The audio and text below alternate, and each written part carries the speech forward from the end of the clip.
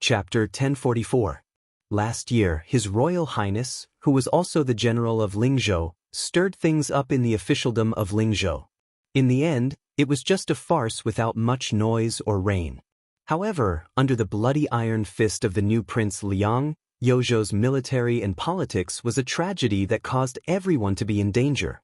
Spring rain was as precious as oil, and the rain on Beiliang's springtail was even more so. When the rain fell, the blood would wash away, saving a lot of trouble for the Yamen of Yuzhou. It should be known that this was an unprecedented change in Beiliang. 3 lieutenants had died, and the number of commandants with real power could not be counted with 2 hands. There were no less than 100 high-ranking officials and dignitaries who had been stripped of their official titles and sent to the border. Although the so-called 800 general families in Yuzhou were definitely an exaggerated number, there were at least 300 families. In the end, most of them were affected. The families involved in the tragedy had no power to fight back. As for those who had been patiently waiting for General Yan Wenluan to be furious, they were even more disappointed. Not only did the general stand by and do nothing, he even personally mobilized the elite infantry of the Yan family in the 6 camps to control the passes in the northern part of Yuzhou. This was not only turning his back on them, but also stabbing himself with a knife.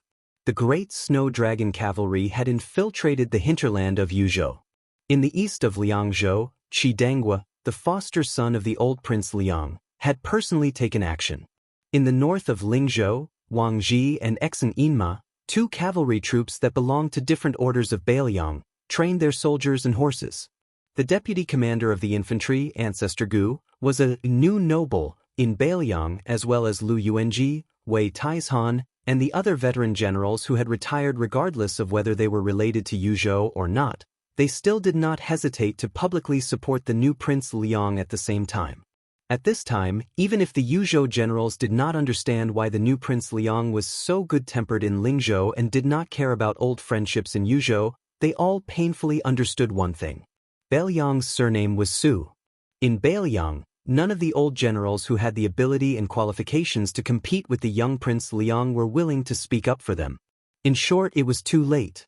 The old people were gone, and the new people were coming. Moreover, several groups of people came. Some were called by Su Fengnian, and some came uninvited. The latter was not polite at all. Huang Shang, who had vaguely become the leader of the scholars in Beiliang, almost jumped up and scolded them. Mr. Wang from Shangyin Academy leisurely persuaded Huang Shang that anger would harm his liver. The 2 elegant old men had just enjoyed the desert scenery from the border and hurried to Yi River in Yuzhou without stopping. However, the closer they got to Yi River, the more calm Mr. Wang became. Normally, the scholar Huang Shang, who should be the most happy to see this scene, became the guy who scolded the king of Beiliang the most fiercely. He scolded Su Fengnian for being too vicious and said that he was the real butcher, who was more ruthless than Su Shao. If he had the ability, he should go to Beimang to kill people. What kind of ability was it to kill one's own people?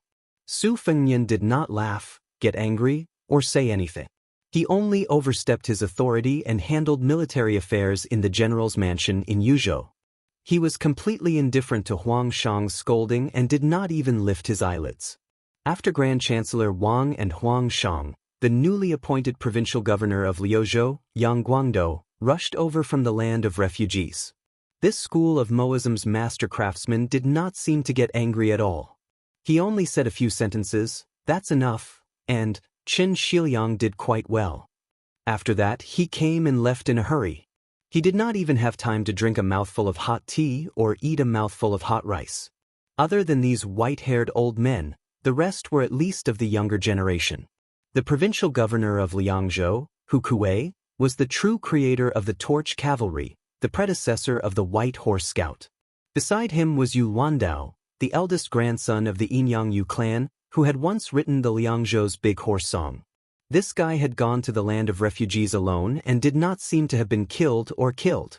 There was also Song Yen, who had just become the provincial governor of Lingzhou, and Wang Shihua, the head of the Wang clan in Huangnam County in Lingzhou. These 2 were once opponents with different political views in the same county. They could not be said to be mortal enemies. Wang Shihua, who was famous for his moral writings in Beiliang, and Li Gongda, the administrator, who was focused on currying favor for personal gain, were the real mortal enemies. When these people all gathered in the general's mansion in Yuzhou, it was raining heavily on the next morning. Su Fengnian planned to call everyone to go to the newly built Green Deer Cave Academy. However, Song Yan and Wang Xihua had already left early. Therefore, Su Fengnian did not send anyone to invite them. Huang Fuxi, who had not had a chance to show his face recently, was in charge of escorting 100 cavalrymen. His face was as calm as water, without any sadness or joy. Lu Dian, the deputy general of Yuzhou, who had been cursed as the great executioner Lu, was even more worried. Only the provincial governor Wang Peifong, who was the head of the civil officials in Yuzhou, was at the back of the team.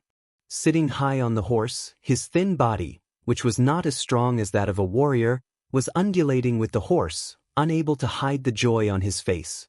Blessings and misfortunes were interdependent, especially when misfortunes turned into blessings. Even if Wang Peifong had a strong will, how could he not feel jubilant?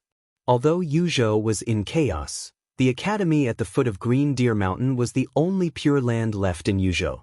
Nearly 100 scholars had entered the academy to study peacefully. They either buried their heads in classics or gathered together to learn from each other. The only imperfection was the 2 temporary leaders of the academy. Every month, they were required to produce a meritorious article that was suspected to be eager for quick success and instant benefits. The more words, the better. For example, how to deal with salt and iron in Bailiang, how to deal with the constraints of the imperial court, how to eradicate the shackles of the party struggle, how to solve the misfortune of officials, how to define the prime minister and the prime minister, and even how to balance the prime minister's power, and so on. Undoubtedly, many topics were forbidden for scholars.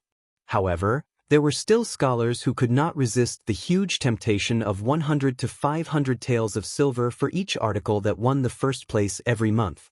As the old saying goes, there is a house of gold in a book. Not to mention the house of gold, didn't the latter too require real money? The sages only said it in an implicit way, but the logic behind it was very real. Although the Green Deer Cave Academy was still in its embryonic form, and the most important aspect of an academy was the lack of spirit, Huang Shang was in a good mood after he ascended the mountain. He did not care about showing any attitude to the Prince of Northern Liang. He stroked his beard and smiled, feeling gratified. Although the imperial court did not forbid the discussion of famous scholars, the Prince of Northern Liang could even ignore the rebellious words of the Prince of Northern Liang. In the eyes of the old imperial censor, this was the true source of the seeds of learning. One could express one's thoughts in one's mind and put them into writing. Thus, it would be recorded in the annals of history for future generations to comment on. This was the true fortune of all scholars. Huang Chang stood at the entrance of the academy and was not in a hurry to cross the threshold. He looked up at the inscribed board written by the king of Bailiang, Su Fengnian, and stopped in his tracks. His eyes brimmed with tears and his lips trembled as he asked, "Can you really tolerate scholars of my generation to be like Huang Chang yesterday, to happily scold you, Su Fengnian and Bailiang?" Chapter 1045. Su Fengnian nodded and said, "There's no harm in scolding people. It's enough as long as you scholars can maintain your integrity. It's even better if you can still think about sincerely helping the world. If one day, there's a martial artist from Bailiang who dares to kill you with a knife, as long as the reason is in your heart and not in the knife in their hand, I will protect you." Huang Chang said a few good words in succession.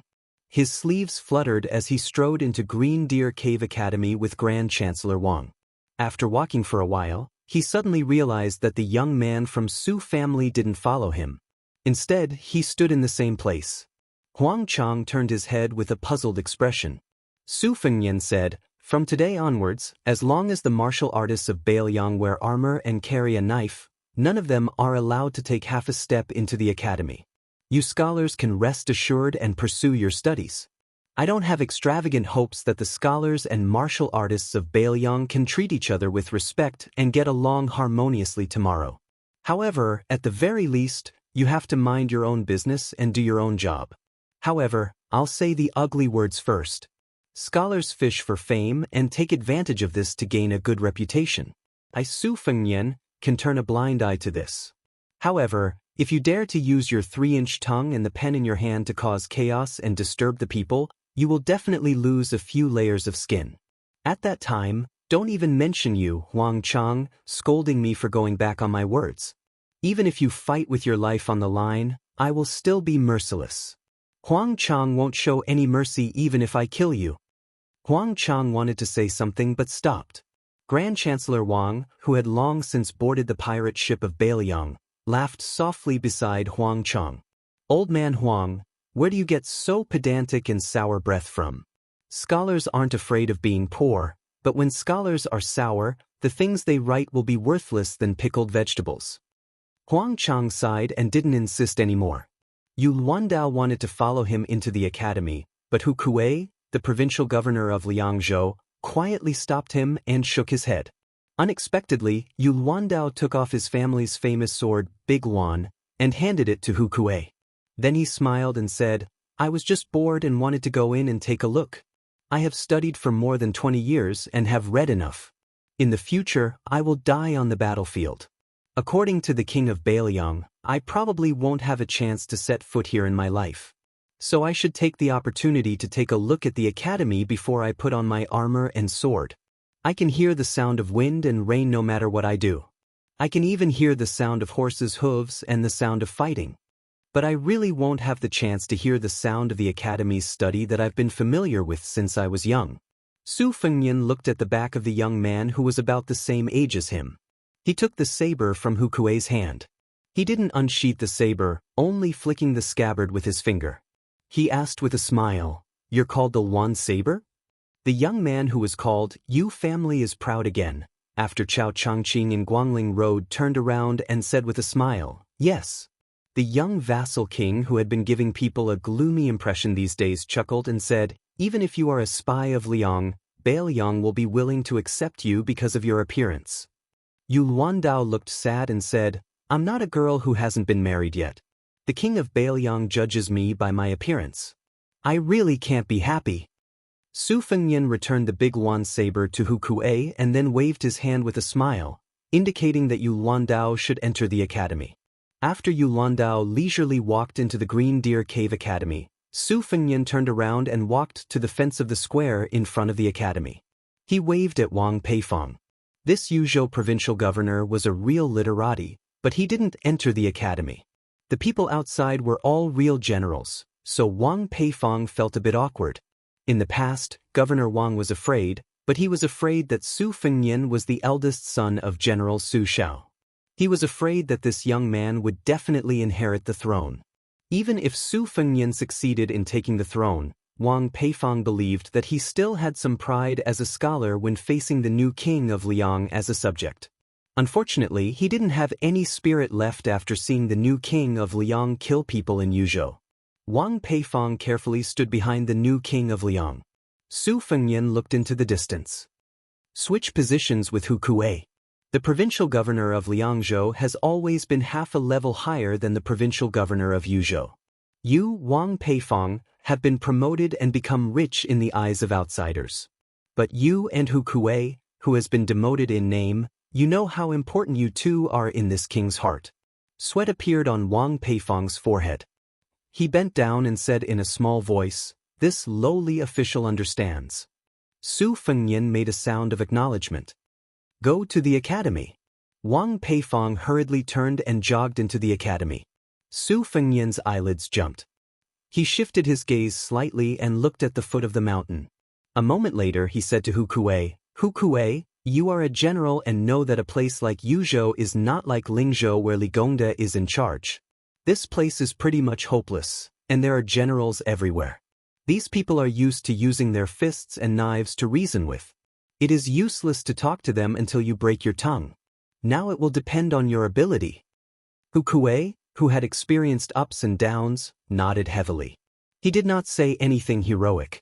Su Fengnian continued, Lidian, you will go to the border of Liangzhou tomorrow and assist Yuan Zuozong.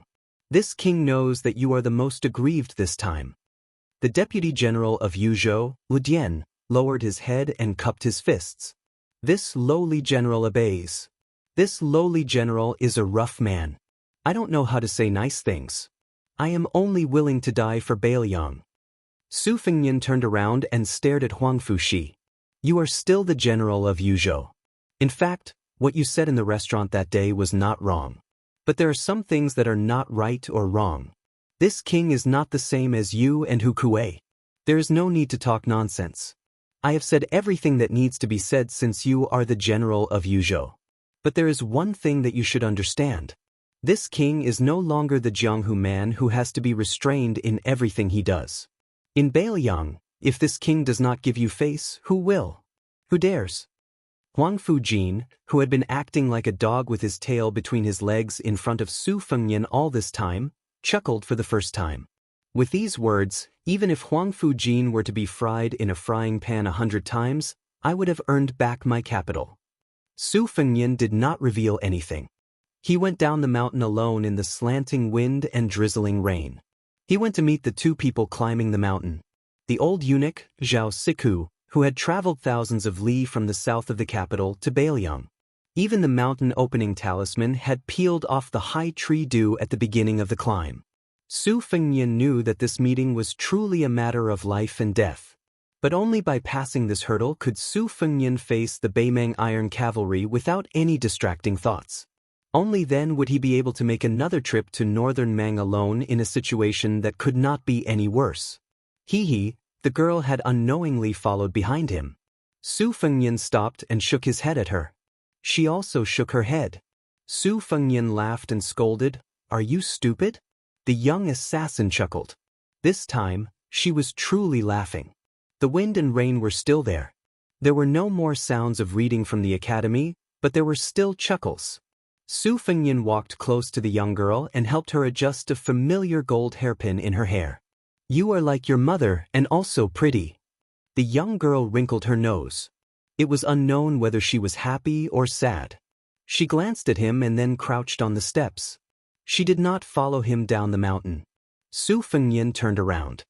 His hands pressed down on the spring thunder, and he resolutely went down the mountain with the soldiers crossing the river. Not far from the foot of the mountain, Gao Shulu grabbed the sleeve of the old Martin Temple of Great Peace City and threw him down the mountain. He floated back to the foot of the mountain. The old eunuch, whose body was extremely weak, was not harmed at all. Gao Shulu opened his arms and breathed in deeply. Then he lifted the wind and rain that had not yet fallen to the ground back up to the 9 heavens. At the same time, the two-sleeved snake rolled down the mountain. Chapter 1046. As far as Gao Shulu's eyes could see, it was like the Milky Way. The green sword chi that rolled down from the mountain rushed toward him. Gao Shulu's expression was calm. He put his hands behind his back and continued to climb the stairs instead of retreating. However, when his left foot stepped on the stone step, the green sword chi rushed toward him as soon as he lifted his right foot. Although Gao Shulu did not make any movements, the sword chi slid past him like a flood hitting a reef. However, his hair still fluttered violently.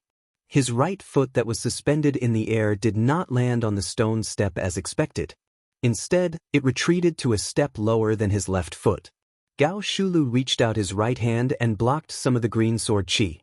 He held it in his palm and the sword chi lingered between his fingers. With one hand behind his back, Gao Shulu looked down and was slightly surprised as if he was an expert who saw something interesting. He reached out his hand again and his palms faced each other. With a gentle touch, a 3-inch sword chi like a sword embryo was formed. Gao Shulu placed the flying sword condensed by the green sword chi on the tip of his index finger and stared at it gently. This devil who had been lingering at death's door for 400 years was so arrogant that he did not even look at the people who came down the mountain. At the same time, Su Fengnian, who used the green snake sleeves, went straight to the point. He held the spring thunder saber in his left hand and the river-crossing soldier in his right hand chopped at Gao Shulu's head. It was the opening shoe style that was born from the sword chi rolling dragon wall. Gao Shulu flicked his fingers and the 3-inch sword chi that was used to figure out the essence of the first vast sword chi disappeared. He reached out his palm to break the blade light and casually pressed down on the extremely sharp river-crossing soldier. A trace of blood appeared on his 5 fingers, but they returned to normal before the blood bloomed. In the blink of an eye, he repeated this no less than 6 times, but the river-crossing soldier still could not cut off his 5 fingers. This was no longer as simple as the Vajra physique. It was the perfect combination of the Vajra state and celestial state of the first pin 4 states. Perhaps only the great Vajra of the Buddhist saint, dragon tree monk, could compare. The soldier crossing the river was restrained by Gao Shulu's unmoving 5 fingers, but this sorry-free celestial, who was said to be unprecedented, was not really completely motionless. At the very least, his feet sank more than a foot, one in front and one behind. He was pushed by the majestic saber chi and finally broke the stairs. Gao Shulu's gaze had been fixed on the short knife that was about to be used. Obviously, in his opinion, when masters fought with their lives on the line, what was really worth paying attention to were the backup moves that were ready to be used. No matter how good the first move was, no matter how wonderful it was, Gao Shulu had seen it and dissected it. 400 years ago, he had killed almost all the top masters in Jianghu, and there were 2 sword immortals on the land. How many mysterious moves and superior moves had he experienced?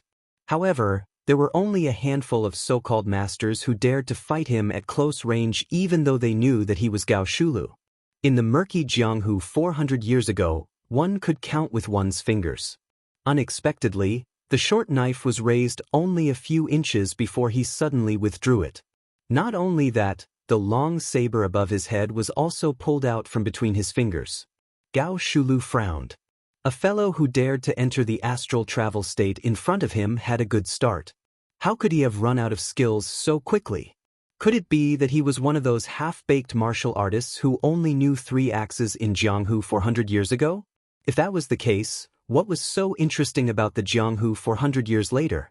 Was it worth it for him to strip off the mountain-splitting talisman and hope to fight with all his strength? Was it really better to go to the East Sea Martial Emperor city than to come to Bailiang?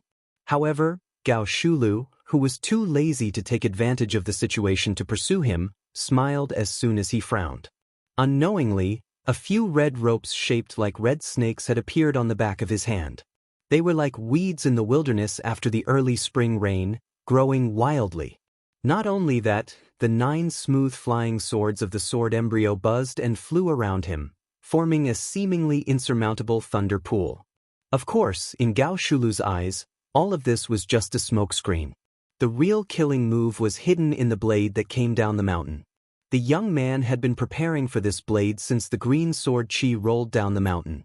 Su Fengnian's figure retreated and swayed. He faced Gao Shulu and floated up the mountain in reverse.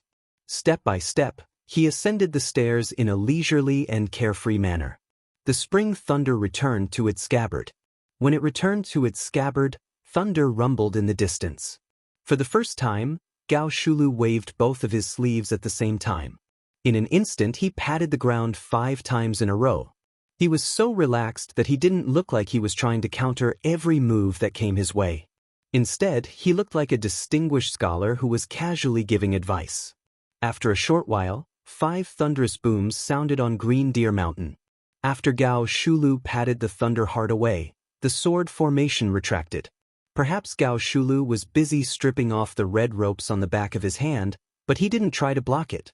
Instead, he dodged it. He was no longer arrogant enough to ignore it. Su Fengnian stood on a high ground and held 2 of his fingers together to control the flying swords.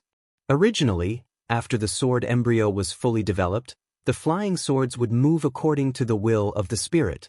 Only when the sword embryo was fully developed would the flying swords move according to the will of the spirit. However, this time, Su Fengnian used his chi to control the flying swords. He was extraordinarily meticulous and careful. Gao Shulu didn't underestimate him either. Compared to how he dispelled the Thunder Heart just now, Gao Shulu paid the same amount of attention. Su Fengnian wasn't complacent at all. In terms of moves, the 2 methods were polar opposites. However, the results they pursued were exactly the same. Gu Jiantong's Thunder Heart wanted to kill an Earth Immortal. On the other hand, Dong Tai's flying swords in the Eastern Sea was the out-of-body celestial Zhao Xuanzu from Mount Longhu. Su Fengnian went down the mountain and Gao Shulu went up the mountain. After the 2 met, Su Fengnian's welcoming ceremony was truly shocking. There was the old man with the sheepskin fur coat's green snake sleeves and the sword chi rolling dragon wall. There was also Gu Jiantong's ultimate move, the Thunder Heart. There was also the invincible earth immortal Han Xingshuan's red rope and Dong Tai's flying swords. Su Fengnian and Gao Shulu didn't stand on ceremony at all. However, judging from the current situation, the tall demon was still quite polite. After dodging the flying swords that could kill a celestial, Gao Shulu didn't fly into a rage out of humiliation. Instead, she was a little lost in thought. She sighed softly and said, "In my opinion, all the martial arts in the world are nothing more than one's will. It's inevitable that the majority of experts will either be ambitious or short-tempered. This is especially true when it comes to the battle of sword chi and sword will. 100 years before I became famous, Ancestor Lu already had the distinction of sword art and sword art. It's not easy to have both sword will and sword will. Back in the day, Gao Mumu was a master in the same Jianghu. In terms of swordsmanship, Gao Mumu seemed to have lost to the two swordsmen whom Gao Mumu had secretly learned from. Earlier, when Gao Mumu's sword chi descended the mountain, he had the spirit of an ancestor who had surpassed him. Later, when the flying sword pierced the celestial aperture point, he had truly reached the peak of swordsmanship. May I ask, who are these two swordsmen? Are they still alive?" Su Fengnian said calmly, "One is called Li Chungang. He doesn't belong to any sect. It's a pity that he's already dead. The other is called Dong Tai. He came from the Wu family's sword tomb that the sword master killed for you. He's now out on the sea to visit immortals and hasn't returned yet." Gao Shulu smiled and said, "It's not without reason that sword art can dominate the Wulin world. For thousands of years, the world's sword mountains have always been one peak higher than the other. There's never been a bad habit of worshipping the past and belittling the present." Gao Shulu suddenly turned to look outside the mountain. "Your way of cultivating the blade intent is very rare. I've waited for so long. Is it about time?" Su Fengnian smiled and tapped the Spring Thunder's handle with one hand. He stabbed the scabbard into the stone steps behind him. Not only that, he also stabbed the river-crossing soldier into the steps. Only the scabbard of the river-crossing soldier was left hanging on his waist. Su Fengnian had nothing to rely on, but his momentum suddenly rose. He looked down from above. The division of first class into 4 realms has been used for 400 years. Most of the people in Jianghu today don't know that it's actually from you, Gao Shulu. I'm very curious about what you think of the false realms. Gao Shulu had the magnanimity of a great master. Even if they were facing death, she still said straightforwardly, "The false realms are not false." It's roughly equivalent to the Buddha's revealing and secret techniques. Tantric Buddhism has a shortcut to Buddhahood, but it's not available to everyone. The key lies in who's cultivating. Gao Shulu paused and smiled. Life is not satisfying. Those who seek freedom often feel uncomfortable. If you want something, you can't get it. The reason is simple. Chapter 1047. Gao Shulu, who had just taken half a step up the stairs, instantly leaped up the mountain and collided with Su Fengnian. Su Fengnian's mind was connected as he recalled the time when he rode an ox on Mount Wu. Gao Shulu stretched out her hand but was grabbed by Su Fengnian's hands. With a twist of his toes, Gao Shulu's feet left the ground and was thrown out. However, Su Fengnian could not break free from Gao Shulu's pull. Both of them left the stone steps and fell out of the mountain. Gao Shulu was smashed down by Su Fengnian's immortal's touch on the top, while Su Fengnian was supported by Gao Shulu's palm and leaped up. The distance between the two was instantly shortened to more than 400 feet. Gao Shulu stood in the air, looking as cool as ever. Su Fengnian's momentum of being thrown up slowed down. With a roll of his sleeves, the thousands of raindrops that Gao Shulu had pushed back to the 9 heavens on Mount Green Deer fell together with Su Fengnian. The raindrops in the sky were divided into different levels. Under the pull of qi, the higher the raindrops were, the faster the raindrops fell. Thus, the raindrops were strung together into a sword. If only a line of raindrops formed a sword, it was nothing more than the Finger Xian realm. However, when thousands of raindrops were strung together into a curtain of beads, it was undoubtedly the magnificent spirit of the celestial realm. Not only that, Su Fengnian stretched out his hand and pulled the curtain of rain. The tip of the sword was pointed at the side of his hand. Following Su Fengnian's falling figure, it pointed at Gao Shulu, who was looking up with her hands behind her back. Borrowing the power of heaven and earth was often not up to oneself. This was also the reason why there were earth immortals above the celestial realm.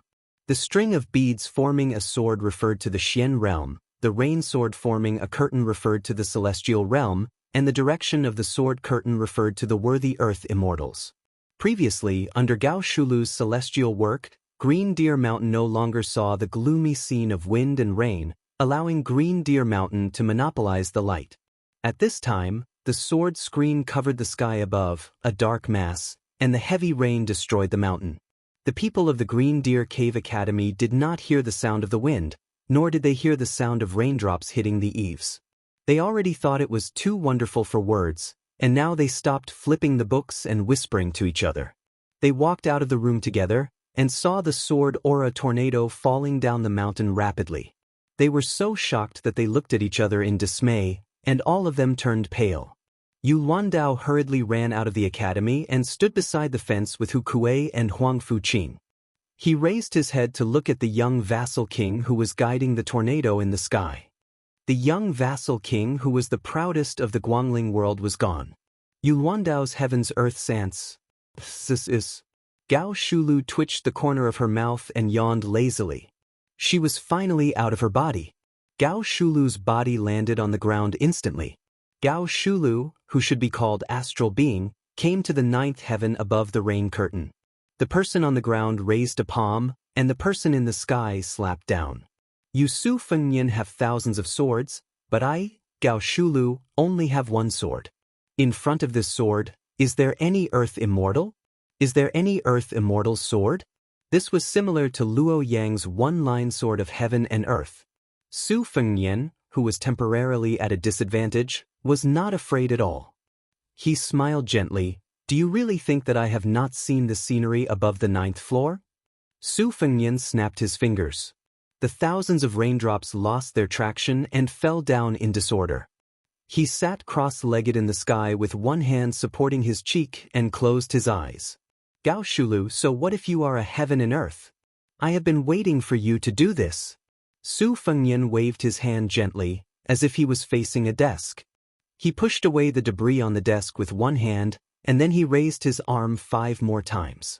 It was exactly the same as his Xiao Yaoyu after the battle with Wang Xianji. He said softly, mountains, rivers, towers, grass, sun, moon, all living beings. Everyone retreat. Between the two Gao Shulu, the heaven and earth was distorted. The rain swords were all smashed. But this chaos, after Su Fengnian said one sentence, it became a prophecy. The thousands of rain swords gathered again. Sword come. The thousands of rain swords, only one sword was left. One sword became a talisman. The talisman sealed the mountain. 400 years ago, there was a talisman to open the mountain. 400 years later, there was a talisman to seal the mountain. This talisman came from Li Chuangong's 2 swords 2 wishes, from Dong Tai's riding a donkey to see the mountains and rivers, from Luo Yang's rain sword, from Lu Haoshi's thunder pool, from Han Xingxuan's matchless finger, from Song Yanqing's earth immortal sword before his death, from Shenyuan Jingxing's facing death, from Chao Changqing's ceremony of Grand Peace City, from Jiang Ni's riding sword straight through 18 gates, and so on. It came from all the romantic things that Su Fengnian had encountered in his life, and also from his 10th trance. He sat on Kunlun to see the sea, he trained his saber to cultivate his will, he invited Jinwu Great Emperor to come down from the spring god lake, he saw her 400 years ago when he was in a trance, and that talisman of himself. Once the talisman came out, Su Fengnian did not care anymore. He also entered an astral state and sat down beside Gao Shulu. This astral wanderer was not flustered and exasperated. Instead, he looked at the heaven and earth leisurely. Su Fengnian asked softly, Gao Shulu, if you were to compete with me in martial arts, I would definitely lose. Why did you choose to compete in realms? Gao Shulu said indifferently, what's the point of a sure-win situation to me, Gao Shulu? 400 years ago, I had not tasted defeat. What's the point of having another battle after 400 years? Su Fengnian shook his head. Gao Shulu said calmly, when I was climbing the mountain, I only wanted to know if this generation's oblivion could really forget their worries. To be honest, I did not think highly of you before. If you could forget your worries, there would be no one in the world who would be worried. Back then, when I chose to enter Qi deviation to forget everything, those who did not know me would say what I wanted. Those who seemed to know me would say that I was worried. In fact, they only knew half of it. In these 400 years, you are probably the only one who truly knows me. Su Fengnian said slowly, you, Gao Shulu, were once a prince of the Defeng dynasty who was about to ascend the throne 400 years ago. It was just that you wanted to become an immortal and did not want to be the emperor of the human world. Then, you visited the ancestral court of Taoism, Wudong Mountain, and asked a question. What is the meaning of the word, immortal? At that time, Ancestor Lu reincarnated and had not yet enlightened his orifices. You went to Longhu Mountain, but no one could explain it. Or rather, they only gave half of it. The word, immortal, has two meanings. Now, there are two mountains, Wudong and Longhu. The former explains half of the word, immortal, while the latter explains half of the word, mountain. Longhu Mountain wants to become an immortal, so they have to go up the mountain and be a mountain person. They want to become an immortal and ignore the matters below the mountain. Wudong Mountain inherited the will of Ancestor Lu. They cultivate on the mountain, but obtain the Tao below the mountain. They cultivate themselves and others, which is more in line with what you, Gao Shulu, want. Unfortunately, the Taoist priest on the mountain clearly had this intention, but he could not explain it. However, even if he did, it might not be to your liking. From your point of view, being an immortal does not forget being a human. Once you pass the gate of heaven and become an immortal, you are no longer a human. As an immortal, if you want to descend the mountain, you have to follow the fate of the world. How can you be called a free and unfettered heaven and earth? Therefore, what you want to be is a unique celestial being on the land, not a mountain person above the 9 heavens. Gao Shulu sighed. Yes, the world is divided and united. What do I have to worry about? Su Fengnian smiled. Gao Shulu retracted her gaze. A swordsman returned from the sea, returning from a visit to an immortal. His sword pointed somewhere in the South China Sea. It should be the Dong Tai you mentioned. I want to ask one last question. What do you want? Su Fengnian folded his hands in his sleeves and said calmly, I don't want to think about the past and future lives. It's enough that I have no regrets in this life.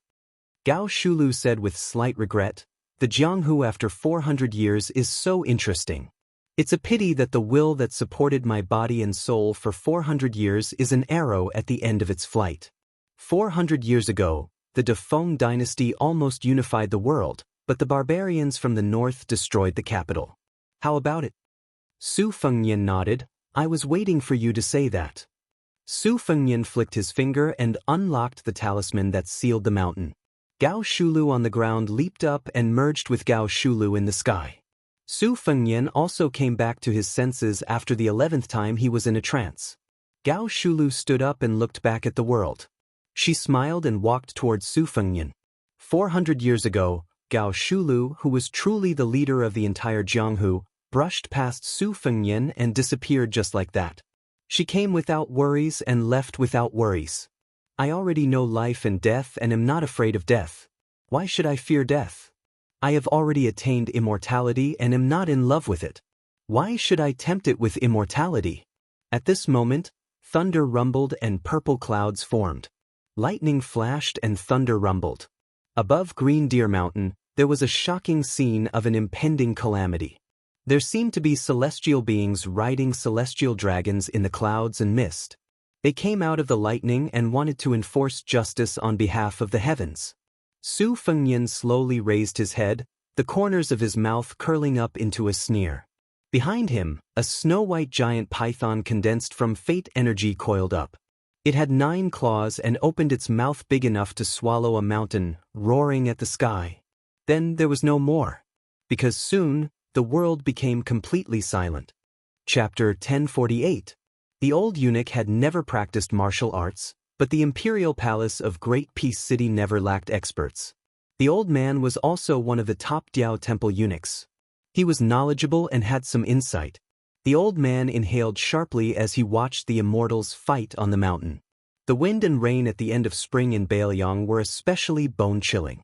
Zhao Siku found it even more difficult to endure, especially when the old man saw the slender figures slowly walk down the mountain. Each step seemed to step on his already heavy heart. He felt his teeth hurt. When the young man with the blade walked to the foot of the mountain, Old Diao Temple jogged forward with a tragic feeling of dying early and reincarnating. He was about to say a few words of flattery. He did not expect that this king of Bailiang would not hit a smiling person. It would be good to have an easy death under his hands. Unexpectedly, the other person waved his hand and spoke first. This king thanks old Mr. Zhao on behalf of Bailiang. Our place is not as prosperous as Great Peace City, but this king can give old Mr. a place to rest in his old age. Zhao Siku stilled. He heard the person who had come close continue to say with a smile, "The Su family owes Zhao Chongling too much, but they cannot repay him. Since old Mr. is an old friend of Zhao Yongkai of Bailiang, and you risked your life for Bailiang and did not disappoint this king's master, old Mr., do not worry. This king has said so much in hopes that old Mr. will be assured." The old man smiled freely and said with slight self-mockery, "Our family is a eunuch that everyone curses. Is he worthy of being called Mr.? Wang Ye's words, do you want us to work ourselves to the bone again? If that's the case, then the word, Mr., is not enough." Su Fengnian laughed and said, "I knew that old Mr. Zhao would not be assured." The old man bent down and asked doubtfully, "Can we really live and die however we want in Bailiang?" Su Fengnian nodded with a smile. Zhao Siku sighed heavily and looked up at the top of Green Deer Mountain that had become calm. He said softly with the unique sharp voice of a eunuch, "Since your highness is kind, then I will be bold to say something disgraceful. Back then, the young master favored Chenjibao. After all, the soldier immortal in white did not control Bailiang. We can't say that the young master misjudged him. But if the young master could live until today, he probably wouldn't be too angry." Su Fengnian shook his head and said, "If Zhao Chongling does not die, this king will have nothing to do with Bailiang." Zhao Siku looked deeply at the young vassal king and said emotionally, "I cannot see through your highness's personality right now. But your words are true and comfortable to hear." The old eunuch turned to look in the direction of Great Peace City. The people there like to be shrouded in clouds and mist. No matter how good the weather is, people will feel gloomy. Su Fengnian did not make a judgment and said softly, "Bailiang is windy and sandy all year round. The winters are hard to endure. But standing there, the view is wide. If you stay for a long time, you will feel gloomy. When the wind blows and the snow presses down, it will lessen." The old eunuch smiled from the bottom of his heart and said, borrowing the king of Bailiang's auspicious words, "Originally, I thought I had completed the young master's last wish and was content. I had not thought I could live a few more years." Su Fengnian turned and saw the empty-handed Hehe Mississippi. The young girl was shaking her wrist in boredom. Su Fengnian said to Zhao Siku, "Sir, why don't you go up the mountain to see the scenery? When the time comes, you can go down the mountain with Kuei Hu, Huang Fuqiu, and the others." The old man smiled and said, "Yes, I have to walk and see more while my legs are still nimble." The old eunuch brushed past the young girl. The old man said to himself, "When the Qin dynasty lost its deer, the heroes of the world chased after it. 800 years of separation and unification. 400 years ago, the great Feng dynasty showed signs of unifying the north and the south. But in the end, the barbarians of the north invaded the central plains. None of the dynasties after that were free of worry about the north. This dynasty is no exception. The Grand Secretary, Zhang Julu, had been in charge of the imperial court for more than 20 years. Half of his time was spent watching the northern land's border. Even if he joined forces with the Grand General, Gu Jiantang, he could only pull the disadvantageous situation to a stalemate. Now that Li Yang is going to commit suicide, what will happen to the world? Alas, I have never understood this world. Scholars can't tolerate eunuchs, scholars can't tolerate common men, and scholars can't even tolerate scholars in the end. I have read all the classics handed down by the sage of the Zhang family, But I can't see such a reason. After thinking about it, I think it's probably because those at the top must be worse than those at the bottom. I really want to open my eyes and see if the scholars here will be slightly different. Su Fengnian laughed softly and said, as expected of someone from Zhao Chongling's family. The young girl tilted her head. Su Fengnian took her hand and said softly, let's not think so much. She said softly, old Huang thinks even more. Chapter 1049. Su Fengnian pulled her into the carriage parked at the foot of the mountain. Su Yanbing, who had not acted from beginning to end, studied Su Fengnian. The two nodded without speaking. Su Fengnian was finally able to catch his breath. He said casually to the young girl, for a strategist, the size of one's weapon is one thing, and one's position is another. Yuan Benshi's ranking among the strategists of the spring and autumn period has always been higher than my master Li Yishan, Yang Kai Zhao Chongling, and Nailan Yusi behind the king of Yen. In reality, it may not be that Benshi's talent is higher than the others, but his position means that he has more room to plan, and he can hold more things in his hands. This is like a housewife who has enough firewood, rice, oil, and salt.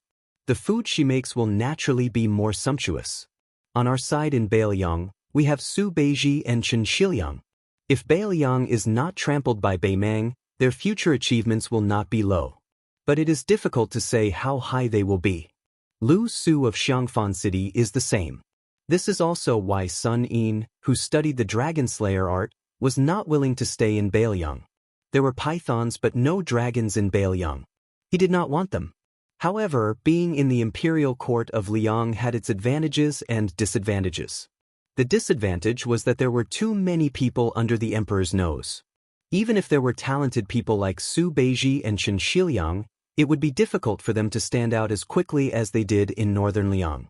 Secondly, as the Zhaodiao temple said, scholars could not tolerate scholars and scholars looked down on each other.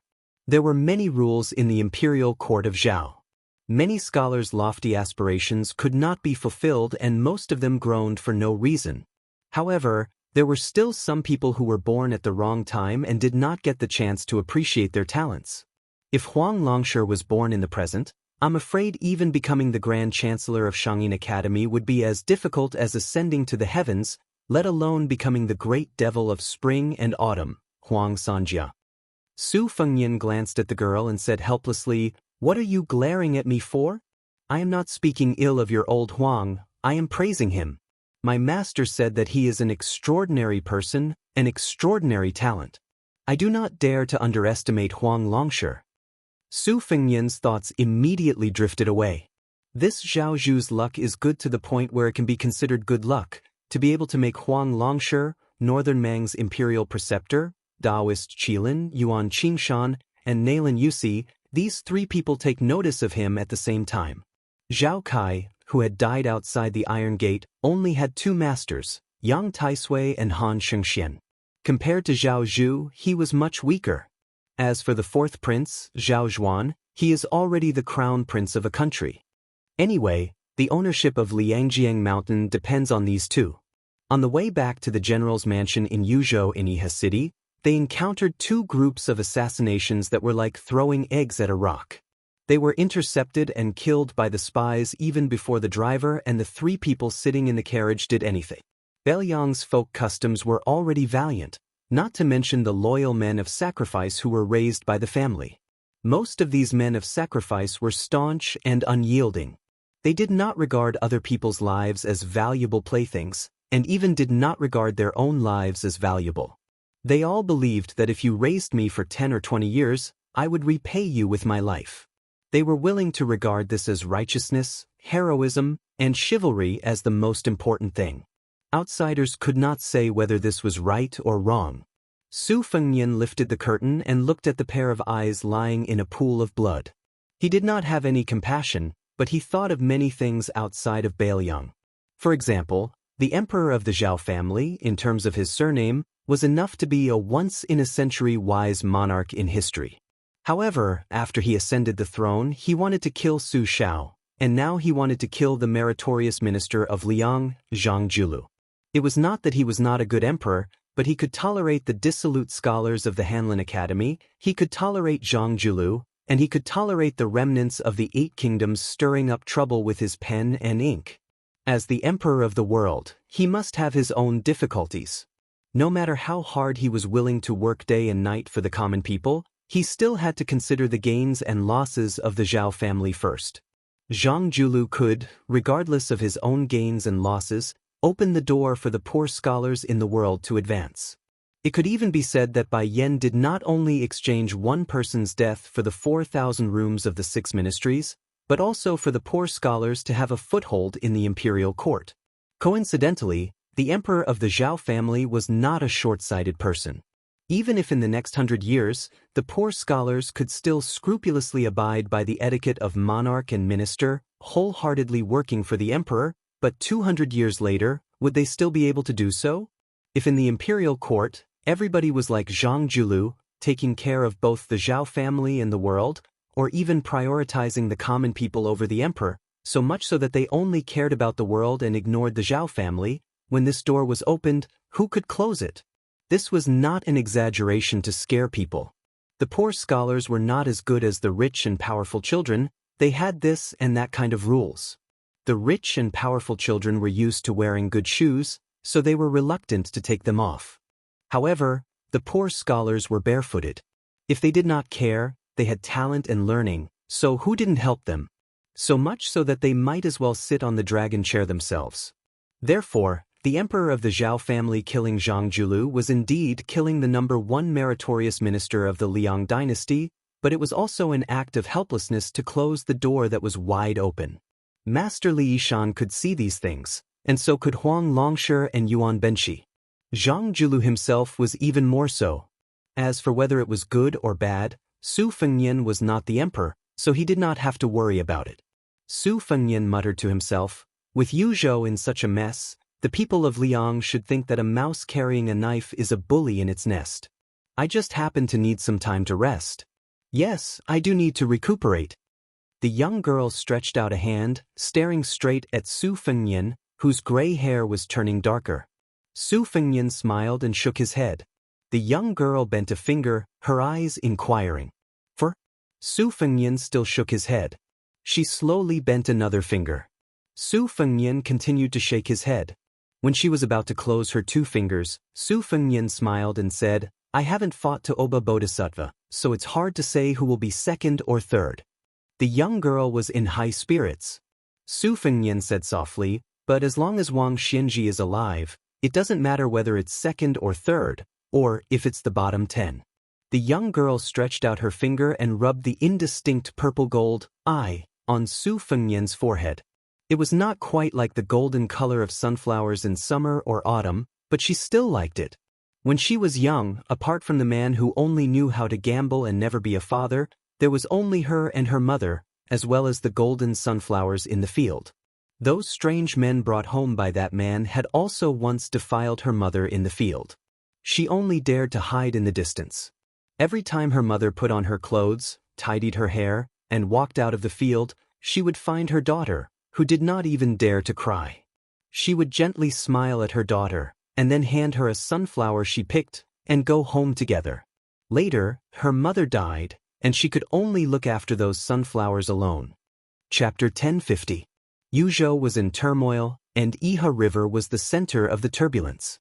In this tragedy, only in Iha City, there were 24 families and more than 40 families. No less than 700 people were killed on the spot in Iha City. Most of the people who survived were sent to the border. According to the continuous reports of the spies, the turf lords, who had wisely chosen to protect themselves, did not have much resentment now. The reason was very simple. After people died, they gained more territory. Other than the northern Liang who took away most of the profits, the leftovers were also quite considerable. These were all taken over by the fence-sitters like them. The retainers and servants who gave them food and money, the maids and maidservants from other families whom they coveted, and the precious calligraphy and paintings that were sold cheaply were all real benefits. After Su Fengnian entered the city, he lifted the curtain and looked out several times. He could see many cold eyes, numbness, hatred, fear, hatred, and so on. When Su Fengnian returned to the general's mansion, Song Yan and Wang Shihua had not returned yet. The two senior officials of Lingzhou who were temporarily transferred to Yuzhou did not directly intervene in the specific affairs of Iha River. Instead, it was mostly managed by General Huang Fujin and Provincial Governor Wang Peifeng. Su Fengnian did not know how these two political rivals could get together. At that time, he made up his mind to bring them to Yuzhou. He intended to let Song Yan serve as an assistant to the new provincial governor Hu Kuei, who was a military general. It was not that he did not trust Hu Kuei, who had made outstanding contributions as the provincial governor of Liangzhou, but that in the future, the four provinces of Beiliang would complement each other and balance each other. This trend was not limited to the positions of general and provincial governor on the surface. As for Wang Shihua, who was outstanding in literary knowledge in Beiliang, it was a bit like the auspicious event in Yuzhou where there were endless bloody storms. Moreover, the Green Deer Cave Academy also needed a literary expert to hold the fort. Everything was difficult at the beginning. It was impossible to stuff all scholars into the officialdom of Beiliang at once. This was a relatively gradual process. Moreover, there were many scholars who were just there to make up the numbers. Su Fengnian sat in Huang Fujin's unusually simple study. There were not many books, and even the decorations were lacking. It was a dull and gloomy room, which was indeed similar to Huang Fujin's character. Su Fengnian was flipping through a mediocre physiognomy book. Without raising his head, he said, "Come in." The person who entered the room was surnamed Lu, the head of the spies in Iha City. He reported to the king of Beiliang what he had seen and heard today, which were all bits and pieces of the conversation between Song Yan and Wang Shihua. It turned out that after witnessing the bloodshed in Yuzhou and learning of the cause of the matter, the two of them had no objection to the punishment of the Huang family of Iha. However, they had a serious disagreement over the matter of the restaurant's property being confiscated. Wang Shihua insisted that the 65 storytellers, regardless of whether they were commoners or tyrants, did not deserve such a heavy punishment from the king of Beiliang. On the other hand, Song Yan, who had always advocated legalism, believed that everyone deserved to be punished. The two of them had rushed to Yuzhou. Originally, as expected, Song Yan would assume the position of Yuzhou's prime minister, while Wang Shihua would be in charge of the provincial administration. The two of them could not come to an agreement, so they made a bet. If Wang Shihua won, the two of them would exchange positions. Song Yan, on the other hand, said that he would definitely win and that his position would remain the same. However, when Wang Shihua saw him in the future, Song Yan would have to pay respects to his superior. Upon hearing this, Su Fengnian put down the book and said with a smile, "The two of you are really leisurely and elegant. Don't tell me you investigated the 65 people one by one." Spy Lu said softly, "That's not the case. Wang Shihua only picked 3 people." Su Fengnian nodded and said, "A scholar's spirit is because he is afraid of winning an unfair battle. Go on, tell me which 3 people he picked." The unremarkable Iha spy said respectfully, "They are Chao Sheng, a disciple of the Chao family of Iha, Qi Fengnian, the shopkeeper of Qiji Silk Store, and Han Laikai, a villager. Among the 3, Chao Sheng is a regular customer of Jingyi Xian restaurant, while the Chao family is a low-ranking family of Iha. Qi Fengnian is a live-in son-in-law and has a good reputation in Iha West Street. Han Laikai, on the other hand, pretended to enter the restaurant to buy wine. In fact, he was embarrassingly short of money, so he hid in the back and took the opportunity to listen to the storytellers. Regarding these matters, Song Yan and Wang Shihua carefully went through the files after the bet. Wang Shihua picked 3 people within the time it takes for a stick of incense to burn, and Song Yan nodded in approval. Su Fengnian stood up and said, "Wang Shihua believes that the human heart is good and that everyone has a compassionate heart. What Song Yan learned is that the human heart is evil.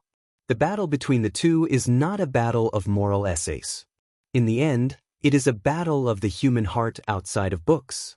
If I were to guess, the loser is definitely the moral Wang Shihua, but the one who won an unfair battle is the old fox Song Yan. If we were to switch places and look for good deeds among the evil people, the loser would naturally be Song Yan. It's just that Song Yan would not agree to such a bet." The spy leader surnamed Lu hesitated for a moment, but he still gathered his courage and said, In my humble opinion, Song Yen did not win an unfair battle. Apart from Chao Xing's 2 murder cases, the rich merchant Qi Fengyan and the villager Han Laikai, according to the law, should be imprisoned. Su Fengyan shook his hand. In a place like Bailiang, chivalry is strong, but chivalry is not necessarily strong. It is easy to commit crimes but difficult to not commit crimes. The spy was silent. Su Fengyan smiled and said, "This time, there are many clans in Iha City who are busy fishing for profits. Lu Jingxing, why don't you seize some gold and silver from their hands and treat it as a reward for your brothers? There is no reason for you to work hard and stare at them while those who don't work hard to take advantage of you. I think they won't dare to not open their mouths and spit out some fat meat. However, this king will tell you in advance that this is just a special case, not a new rule for you to do things in the future." Lu Jingxing grinned and laughed. He still didn't have the slightest craftiness of an outsider's impression of a shrewd spy. Instead, he became more and more honest. He didn't look like a cold spy who called Song Yen Wang Shihua by his name. Su Fengyan continued to pick up the book, and Lu Jingxing tactfully said goodbye. When he crossed the threshold and gently closed the door, he caught a glimpse of a little girl from the corner of his eye. From beginning to end, Lu Jingxing didn't notice such a girl. She had a golden hairpin on her head and was squatting beside a blue and white porcelain vase that was half the height of a person. She was looking at Lu Jingxing. Lu Jingxing quickly retracted his gaze, lowered his head, and completely closed the door. Not long after Lu Jingxing left, Song Yen, who was temporarily the guest of Lingzhou, knocked on the door and entered. Su Fengyan held the book and pointed to the chair opposite the table. Song Yen sat down calmly. Su Fengyan joked, "Our Wang Gongqiao really fell into your trap."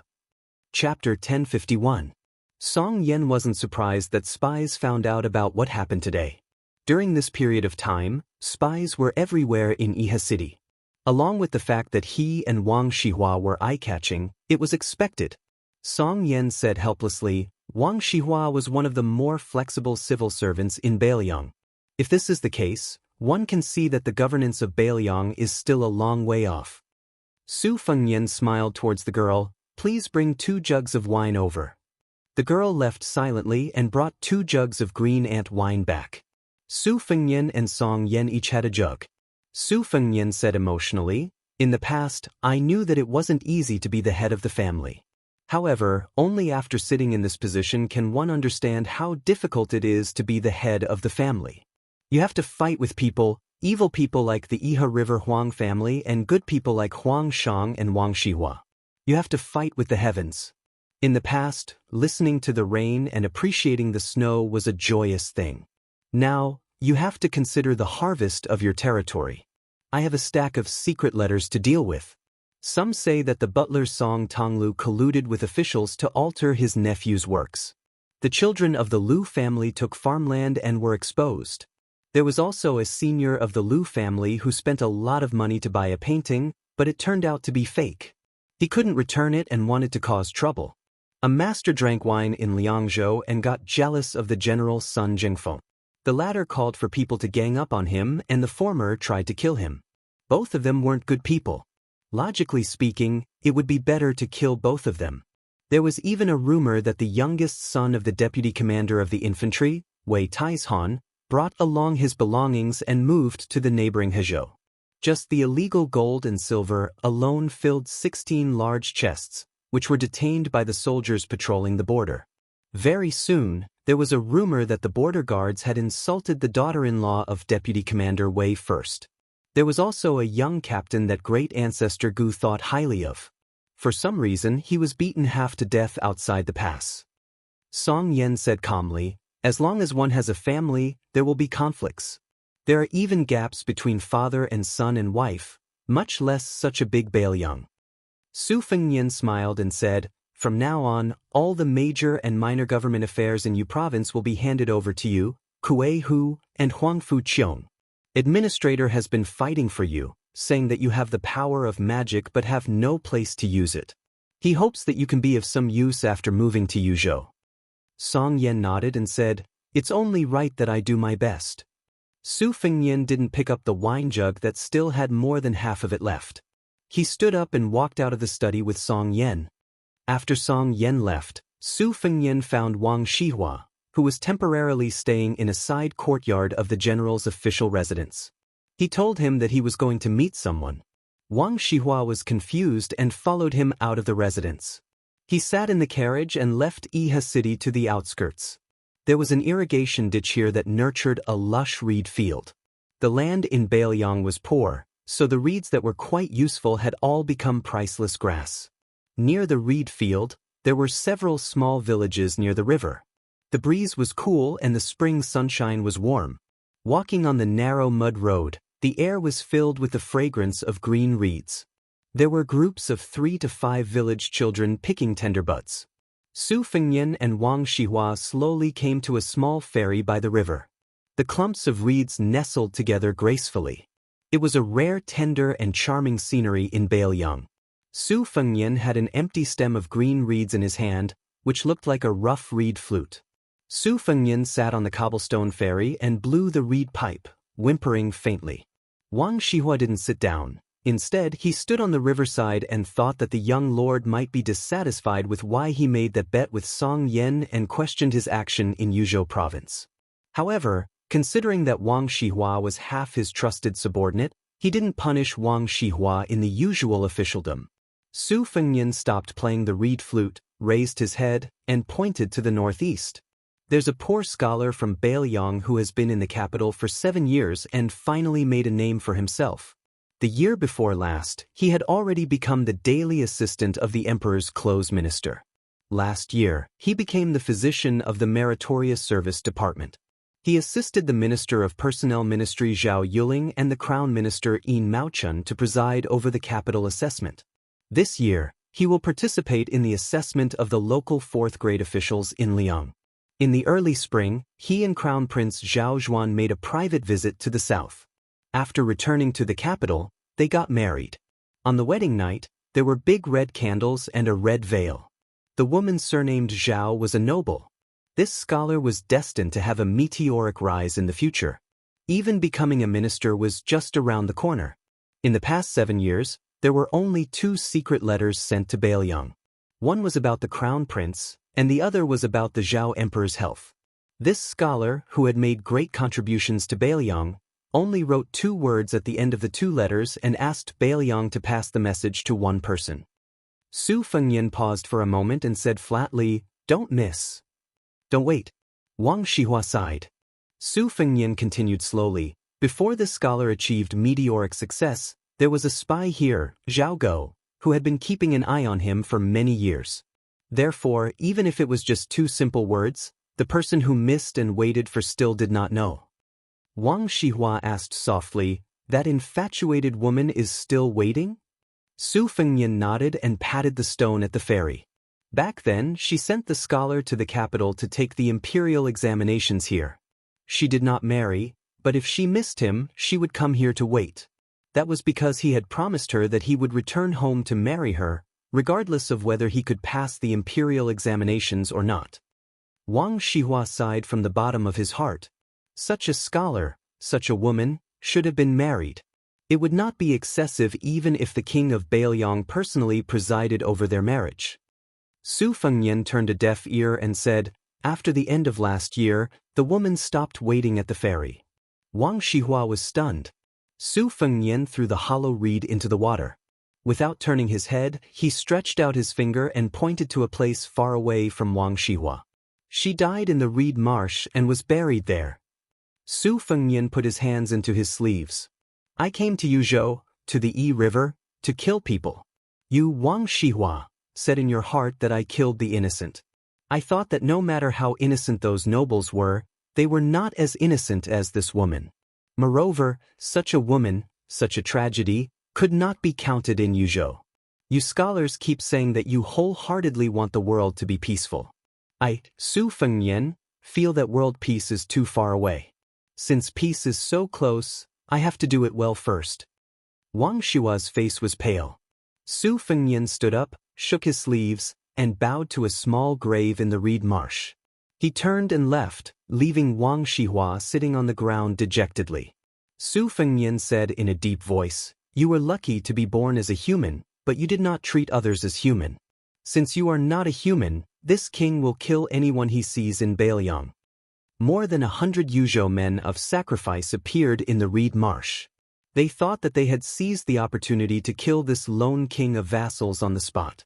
Su Fengnian put his hands behind his back and, in one breath, dismembered the 100 men. Chapter 1052.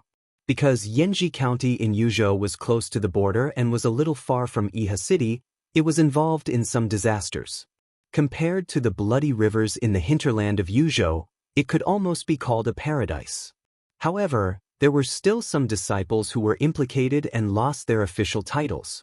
Therefore, scholars from other places constantly poured into this county with official documents and occupied various positions in the yamen. Most of these scholars who had just entered the Dragon Gate had official seals from the provincial governor's mansion and letters of recommendation from literary bigwigs like Huang Chong. Over the past 10 days, the Yanji County's county governor, Hong Shandong, had been busy receiving and sending people off. It was just the beginning of summer, but he had already drunk many pots of calming fire tea. He was afraid that he would neglect any unknown bigwig who had a backer. Now, it was obvious that Wang Chongwen of New Liang was suppressing his military force.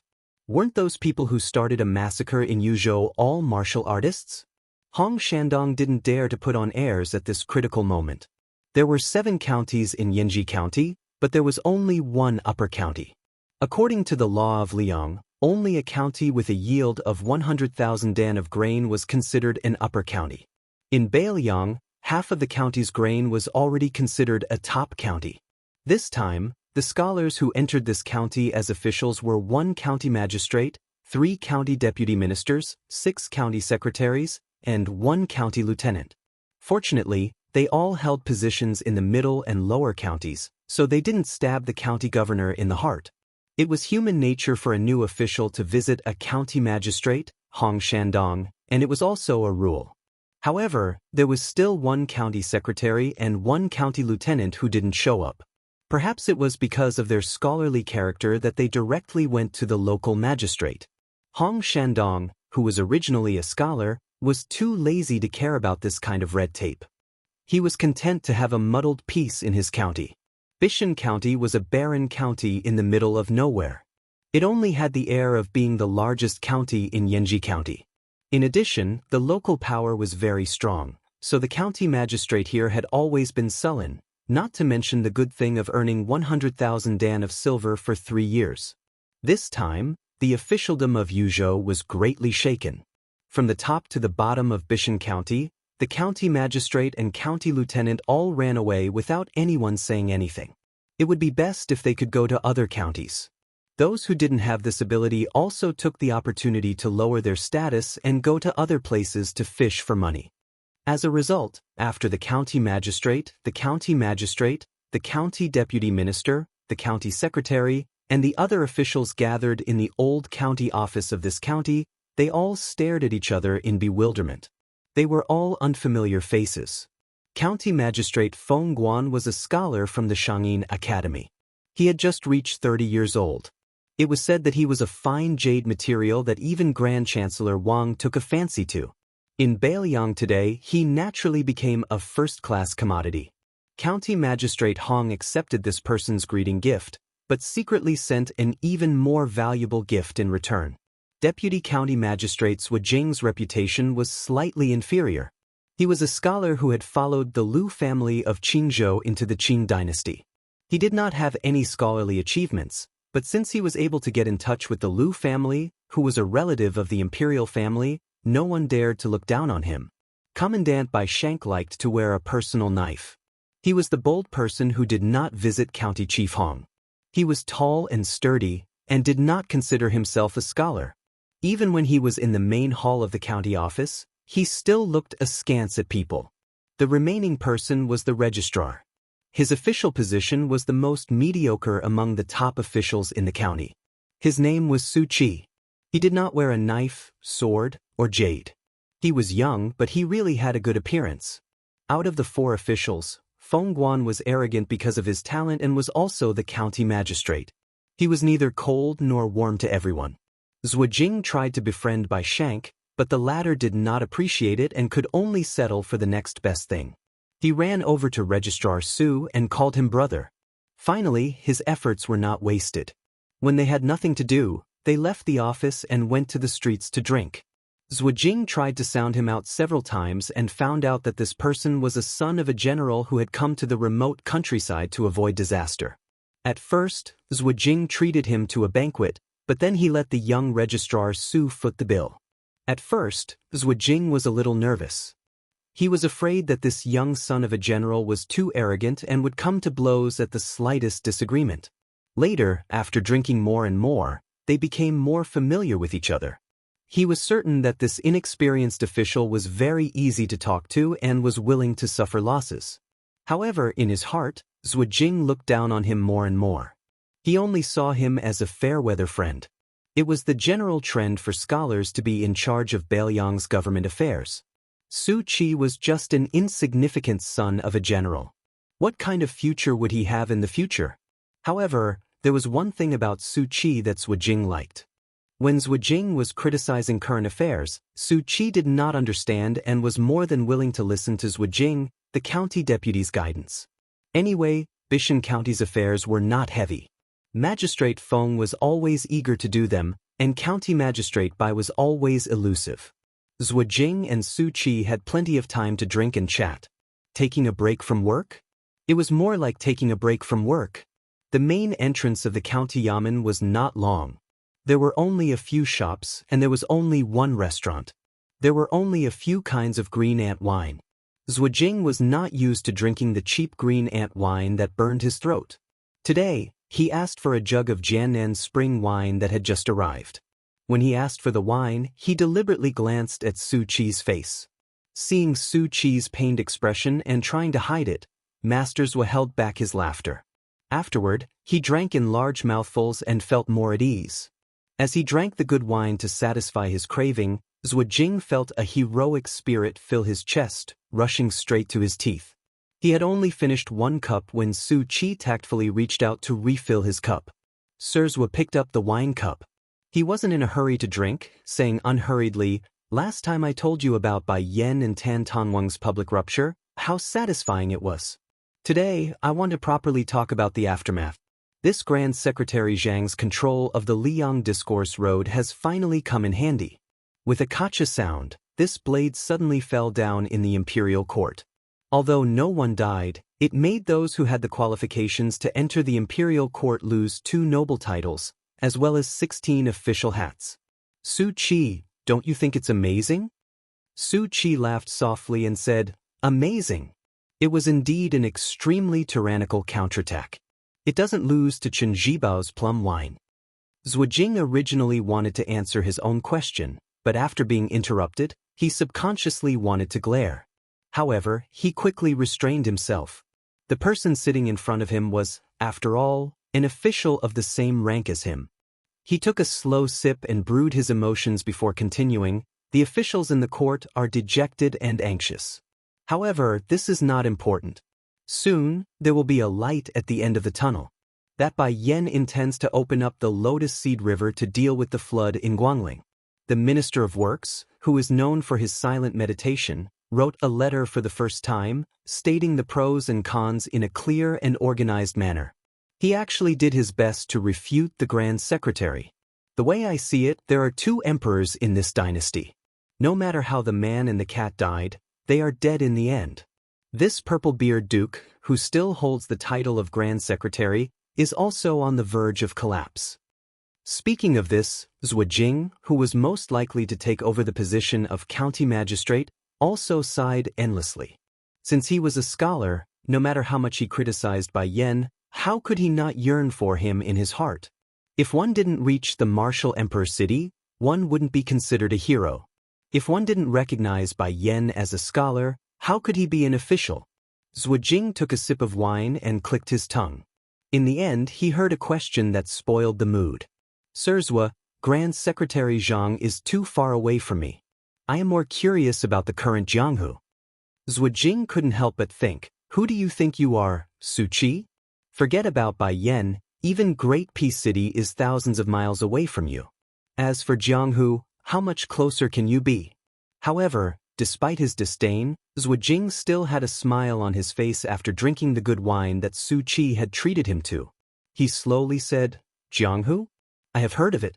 Although I didn't pay much attention to it, since you asked, there is no harm in telling you a few words. It just so happens that the situation in the court has changed. The 3 reviews of the world have spread from Guangling Taoism. Let's not talk about the reviews of generals, they are all expected figures.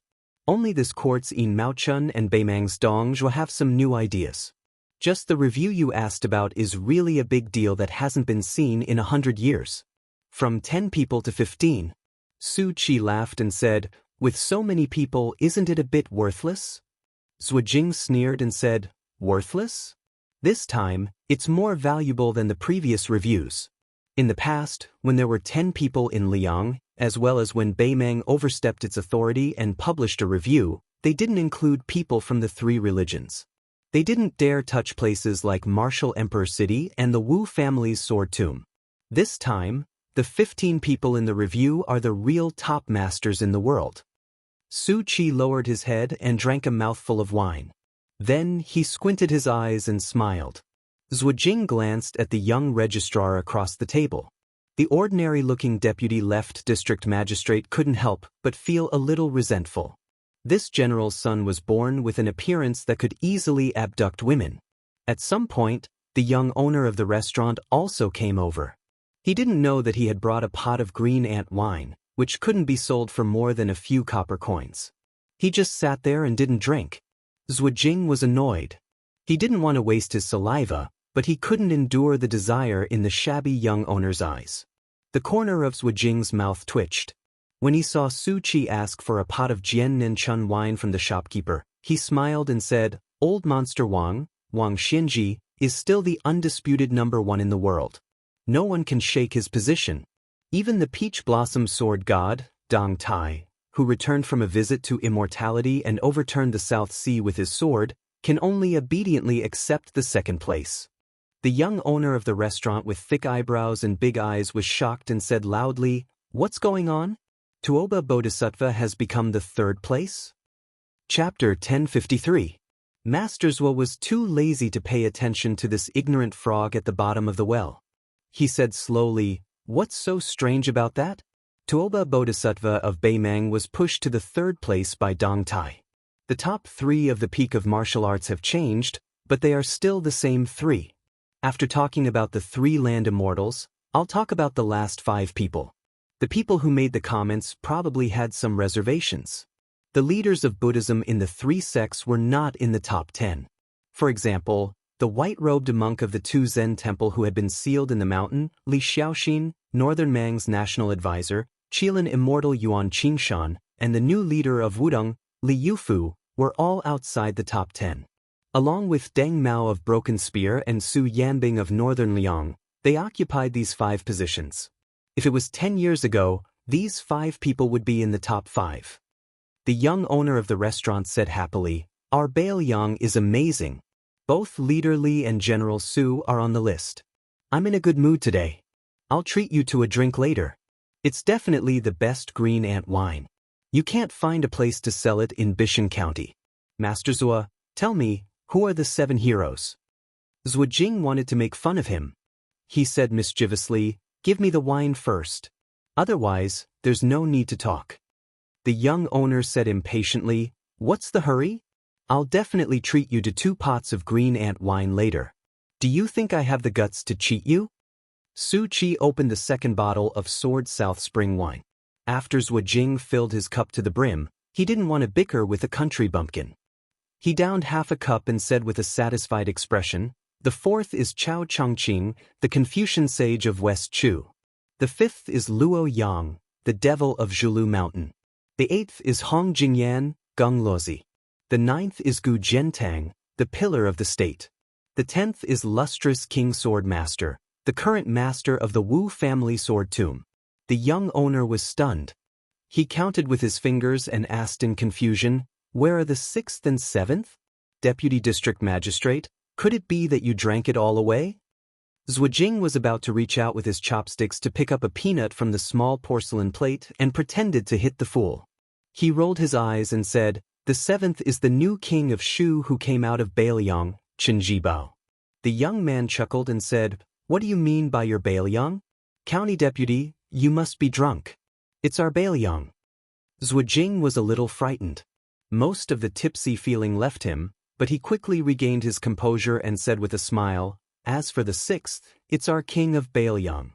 The young man opened his mouth and eyes wide. Zhuajing glanced at him from the corner of his eyes. He did not hide the sarcasm on his face. "You don't believe me? Pei Ju, do you not dare to believe it, or do you not want to believe it?" The young man with the surname Pei grinned and said, "That's great news. I believe you, I believe you. If you don't believe me, I'll have the same surname as you, Deputy District Magistrate Sua." Zhuajing could not help but show off his knowledge. He sneered and said, "The surname Pei was a big surname 20 years ago, but now it's not even worth a fart. It's more than 60 times worse than my surname Zhua in this dynasty." Pei Ju nodded his head vigorously like a chicken pecking on rice. Yes. "The surname Pei is a disgrace. No matter where I go, I won't be welcomed. Right now, I can't wait to find a well-bred young lady and marry into her family." Su Qi sighed and said, "The sixth. It seems that Huang Sanjia is being merciful." Zhuajing was confused and asked, "What did you say?" Su Qi shook his head and said with a smile, "I just think that no matter what the ranking is, it's already very scary to be on the martial arts ranking list." Pei Ju faced the arrogant deputy district magistrate and the reverence that some commoners should have for their parents. As for Su Qi, who was polite to everyone, he was used to climbing up the ladder. These days, when they occasionally interacted with each other, he had always been carefree and unscrupulous. He grabbed a handful of peanuts and put them in his mouth. He said vaguely, "It's not just scaring people. If I see one, I'll be scared out of my wits. If I'm not scared to death, I'll beg them to take me in as their disciple. If I'm lucky enough to learn a few moves, I'll go out in Jianghu and fight anyone. If I can't beat them, I can ask for my master's support. Who would dare to bully me? Wouldn't they be in a hurry to be reincarnated?" Su Qi wanted to say something but stopped. Finally, he could not help but say, "If you have such thoughts, you won't be able to practice the sword and become a master." Pei Ju rolled his eyes and said unhappily, "I don't practice the sword either. Look, among the top 3 in the world, there's only one who practices the sword. Including the 15 masters, there's only that old guy Wu Jiajian who practices the sword. He's still at the bottom of the top 10. Su Qi smiled and said, "That's true." Pei Ju's eyes suddenly lit up. He stared at the knowledgeable district magistrate and asked impatiently, "What about the rouge ranking? Who are the beauties?" Zhuajing was a man after all. He smiled and took a sip of wine. After a while, he said, "The rouge ranking hasn't changed much. It's just that the Princess Jingnan, Pei Nanwei, who died for love, is missing. There's an additional West Chu's fallen princess, Jiangxi." Pei Ju thought for a while and said, "I know this one. She can ride a sword through the 18 gates of the imperial city. Who would dare to marry her in the future? What about our Wulin chief, Mount Huishanzi? Didn't they say that she's also a beauty who brings disaster to the country?" Zhuajing laughed in a low voice and said, "No one dares to marry the West Chu princess, but no one dares to touch the mistress of Great Meadow? You have to understand that although Xianyuan Qingfeng wasn't ranked among the 15, he was singled out along with Nangong Push. He said that the former was only 1 level away and the latter was only 1 level away. They both have the potential to reach the top of the Wulin world as women. It's just a matter of who's a step faster. Whoever's a step slower will fall behind and it'll be difficult for them to stand side by side. In my opinion, this old fox who wrote the ranking is also full of evil tricks. He wants nothing more than for the 2 beauties to fight. Little brat of the Pei family, let me ask you, let's not talk about those unattainable people. Let's talk about how you know 2 beautiful ladies on the street, but you can't eat them. Would you be happy to see them fight on the street?" Pei Ju only cared about laughing. The answer was self-evident. Since there was free wine to drink, Zhuajing talked more. Afterwards, he told the two ignorant young men about many new things in Jianghu. For example, Dongyue Sword Pool's Song Yinqing died for no reason, and Shishan Spring Cottage's swordsmanship master Xielingzhen also died mysteriously. These sects had lost their pillars and their status in Jianghu plummeted. They were no longer at the top of the Jianghu world. They were far behind the Wu family's sword tomb in Longhu Mountain, and could only be ranked among the top 10 sects with many new rising sections. Beiliang was indeed the big winner this time. In this evaluation of Liang being Liang, Bimeng being Bimeng, there was another fish dragon gang that no one had heard of before. Although they were ranked last, so what if they were ranked 10th? When they went out and announced their name, they would always claim that the fish dragon gang was one of the top 10 sects in Liang. They wouldn't rashly say that they were ranked 10th.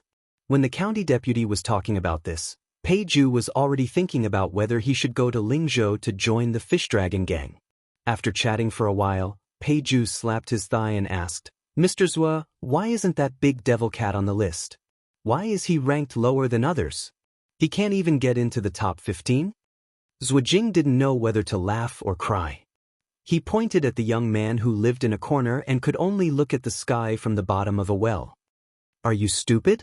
Bao Shuqi, the county magistrate of Bishan, laughed it off. Pei Ju suddenly covered his stomach and said that he was going to the toilet. Then he disappeared. After drinking the last cup of South Blade spring wine, Mr. Zhua suddenly realized that this silly boy was not really stupid. He was just playing tricks to avoid the 2 pots of green ant wine that they had agreed on. Zhuajing smiled and got up to leave the table. Su Qi said that he wanted to stay for a while, so the county deputy walked out of the restaurant alone and muttered, "Stupid is stupid. The restaurant is here, where can he go? He can hide for a while, but he can't hide forever. I'm a 6th grade county deputy. Not to mention drinking 2 pots of your wine, I can even take half of your restaurant." After Zhuajing left the restaurant, the young man immediately ran back to the table and sat down. He said with a smile, "Su Qi, don't you think this guy is stupid? He doesn't even understand the principle of being fickle. He has studied so much for nothing." Su Qi asked with a smile, "Is there any other principle to be particular about being fickle?" Pei Ju crossed his legs and picked up the bottle of South Blade spring wine. He raised his head and drank a few drops of wine from the bottom of the bottle. He wiped his mouth and said, "You must have studied less than me. A monkey performer gives a monkey 3 acorns in the morning and 4 acorns in the evening. If the monkey doesn't agree, the performer will say 4 acorns in the morning and 3 acorns in the evening. When I was young, I heard this joke in other people's ears and thought that the monkey was really smart. Wouldn't it be better to get 1 more acorns in the morning than anything else? Even if it could get 3 more acorns in the evening, it would be better to get it early. Besides, in our world, who doesn't talk nonsense when doing business? That's why I said that the monkey is smart, but the county deputy is stupid. I don't know how he became the county deputy. In my opinion, I'd rather be the county deputy." Su Qi looked out of the window and said calmly, "You're right. But in fact, sometimes you don't have to be so smart." Pei Ju spat and sneered, Su Qi, what you said is meaningless. If you don't be smart, how can you be successful? The wild dogs on the street know how to bite the poor beggars. Do you think it dares to bite me or the county deputy?" Su Qi walked out of the restaurant without saying anything. Walking on the street where there were few pedestrians, he raised his head and let the sunlight dazzle his eyes. He was indifferent. Pei Ju leaned against the window and looked at the figure that was walking away. He had always been jealous of the young owner of the restaurant who was dressed in thin clothes, had good looks, and was an official. He pouted and muttered, "What's the use of pretending to be a dog? Do you think you're worthy of being reasonable with me?" Su Qi walked alone. Vancouver. Your brother is already the 6th in the world in name. If one day in the future, I'm still alive and you're still alive, then I'll take the initiative and add in the share that you don't want. It's not too much for the 2 of us to be the 1st in the world, right? Chapter 1054. Translator, Transin Editor. Transin Su Qi didn't live in the back hall of the county office. County Magistrate Feng Guan had brought many books and servants with him, so they occupied many rooms. County Magistrate Bai Shank had also cleared out an extra room for practicing martial arts. He didn't stand on ceremony with anyone. If anyone was dissatisfied, they could come and ask for his saber. Therefore, Su Chi, as the registrar official, sensibly bought a small house outside the county office. It was only a few minutes away from the county office. The alley was secluded and deep. In the courtyard, there was a small well with fresh green grapevines. It was a quiet and pleasant place. When Su Chi returned to his house, a little girl with a golden hairpin on her head was lying on the mouth of the well. She didn't care if this posture was elegant or not. Su Fengnian took off his civil official uniform with a 6th-rank official patch and moved a small stool to sit beside the well. Originally, he didn't have the fortune to spend his days leisurely like this. However, after his second sister learned of his current situation, she would rather tire herself and insisted that her younger brother not touch the mountainous pile of documents and government affairs for the time being. It should be known that these documents could immediately become a mountain again after being moved away. However, she said that it was the work of the servants and the work of the superior and the work of the superior.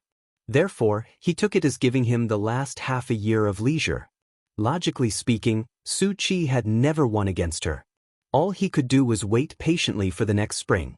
At that time, even if he wanted to slack off, his second sister would pull him by the ear and bring him to the desk. In Bishan County of Yenji Commandery, this moderately sized registrar official was, of course, Su Chi, the son of a general. He had used this alias in Beimang and Liangjianghu. However, after the one-year mourning period ended and he put on the clothes that the Golden Silk Weaving Bureau spent a lot of manpower and money to make, it was time for him to leave this place and Yuzhou. In Bishan County, other than a secret letter from home every half a day, no one would disturb his peace and quiet. Therefore, things like martial arts evaluations, rouge evaluations, generals evaluations, and so on could only be heard from Deputy County Magistrates Wujing. His meager salary as the county magistrate was mostly spent on Zhuijing's drinking. Without a doubt, Huang Sanjia had once again deliberately stirred up a demonic wind. Among them, Mount Longhu was the biggest loser. A father and son Taoist masters had ascended together. It was an unprecedented grand occasion, but it seemed to have emptied all of the Taoist ancestral court's assets. This time, no one had made it onto the rankings. But Li Yufu of Wudong, who had not been heard of until now, had made it onto the rankings and stood shoulder to shoulder with Yuan Qingshan and Li Xiaoxin.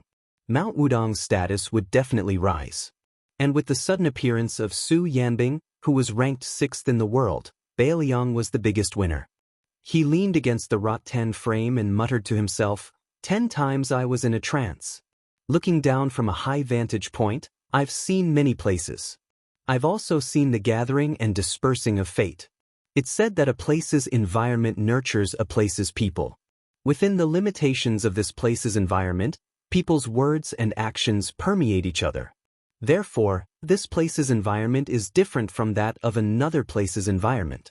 The people of the two places write different articles.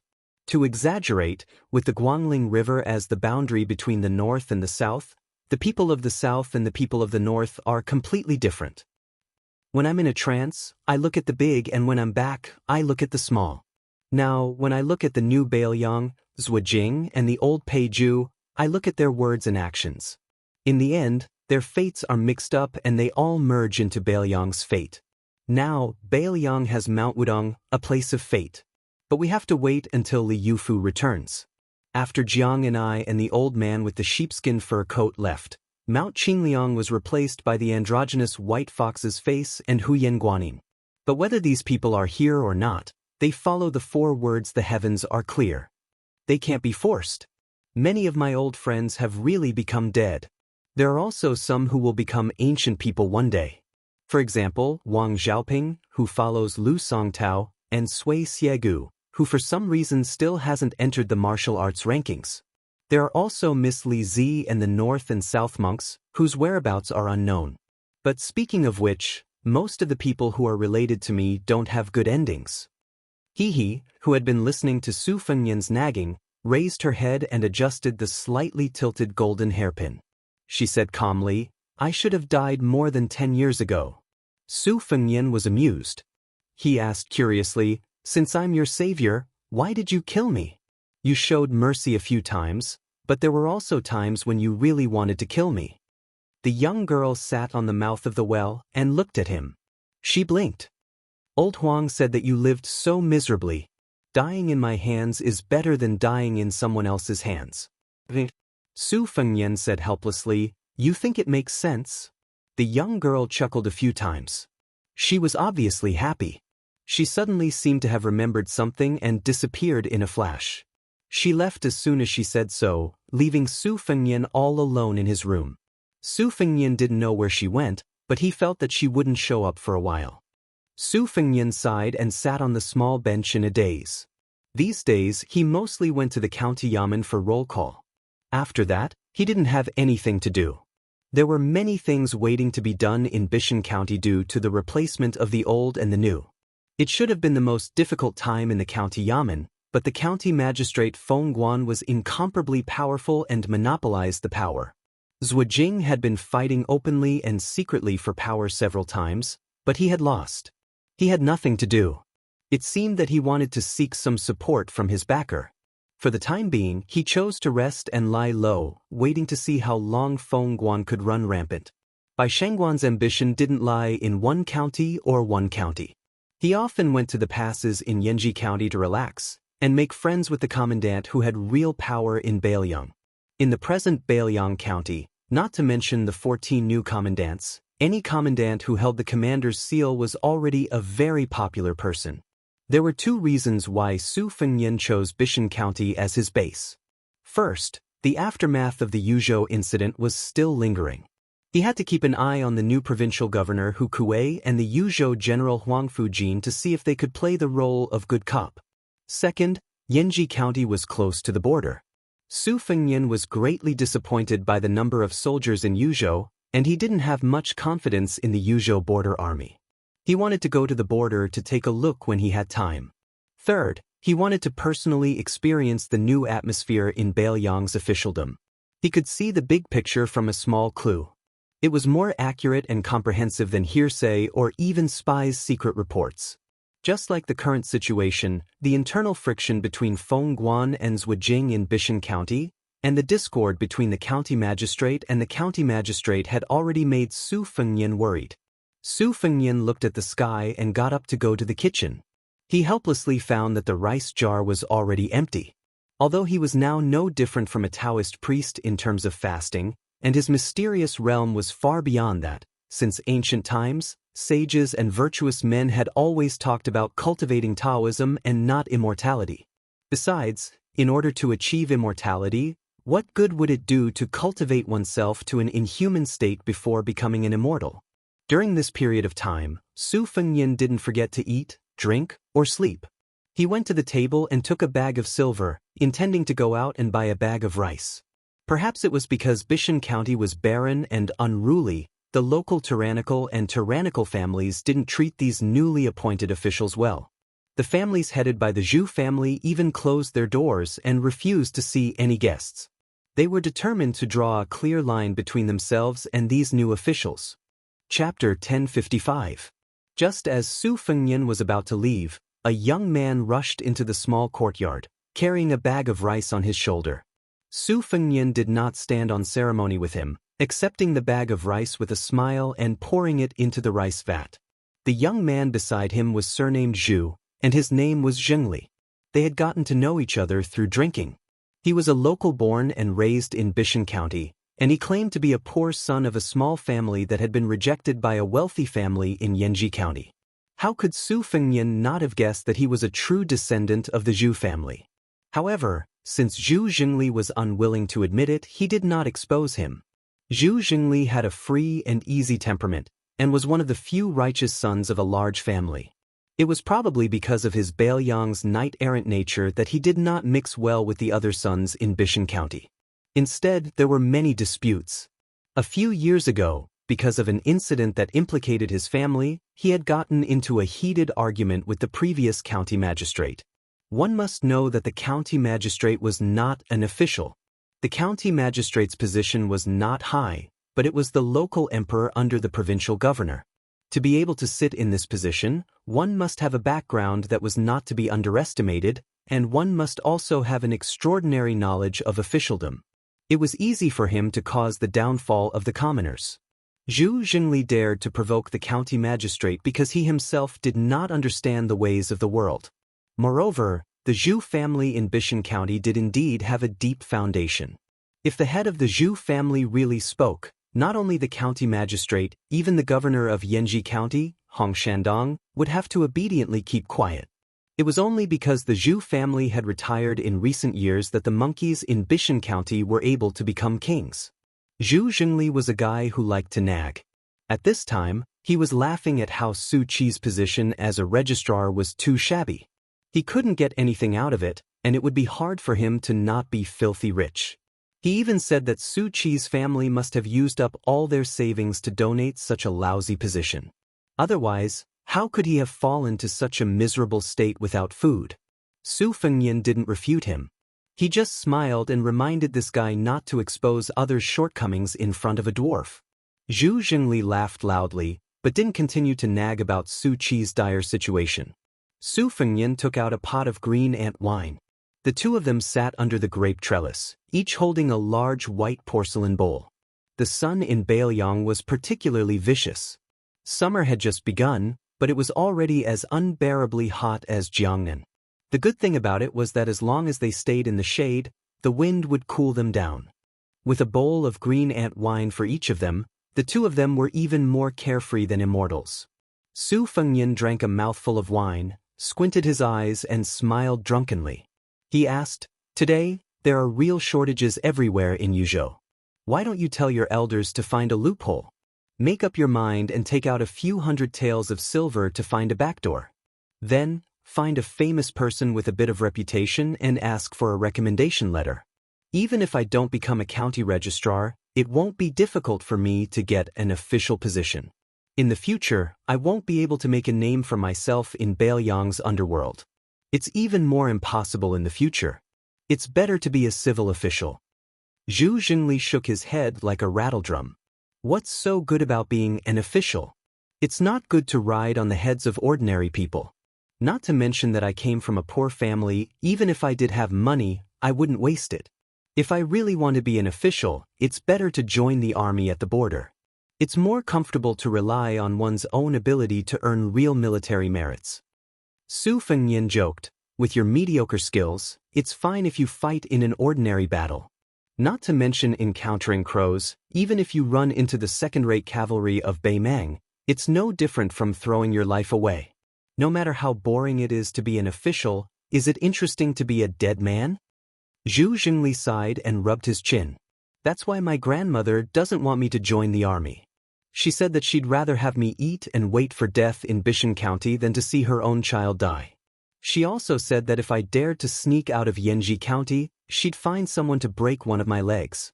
Heh, my grandmother always keeps her word. Everyone in my family is afraid of her, like a mouse in front of a cat. I wasn't afraid when I was young, but I became more and more afraid when I grew up." Su Fengyan mischievously asked, "How's your little sister, who fell in love with county magistrate by at first sight?" Zhu Xingli felt a toothache when he heard this. With a bitter face, he said, "I'm puzzled. You have the same rank as that embroidered pillow by Shank, and you're even more handsome than that pretty boy. It's strange, my little sister doesn't like you and insists on getting close to that guy surnamed Bai. She doesn't even have the modesty that a woman should have. That's fine, but there's an old saying that a man chasing a woman is separated by a mountain, and a woman chasing a man is separated by a layer of gauze. I don't think that guy surnamed Bai gives my little sister any face. That's why I'm so worried. And if that scowling guy really becomes my brother-in-law, I'll definitely—" "Su Qi, what's that saying again?" Su Fengyan laughed. "Chickens and dogs hear each other's voices, but they don't interact with each other for the rest of their lives." Zhu Xingli slapped Registrar Su's shoulder and didn't forget to wipe the wine off his hand. He laughed. "Su Qi, no wonder you can become our Bishan County's registrar. You've studied for a few days. I can't do that. Once I touch a book, I faint and want to sleep. If I were to practice martial arts, I wouldn't have a problem even if I didn't rest for a few days and nights." But my grandmother wouldn't let me practice martial arts no matter what. Sigh, brother, I'm just a waste of my talent. Su Fengnian smiled and said bluntly, your talent is average and can't be much better. I'm only telling you the truth because we're friends. Zhu Zhengli didn't get angry. He glared at him and said, when Wang Xinji first started out in the martial arts world, the seniors in the martial arts world said that her talent was average. Besides, I don't have to be a world-shaking hero to practice martial arts. It's fine if I can beat up a few bullies in the village. Su Fengnian nodded. Zhu Zhengli finished a bowl of wine and shook the wine pot. There was about half a bowl left. He put it down and said that he had snuck out from home to get some fresh air. He still had to go back and deal with the books of the saints. If his grandmother found out, he would be crippled the next time they met. Su Fengnian didn't send him off. He laughed. Remember to bring wine the next time you visit. Zhu Zhengli, who had jogged away, turned around and raised his middle finger. Su Fengnian smiled and poured himself another half bowl of wine. He sat alone under the grape trellis. The breeze caressed his face and he was in a good mood. Before he finished drinking the green ant in his bowl, he put the bowl on the bamboo chair and stood up to welcome the guest. A white-haired old woman slowly walked into the courtyard with a walking stick. She was stunned when she saw Su Fengnian. She sat down in front of Su Fengnian. Su Fengnian only sat down after she sat down. The old woman was the head of the Zhu family in Bishan County. The Zhu family had 4 generations. In the previous 3 generations, there were more females than males. Zhu Zhengli was the only child in his generation. According to the family tree in the ancestral shrine, there should be 6 or 7 uncles. However, none of them were alive today. It was the same for the previous generation. The old woman was the eldest daughter-in-law of the Zhu family. As time passed, she became the true backbone of the Zhu family in Bishan County. She was considered a virtuous and respectable mistress in the entire Yanji County. It was said that when the Su family took over Bailiang, General Su Shao and Princess Consort Wu Su had stayed in the Zhu family. Just based on this, who would dare to belittle the Zhu family in Yuzhou, let alone Yanji County? Moreover, the 12 men of the Zhu family of 2 generations had all died at the border in the past 20 years. The old woman was slightly lost in thought. She looked at Su Fengnian and said softly, "You really look like him." Su Fengnian wanted to say something but stopped. The old woman waved her hand. She leaned on her walking stick with both hands and looked at the door of the courtyard. She said, "At first, I wanted to see the Registrar General who could make my grandson call him brother. After seeing him, I understood. Back then, when the head of the Zhu family met the general, it was more or less the same situation. The general didn't put on airs. My husband wanted nothing more than to repay him with his life. He was clumsy and didn't say much, but he did." Su Fengnian said in a low voice, "This old man, please don't worry. I definitely won't let Zhu Zhengli follow in his ancestors' footsteps. This time, I took root in Bishan County and didn't even dare to visit the Zhu family. It was a coincidence that I met Zhu Zhengli. In the future, when I leave, it's likely that we won't meet again. I hope this old man won't worry." The old woman grunted and didn't say anything else. The old woman sat quietly for the time it took for a stick of incense to burn. She slowly stood up. Su Fengnian stood up and walked her to the door. The old woman suddenly asked, "Can you really defend it?" Su Fengnian replied calmly, "If we can't, I'll have to trouble this old man to tell Zhu Zhengli that Su Qi ran to the Central Plains to become an official." The old woman reached out her trembling hand and touched Su Fengnian's head. The old woman slowly walked towards the carriage that was parked at the corner of the alley. Before she got on the carriage, she saw the young man at the door silently watching her leave. She murmured, "So similar." Chapter 1056. The capital of Yanji County was close to Qingan County. Su Fengnian, as the county clerk, didn't visit Governor Hong Shandong back then. This time, he rushed to the capital because he had other plans. Now, he didn't even have a coachman by his side. Su Yanbing went to Gourd Mouth of Yuzhou to serve as one of the 8 captains of Bailiang's border. His main purpose was to intimidate the important people in the border army who were related to Yozhou's general family. Su Yanbing was one of the 15 people in the new martial arts evaluation. Just this point alone was enough to make people afraid. Moreover, he was once Su Zhao's trusted retainer. In the spring and autumn period, it was common for a ruler to bestow a surname to his trusted subordinates, especially those who were born in the wilderness. However, there were only a few people on Su Zhao's side. Liu Yanbing was one of them. It was said that a new ruler brings in new subordinates. Su Yanbing had been trusted by the king of Bailiang for 2 dynasties. In the eyes of outsiders, even the infantry commander Yan Wenwan had to give him some face. Now that the new king Liang, who was ranked 6th in the world, was said to be able to take on 2,000 cavalry, who would protect him. When Su Fengnian led his horse into the city, he used Su Qi's identity and had an official's record. Naturally, he was unimpeded. When Su Fengnian entered the capital, he saw many young men and women in luxurious clothes. They all got off their horses and walked through the city gate. Even after passing through the city gate and getting back on their horses, they didn't dare to gallop wildly. They were no longer as arrogant and unrestrained as before. Moreover, no one dared to carry a Bailiang saber. It was probably because the smell of blood in Yuzhou had yet to disperse. Half of the northern Liang's heroic image had been forcefully stripped away. After Su Fengnian entered the city, he continued to lead his horse slowly toward a rare house with mountains and water. In Bailiang, one only needed to look at the amount of water, the number of wells, and the amount of winter snow stored in the cellar. It was even more impressive to be able to be near a lake. As for Mount Qingliang, since the family head surname was Su, it didn't need to be said. Within Yanji County, Hu Bai was a spy. He was still very young, but his senior spy had placed high hopes on him as early as his youth. It wasn't common for a spy to become an official in Bailiang, but logically speaking, it shouldn't be difficult. Hu Bai was very handsome. He didn't read much, but he was born with a scholarly air. The turtle spy in Yanji County had once been his master's subordinate, so he had taken care of Hu Bai in silence. As a result, he had assigned him a job that didn't require much effort, but was very pleasing and beneficial to his future. At first, when Hu Bai heard that he was going to be a woman spy, he wasn't very happy. He only listened to orders, as that was the duty of a spy. However, when Hu Bai became the young and rich shopkeeper of the silk shop on the street and saw the woman with his own eyes, he didn't have any complaints. Hu Bai had seen many beautiful women. Some were as flirtatious as peonies, some were as pure as white lotuses. He had even tasted the flavor of the courtesan of a large brothel. His state of mind was always as tranquil as an ancient well, but he had never seen such a soul-stirring woman. Moreover, there was something else besides her appearance that made it even more difficult for Hu Bai to let go of. Hu Bai followed his duty and didn't dare take a single step past the minefield. He didn't take the initiative to meet her. She rarely showed her face on the street.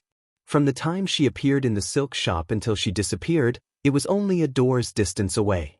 Hu Bai didn't even raise his head. He could only watch her out of the corner of his eye. Occasionally, he would lie on the roof in the middle of the night and drink wine.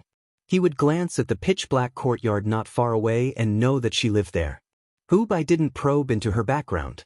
He only wanted to be able to guard her like this, neither near nor far. One day at a time, and it would be best if he could spend a lifetime with her. He only knew that the woman's surname was Pei and that she lived in seclusion. She had never had a social interaction with the officials and nobles of Yanji County. Her temperament was always cold and cheerless. Even though this unavoidably gave people a feeling of lethargy, it was still breathtaking. There were many manners of influential people in Yanji County nearby, and it wasn't that there weren't people with a keen sense of smell who would act upon hearing the news. On a dark and windy night, Hu Bai had personally knocked out more than 10 people, including their master and servants. The military chancellor, who was as fat as a pig, was choked by Hu Bai's neck, lifted a foot off the ground, and viciously smashed his head against the wall of the alley, causing him to faint on the spot. That night, when County Governor Hong Dong heard about this matter, he got out of bed in a hurry and flew into a rage. He actually mobilized a large force and quickly mobilized 30 armored soldiers armed with crossbows to drag away those fellows. The next day, not only did the military chancellor lose his official position, his entire family was expelled from the county city. After that, no one dared to fight anymore. There were still people who wanted to fight, to win a smile from the beauty, but they never saw that door open.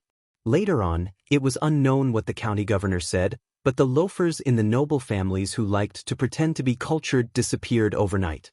That alley returned to its original tranquility without a trace of smoke and fire. Today, Hubei was skillfully dealing with the wealthy women in gold and silver, earning the best money in the world. Between transactions, it was unknown who was taking advantage of who. He was teasing two women who were like wolves and tigers when he suddenly caught a glimpse of someone leading a horse past the door.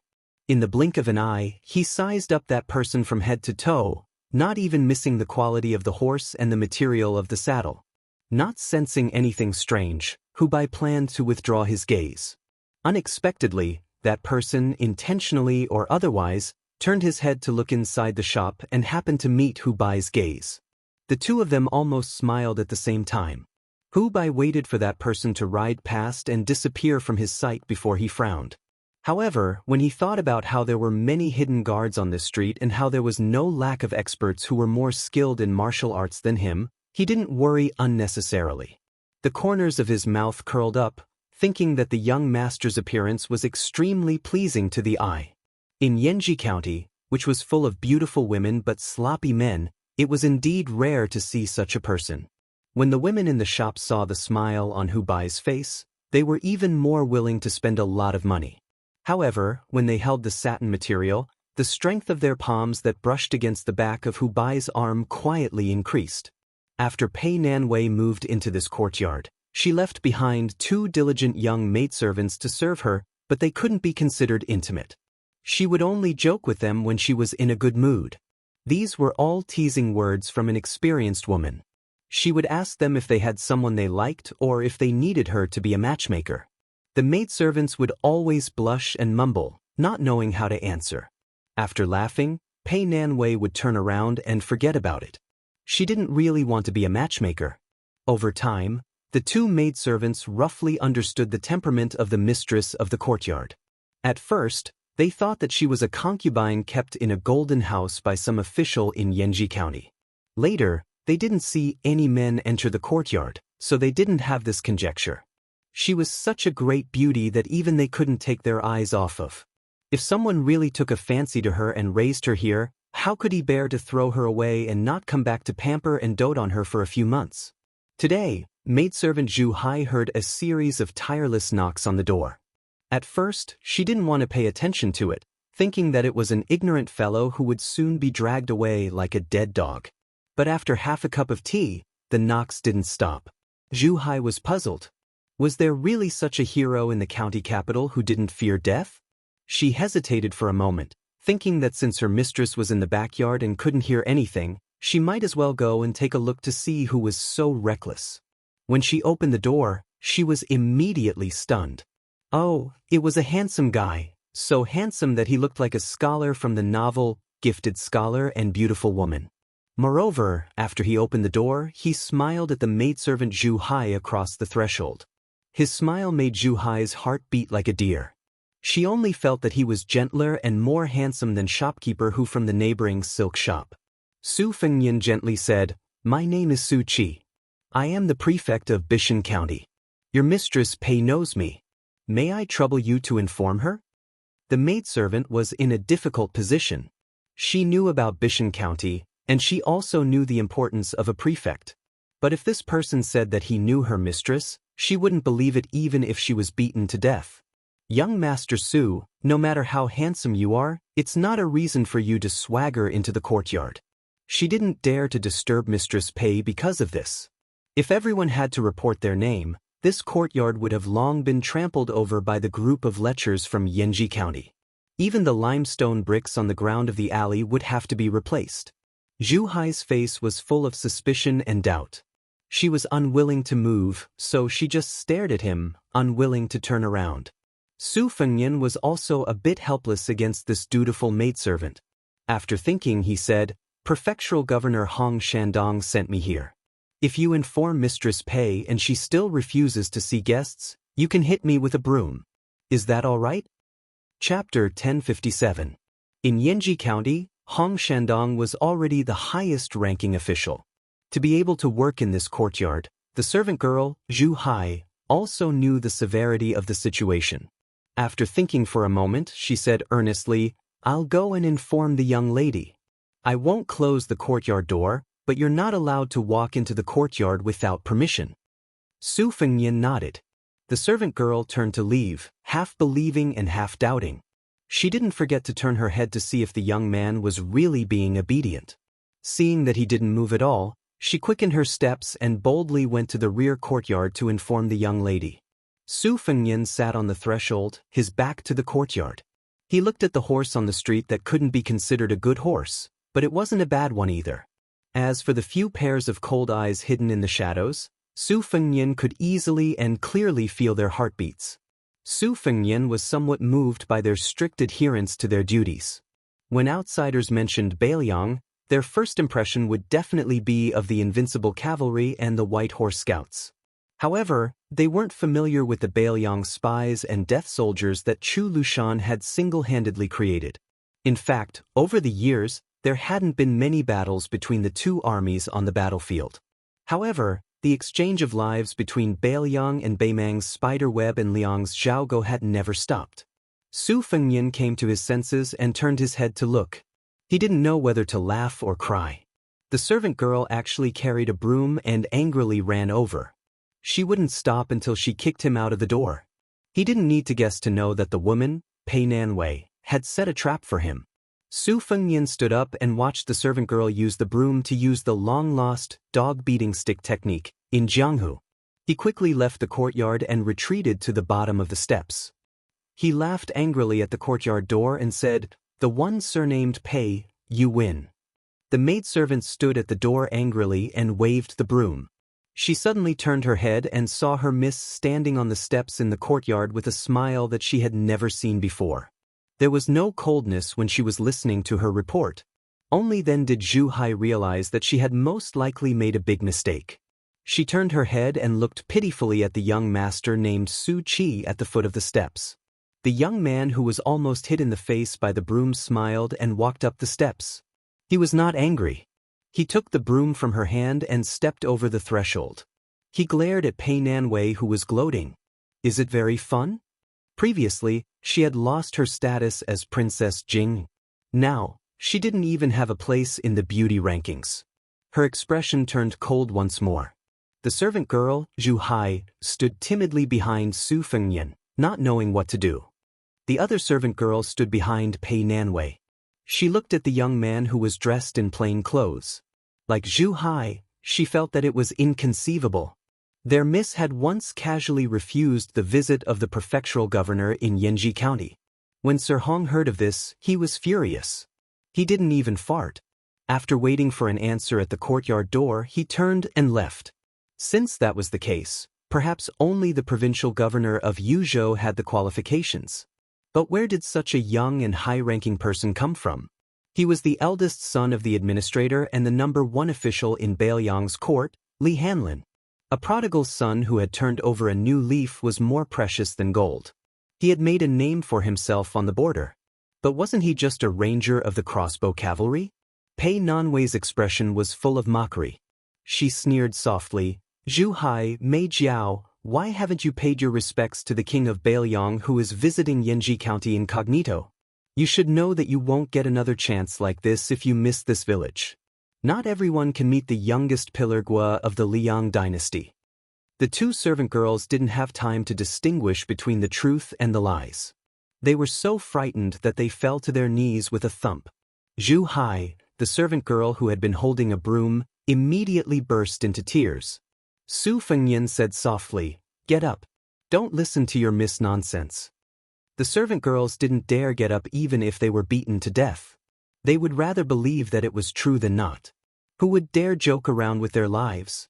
If it really was that new king of Bailiang who killed without blinking an eye, wouldn't killing these two servant girls be as easy as breathing? Besides, the whole of Bailiang was amazed that the new king of Bailiang was the 6th most powerful person in the world. If he was happy, wouldn't he have his cavalry kill people? If he was unhappy, he would do it himself. Su Fengnian put down the broom and said to Pei Nanwei, "I am now the secretary of Bishan district.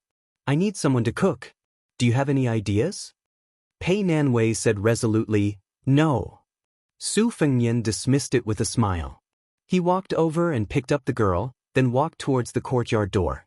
Pei Nanwei wanted to see the world in chaos. She screamed, "Someone come! Someone is kidnapping a girl!" No one paid attention to her fanning the flames.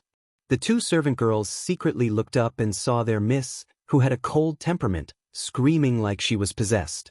No matter how young they were and how inexperienced they were still girls. They could tell what was going on.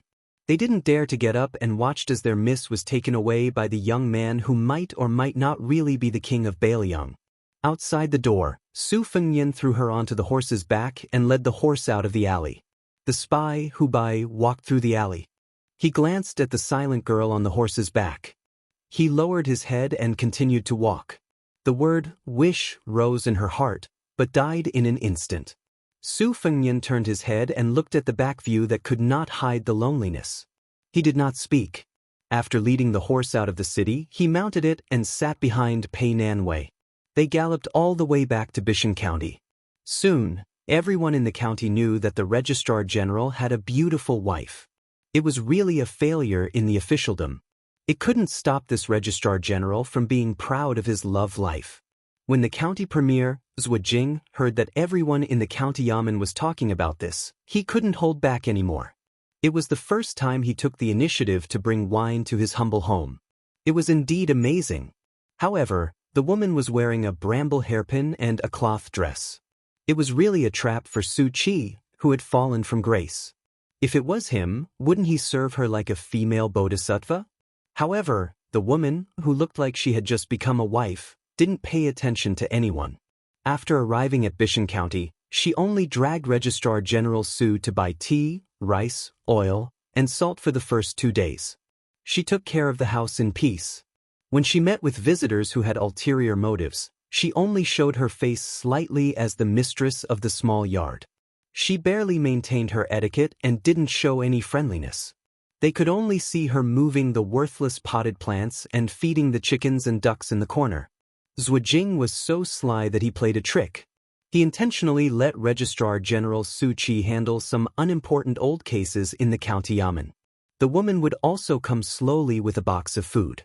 She would wait for Su Qi to finish the piping hot food before returning with the box. It was so simple, but it was enough to hook the eyes of the people in the county yamen to the ground. They couldn't wait to be stepped on by her. Even County Magistrate Feng Guan, who had always been arrogant, started to chat with Su Qi, his subordinate, punctually at noon. However, when the woman showed up, he would take the initiative to leave. Even County Magistrate Bai Shank didn't try to get close to Su Qi.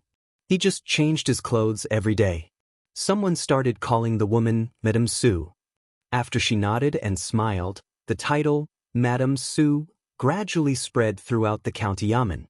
Obviously, thanks to Madame Su, the Registrar General finally looked like an official.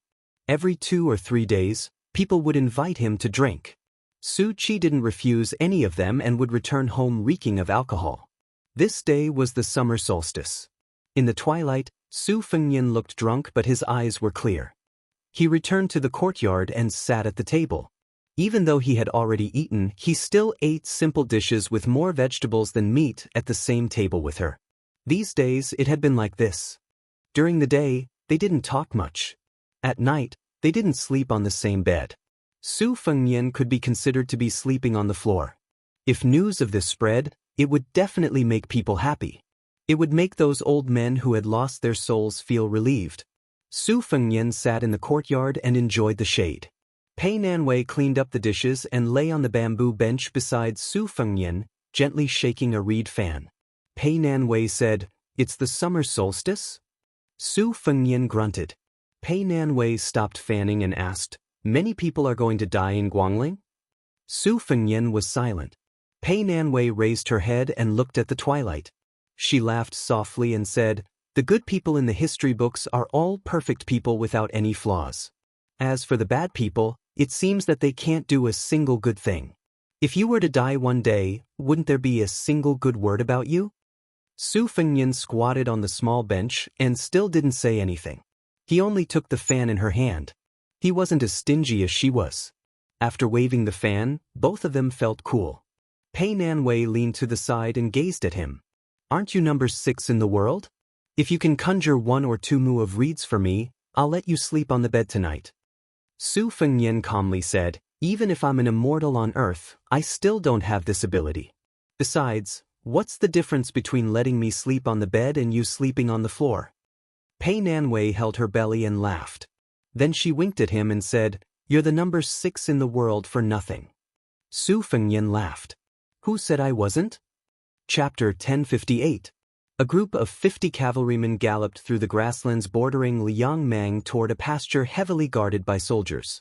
Bailiang placed unparalleled importance on horse control. Every single one of these cavalrymen carried a saber and crossbow, and their war horses were all of the best quality. Clearly, they were the elite fighting force of the Bailiang. Of the 80 types of horse stalls in Beimang, other than the crow stalls that Dong Zhuo had raised with countless gold and silver tails, there were no other enemy scouts that the crossbowmen took seriously. This was not because the crossbowmen were blindly conceited, but because they had slowly accumulated their self-confidence through countless close combat and bloody battles. As for the white horse scouts, which could be considered the most majestic of the crossbowmen, to put it bluntly, any one of these cavalrymen would have to make a detour and make way for them. Moreover, they would be wholeheartedly convinced of their superiority. This group of former members of the Little Snow Battalion had just accumulated enough military merit to be promoted to the White Horse Scouts. Thus, they had been specially granted permission by the Bailiang Protector General, Chu Lushan, to go to the Xianli pasture to select war horses. If these 50 cavalrymen did not deserve to be proud, then who else in the world deserved to be proud in front of them? During the assault that had turned the Southern Dynasty into a sieve last year, this group of cavalrymen had opened a path for the 8,000 Long Xiang army and the Great Snow Dragon Cavalry. They had uprooted more than 10 Beimang beacons and beheaded no less than 200 people. Of the 50 scouts that had penetrated deep into the hinterland, only 4 were left alive. They were the group leader Li Hanlin, the group leaders Lu Dou and Li Shiyue, and the group leader Hudu. Among the 46 new riders, most of them were old scouts, but there were also some who were transferred from the Long Xiang army to the Little Snow camp. For example, the youngest group leader and the youngest crossbowman was a baby-faced teenager named Flea. He used to be a cavalryman of the Long Xiang army. He participated in the Battle of Heluku and killed 4 enemies, which was not too shocking. However, he killed 18 horses, which made the recorder who recorded the military exploits speechless. This teenager, whose ancestors were herdsmen of the border, also made people dumbfounded. He didn't want the military exploits, but he squatted beside his beloved dead horse and wailed, which shocked Yuan Zuozong and the deputy commander of the cavalry. Old General, he squatted beside the kid and tried to comfort him for a long time, but it was useless. He was so angry that he slapped the kid's head and angrily asked his retinue to bring him a horse that he had ridden for less than half a year. The teenager didn't show any politeness to Commander He and accepted it unwillingly. He even had a bastard attitude of accepting it. If Yuan Zuozong didn't drag him away, the bad-tempered commander he would have kicked the little bastard. This was not a joke. When he had just become a crossbowman, Sergeant Hong Run had already suffered. In the end, he was beaten into a pig's head by the nimble young man. The young man's martial arts were not methodical. His skills were all unorthodox, especially his horsemanship. He was so skilled that he could lie down and sleep on the back of a galloping horse. Among them, only Sergeant Li Hanlin could touch Big Flea. In fact, if it was a fight, Sergeant Lu Dou could easily defeat the young man. However, he could not withstand the repeated defeats of this rash young man. Lu Dou could not really kill this stubborn child. Besides, he was not in the mood to tease this subordinate. In the end, only Sergeant Li Hanlin could kiss Big Flea. Now that they were close to Xianli Ranch, one of the best places in Bailiang, the air was filled with the strong smell of horse dung. The 50 cavalrymen almost sniffed at the same time. Their faces were full of intoxication. Many men in brothels would not feel so comfortable lying on the soft and tender bodies of women. Standing on the back of Big Flea's horse, it was as if his feet were nailed to the horse's back. He looked around and quickly made a gesture unique to the crossbowmen of the Little Snow Battalion. Deputy Commander Li, who had received the enemy intelligence, laughed and scolded, "Flee, you've gone crazy from wanting to fight. You haven't even tasted a woman before. You're such an energetic young man. Last time, when Commander Li took us to the brothel, we all thought that one of them was too little. We were afraid that Commander Li's prestige would be affected. Look at Fong Hudu, he only called 3 sisters. He wasn't worried at all that our Commander Li's purse wasn't full at all. Look at you, you're squatting in front of the door, saying that you're going to keep watch for us. Aren't you ashamed?" Fong Hu, who looked fierce but had an extremely gentle temperament, chuckled and touched his lips. Flea curled his lips and said disdainfully, "What sisters? You're calling them ants. Sergeant Lee used to say that old cows eat young grass. Fong Hudu, on the other hand, said that young cows eat old grass. What a waste. What's the difference between that and a colt eating grass? I think it's shameful." Fong Hudu grimaced. Li Hanlin chuckled softly and said, "That brothel in Liangzhou's frontier fortress is not bad. But compared to my hometown in Lingzhou, it's really far away. If there's a chance in the future, I'll take you to Lingzhou to ride horses. There are plump women, thin women, tall women, petite women, pointy chins, perky butts, and big breasts. There are all kinds of women." Riding horses was a term used by Bailiang Frontier Army. More than 40 cavalrymen behind Li Hanlin had drooling faces. There were also people like Li Hanlin who wiped their mouths and drooled. Only the young man rolled his eyes and said, "You guys are fooling around. Don't drag me into it. I'll be fine as long as I have a big flea. If there's a girl I like in the future, I'll go through the wedding ceremony with her." A bald cavalryman who was sitting cross-legged on the back of a horse had a sweet grass stem in his mouth. He laughed and said, "Flea, don't tell me you like men. What do you think of me? I'm a man who weighs 200 pounds. I have muscles, stamina, and spear skills. If you don't like me after you try me, you can always return me." Flea was a flea. However, he had been in the army for many years. He had heard all kinds of dirty words. He glanced at the big bald man and said, "Xie Gong, go and ride the mare you're sitting on.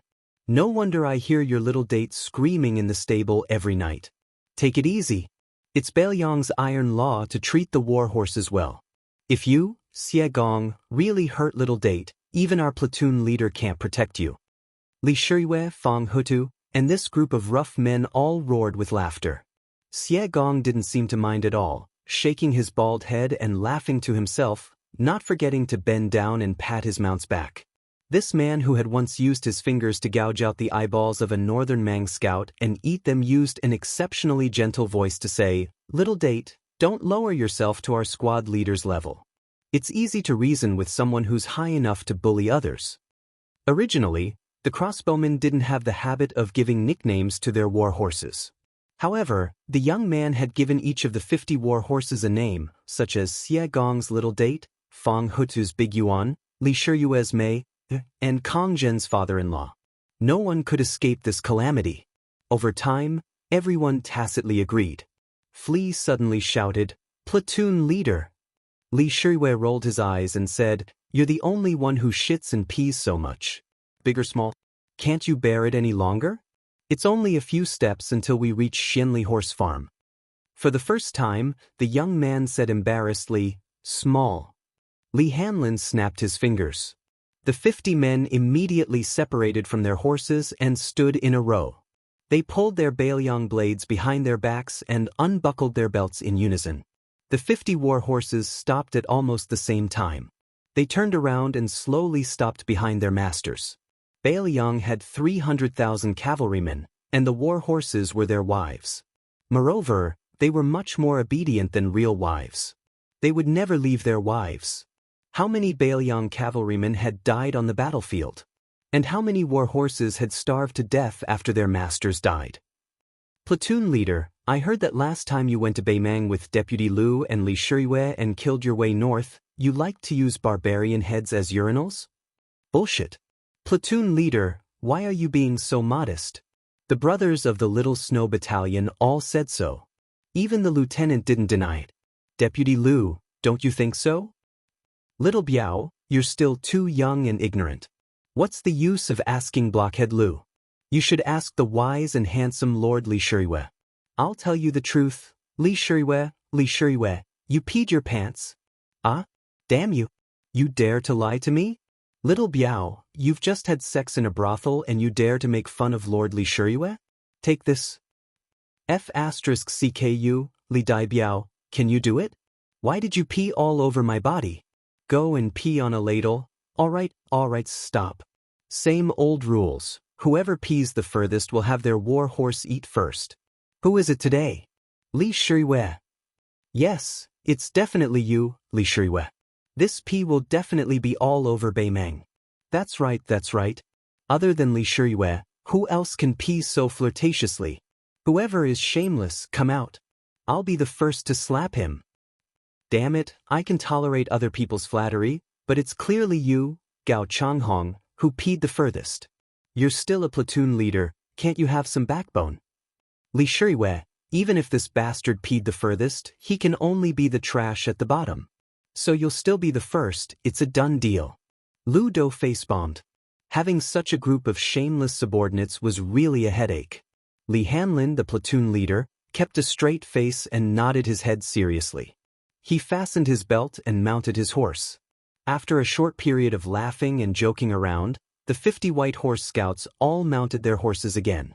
No one was standing, sitting, or lying down sloppily. All of them straightened their backs. The 50 riders charged into the gate of the Xianli ranch in succession.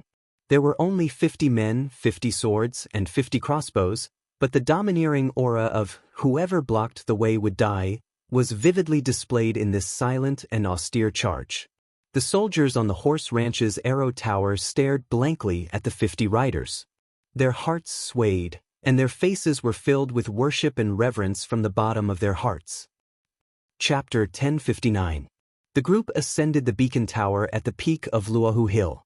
There was the old Grand Preceptor Sun Shiji, the green-robed scholar Chao Changqing, who was still ranked 4th in the martial rankings, Jiang and I, who carried a red sandalwood sword case, and a dozen or so people from West Chu who had come out of Honglu Cave. Most of them had followed their fathers and retired to the mountains for many years and were in the prime of their lives. It was hard to imagine that this group of young people would become the pillars supporting the great cause of West Chu's restoration of the country. Among them, the youngest was not yet 20 years old.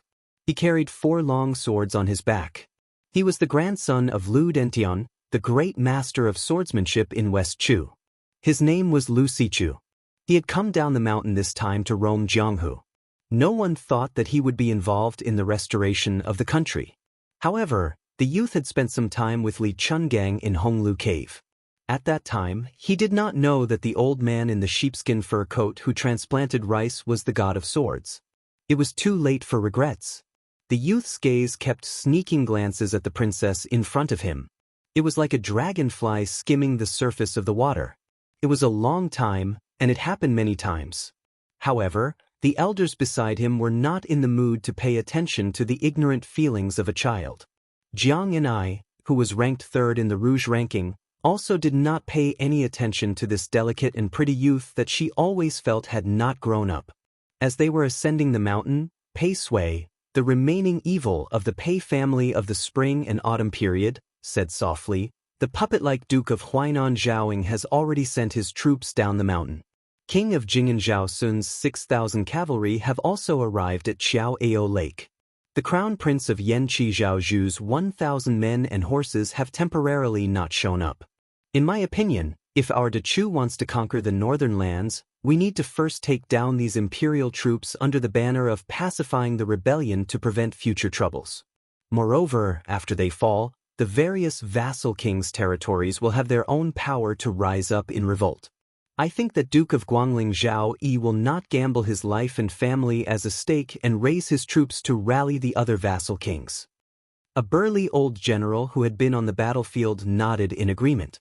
"Grand Preceptor, Mr. Chao, Pei Sui is right." Sun Shiji climbed the mountain strenuously, gasping for breath, as if he turned a deaf ear. Chao Changqing looked at the torrential Guangling River at the foot of Luohu Hill and smiled. "Xie Shibian, tell me about it." Xie Shibian was a skinny young man, only 4 or 5 years older than Lv Sichu. He said slowly, if that's the case, our forces will be too scattered, which is exactly what Lu Xingxiang wants. This is a trap set up by the imperial court of Liang. The bait is the remnants of the fallen kingdoms of the Spring and Autumn dynasties, making us believe that we have an opportunity to take advantage of. In reality, when it comes to fighting wars, Eastern Yu, Northern Han, and Southern Tang are all far inferior to the truly elite armies of the Zhao clan. 20 years ago, this was the case. 20 years later, there's no need to even mention it. Only our great Chu still has a chance. Since they can't even be relied on to fight wars, there's no need to extravagantly hope that they can accomplish great things. For something like vying for the world, all talk is useless. Pei Sui was refuted by someone younger than her, but she did not fly into a rage out of humiliation. Instead, she sank into contemplation. Among the group, Xie Shibian, who was born into a humble family, did not have the slightest bit of stage fright. Stopping his steps, he extended his finger and drew a line from west to east. In a deep voice, he said, according to Southern Tang's #1 general, great ancestor Gu, the geography of the world is generally higher in the northwest and lower in the southeast. Mountain ranges and waterways run horizontally from east to west, resulting in a confrontation between north and south. More often than not, the north has the advantage over the south. This is especially true for the south and east, which are covered by the ocean and lack room to maneuver. Many of the southern governments like to rely on the great rivers and rivers, using boats to engage in naval warfare to obstruct the northern cavalry from fighting on land. However, the Guangling Road, which is located in the middle of the north and south, is not the same. It has the natural advantage of guarding the river, as well as the valuable foundation of its geographical advantage. Thus, if we fail to defend the river, we can retreat to defend the Huai. If that doesn't work, we can still defend the river as our last resort, preventing us from collapsing 1,000 li. Since we have such a geographical advantage and manpower, we shouldn't waste it. There are only 2 things to do. The first is to beat them up. Directly gather our forces and look for an opportunity to defeat Lu Xingxiang, Yang Shenxing, and Yan Jinchuan in one fell swoop. If we want to fight, we must directly break their morale. The second thing is very easy. Let's take a beating. Guarding the river, there are 4 major towns, and guarding the Huai, there are 6 places. Now that they are in our hands, we can just let those vassal kings' personal troops beat us up. Relying on them? Chao Changqing did not say that Xie Shibian was right, nor did he say that he was wrong. He laughed softly and said, go on. I know you have the nickname Xie half-sentence. Chapter 1060. Xie Shibian nodded and said, being beaten is not because Xie Shibian is looking down on the heroes of the world. It is because our Dechu has the advantage and is not a cause for concern. When the Su family's iron cavalry went south, our great general Shoujiang rebelled. However, we still made Su Shao suffer a lot on the 2 fronts of the Huaiyan River. The battle at the Tomb of the Princess, the great halberd warriors defending Jinghe, and then the decisive battle at West Leibi. In addition, there were many small and medium-sized battles. Which one of them was not beaten to the point where only bones were left and not meat were left? At that time, it was almost to the point where today, Su Shao gave Chu Lushan 3,000 soldiers and horses, and he could defeat everyone on the same day.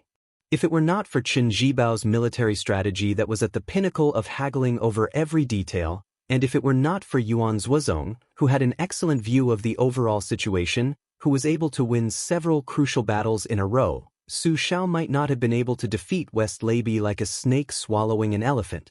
When the young man said this, Grand Preceptor Sun Shiji suddenly lamented, unfortunately, there is no if in history. The winner is the king and the loser is the bandit. The great Dechu became the fallen West Chu, and Liang became the ruler of the world. In fact, at that time, Dechu looked at Liang the same way Liang looks at Beimang now. They were both uncivilized barbarians. Even if they put on the scholar's robes, they were still not worth mentioning. Xie Shibian respected the Grand Preceptor and waited quietly for a moment. Seeing that the old man had nothing else to say, he continued, now that the war between Liang and our Dechu is about to begin, the people of the Zhao clan are not satisfied and think that victory is within their grasp. They are multitasking and want to win on both sides of the chessboard at the same time. One is to win against us, the other is to win against the world. Liang wants to borrow Dechu's saber to kill people and chop off the last breath of the remnants of the spring and autumn people. That will depend on whether they have the ability to hold this saber tightly. So we have to strike quickly, accurately, and ruthlessly. In the end, Great Peace City only has 2 Ping vassals. One is Gu Jiantong's old faction that has long moved north to the Liangliao border. The other is a new faction led by Lu Baijie and Lu Xingxiang of the Ministry of War. Gu Jiantang is under the control of Bei Mang, and Lu Xingxiang has yet to fully develop his wings and is leading troops south. If we don't kill them now, when will we? Pei Sui frowned and said, Lu Xingxiang is an old man of the Guangling Spring Snow Building. He is not unfamiliar with us. Won't he have a countermeasure? Xie Shibian shook his head and said, Lu Xingxiang knowing is one thing, whether he can do it or not is another. Just talk about the Ministry of War. Lu Xingxiang is only the left assistant minister, not even a minister. How can he control Yang Xinxing and Yan Jinchuan, these old generals who have made meritorious contributions during the spring and autumn period? Besides, Pei Sui smiled and said, you don't need to say the second half of your thanks. I know. The son of the Zhao family is incomparably conceited. Perhaps he is intentionally giving us a taste of the sweetness. Just as you said, the armies of the vassals are all bait.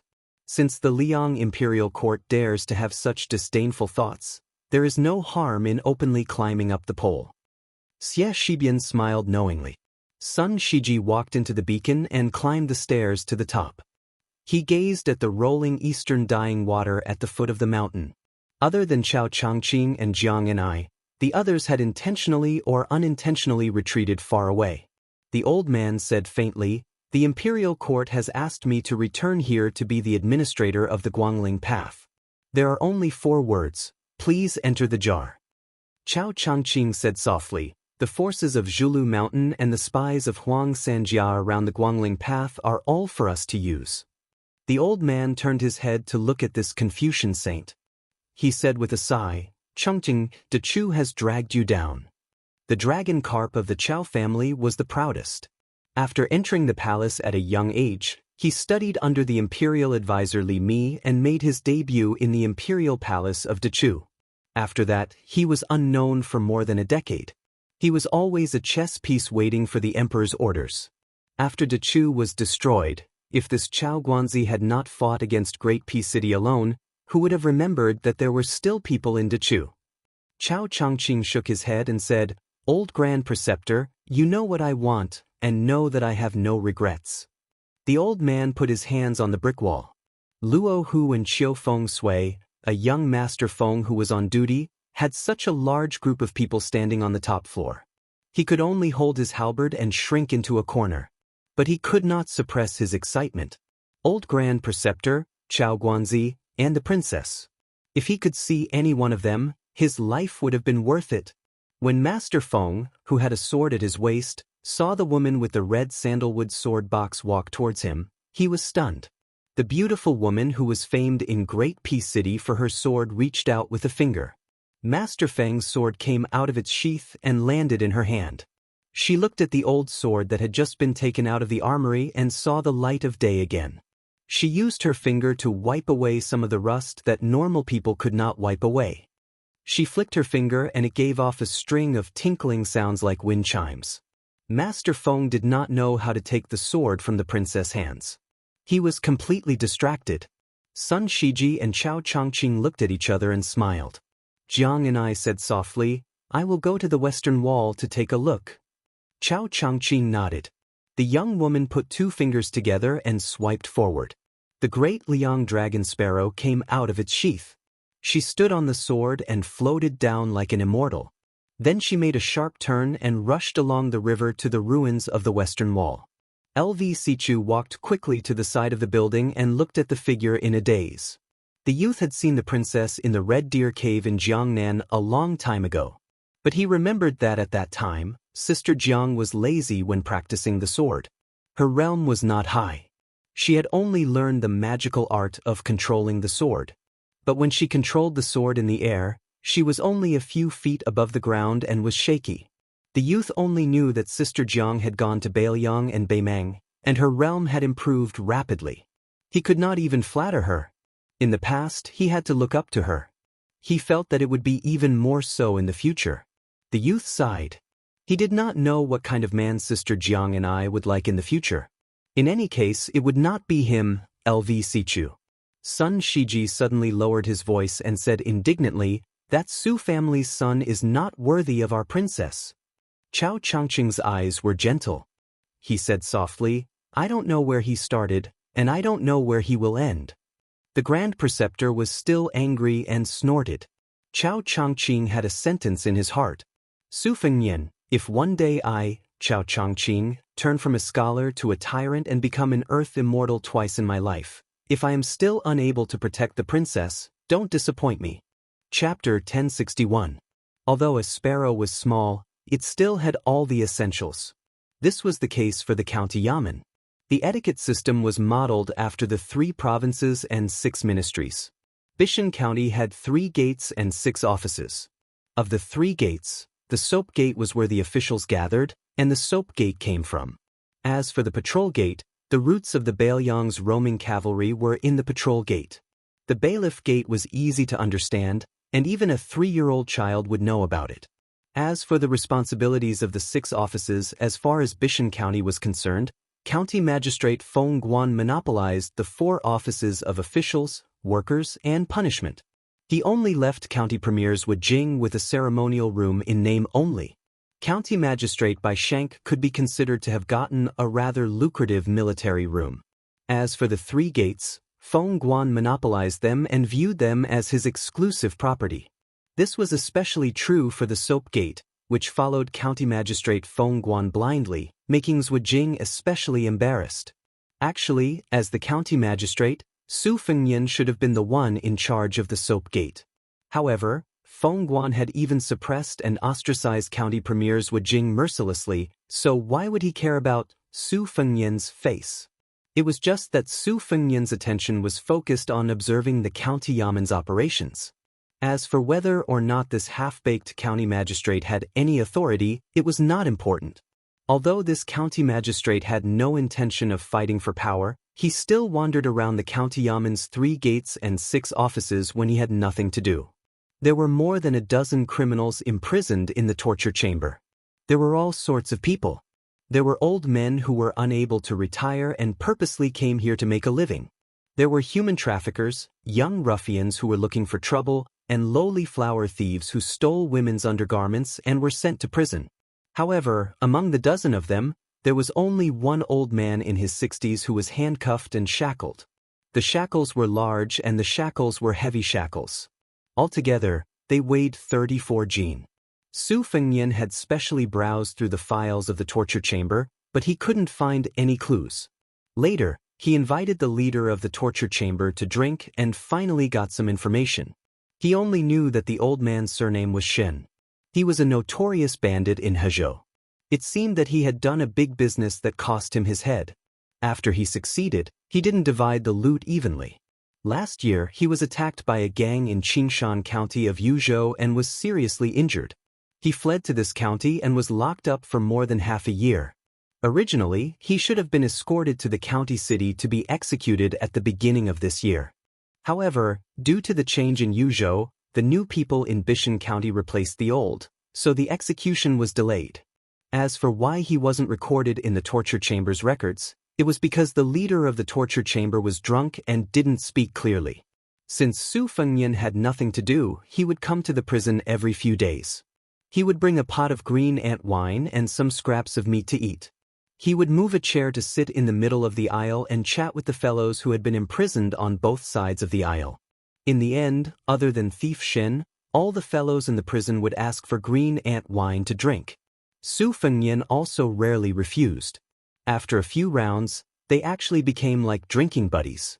Old Man Shen, on the other hand, had been watching coldly from the sidelines. Occasionally, he would open his eyes and look at them. Using the words of the prisoners in the torture chamber, this old bastard had killed several people. He had a murderous aura and a heavy in aura. Every time the skinny old man forced his eyelids open, the corners of his mouth would curl up into a sinister sneer. He looked at the young registrar sitting outside the prison cell, as if he could pull that head off his shoulders with one hand if he wanted to. Every time this happened, the middle-aged man in the cell next to the only serious criminal in Bishan County would try his best to hide his worry. The man's surname was Wang, and he looked like an honest farmer. He seemed to have angered one of the big clans in Bishan County. Not only did he lose his family fortune, he was also thrown into prison. In the past half a year, the big clan's disciples had come twice. Each time, they had mocked and ridiculed him. They had even sinisterly declared that they would definitely help support the man's wife and daughter. Even some of the prisoners in the prison felt that this guy was too pitiful. They might as well kill themselves. The enemy's family was enjoying the mother and daughter outside. Could it be that this brother of yours was complaining to those rats that often crawled over his face when he slept? No wonder he was born with a pair of drooping eyebrows. Just by looking at him, one could tell that he was destined to suffer. Today, Su Fengnian sat in the prison cell and chatted with the prisoners. He had just received his salary yesterday. Most of it had been confiscated by Pei Nanwei. He didn't know where she had hidden it. Only a few small taels of silver were left. They said it was enough for a month's worth of wine and that he should do as he saw fit. But now, the tables had turned. After Feng Guan gave the registrar a workshop, it was mostly County Premiers Wu Jing who treated Su Fengnian to wine. As a result, Su Fengnian's finances were not as tight as before. However, the workshop in Bishan County, which was in charge of farming and irrigation, could only get some meat from mosquitoes' legs. It was not worth mentioning. More importantly, for the first time, County Magistrate Feng had taken the initiative to curry favor with the registrar. This made the county yaman's odd job workers think highly of the registrar. However, when Wu Jing was drinking, he had intentionally or unintentionally reminded the registrar Su, who was in the dark. Su Fengnian pretended to be muddle-headed. Wu Jing thought that this kid was possessed and was waiting to see a joke. Su Fengnian pulled over 2 jailers who were already familiar with him. The 3 of them ate cooked meat to go with the wine. If there were any prisoners who were envious, they would also ask the jailers to send them some meat and wine. When a well-dressed young man walked into the cell with a sachet covering his nose, it was inevitable that he was surprised. There were 3 people drinking and eating meat in the corridor.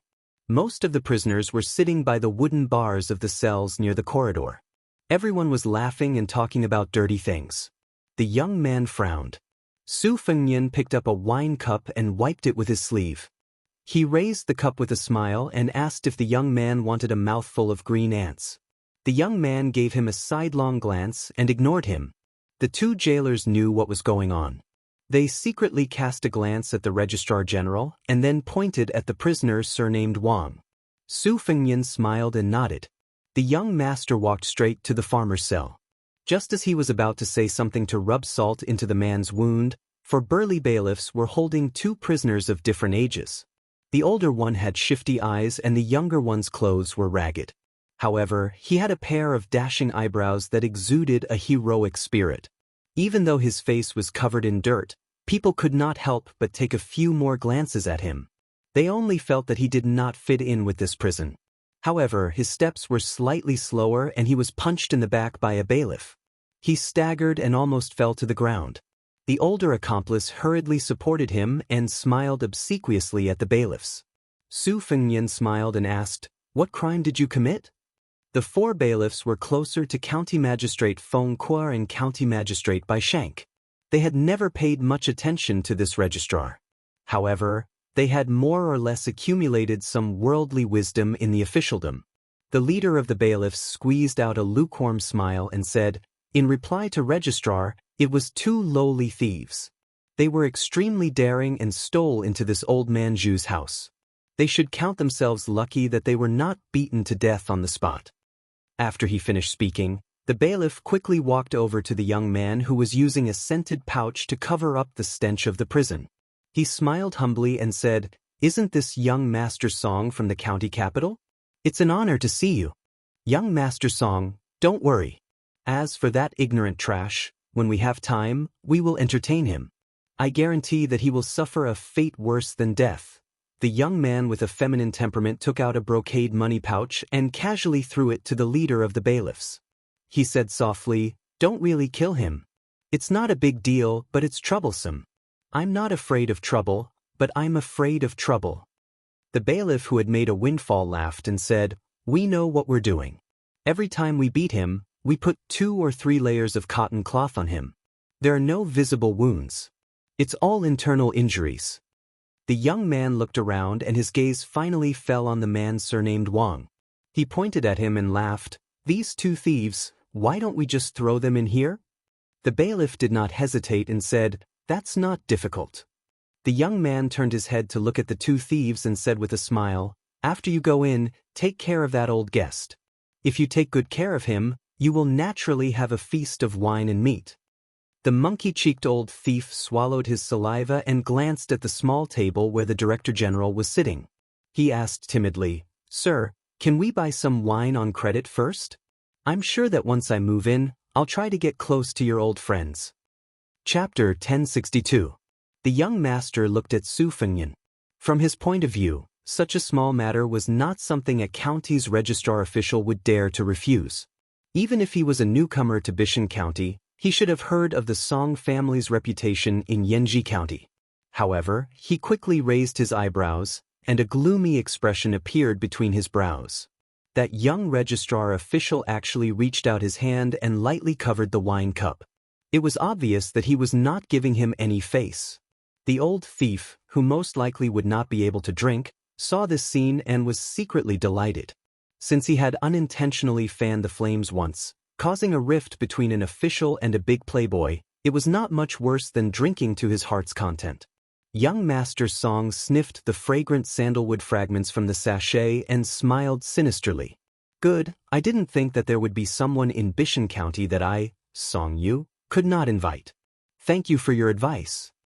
The middle-aged man surnamed Wang, who had never tried to strike up a conversation with Su Fengyan, raised his head and smiled gratefully at this registrar official who did not seem to know the rules of officialdom.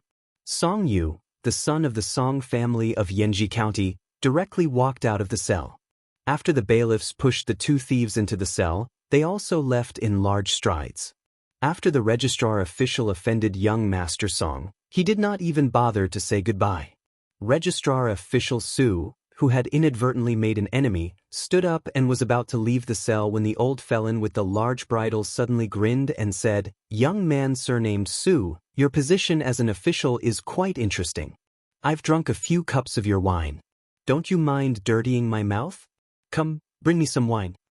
Su Fengyan was indifferent. He walked out of the cell and left the wine and meat to the jailer. The old felon cursed and swore, but his eyes met with his 2 new neighbors.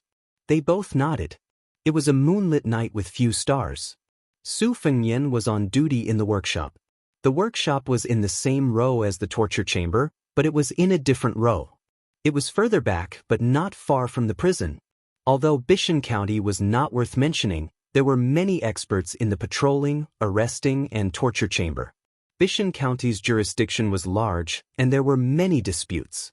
Furthermore, the number of people in the yamen was limited.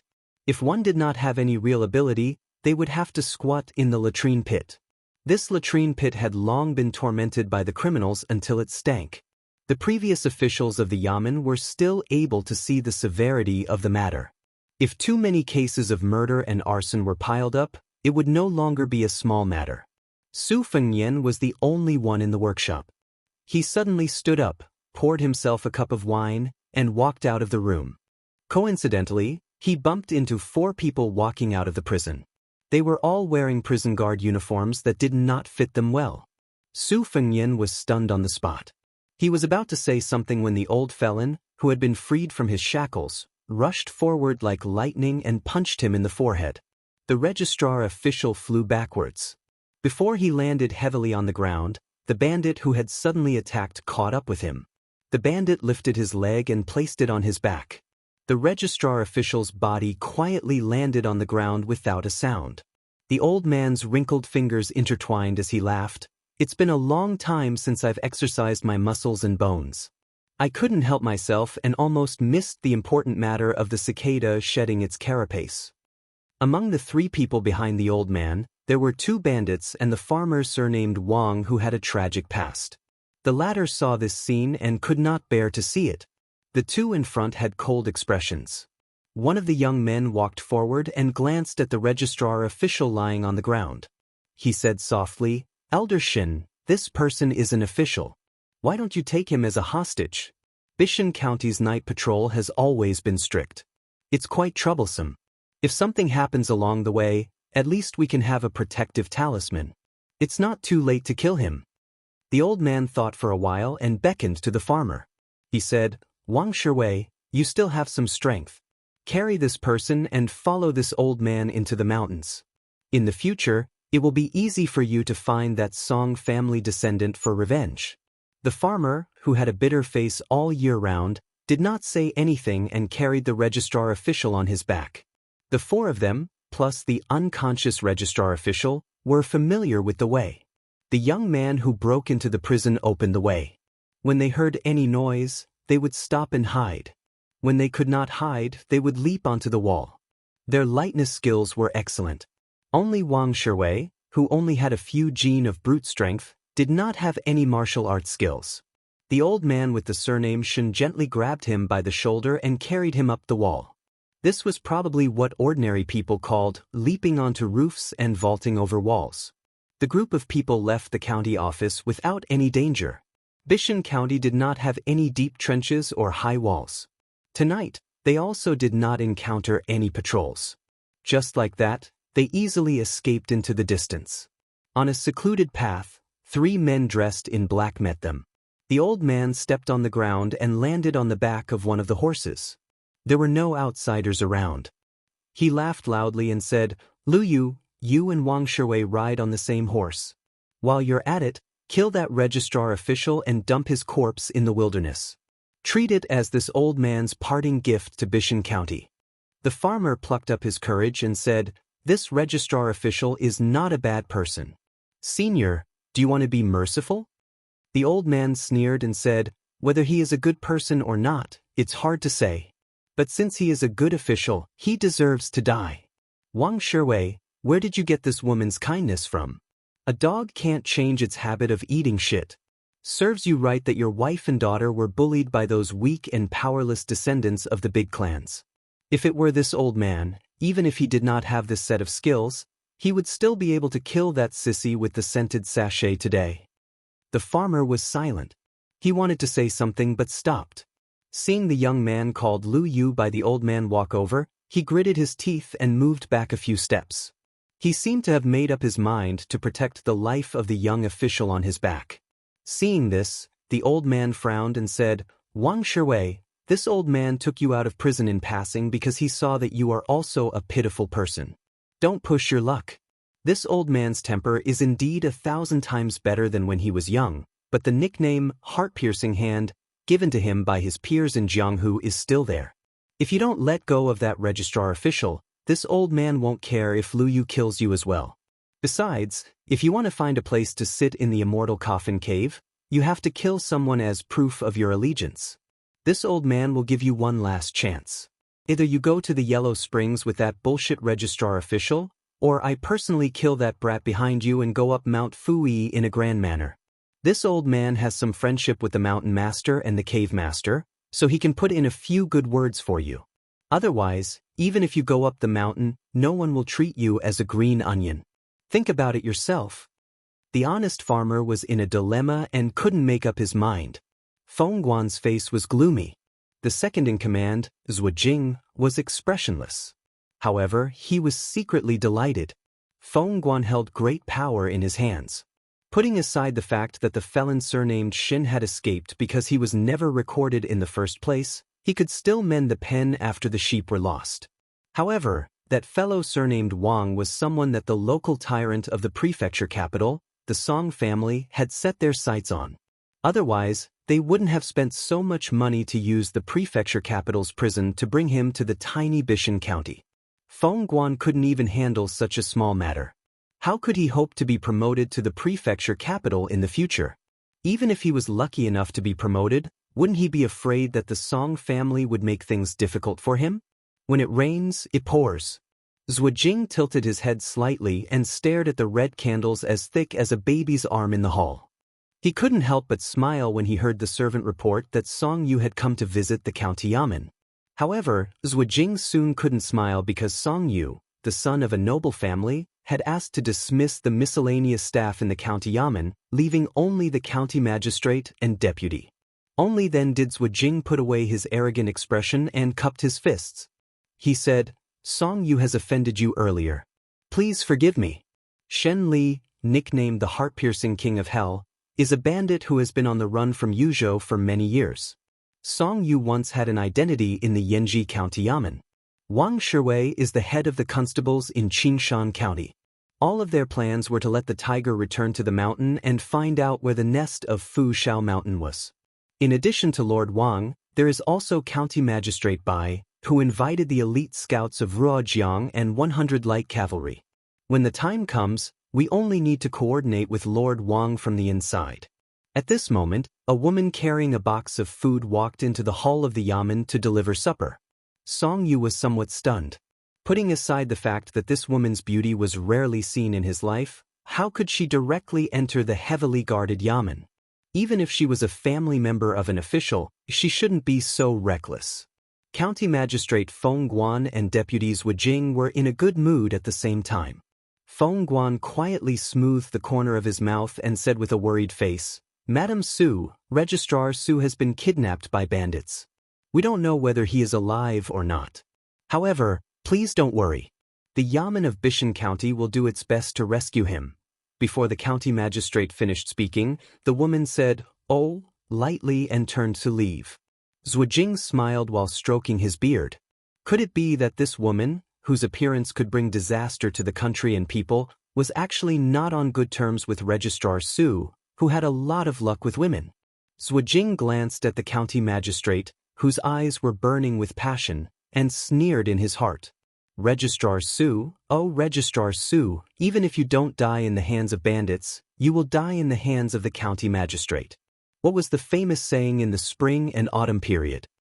Jing quickly remembered it. "Brother, die in peace. I will take care of your wife." Jing was now thinking about how he could ask the county magistrate for a cup of leftovers. Otherwise, he should withdraw his backup plan and stop fighting to the death. Instead, he should wholeheartedly assist the proud and arrogant county magistrate. At worst, the two of them could peacefully become brothers-in-law under the table. Pei Nanwei walked out of the county yamen and walked on the deserted street. She looked at the night sky and said softly, "You don't want to go home at night, do you? Don't you think sleeping on the floor is enough?" Chapter 1063. There was an old man with an awe-inspiring nickname who spared the dog official's life. It was not because he was kind, but because Wang Shiwei had promised to exchange his life for Senior Shen's life. He was willing to owe Senior Shen his life. When the time came, he could take the official's life away with just a word. Everyone in Bailiang valued their promises.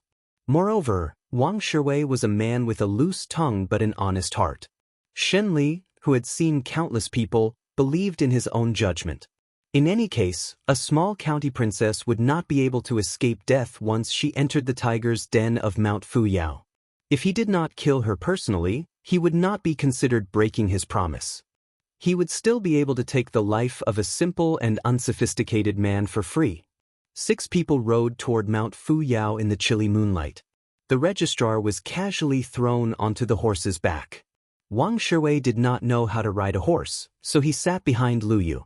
Shen Li urged the horse to gallop wildly. He did not care about the poor registrar, who was jolted up and down by the horse's back. He rolled off the horse and was covered in dust. Everybody had no choice but to stop and fall back onto the horse's back. Mount Fuyao was 200 li away.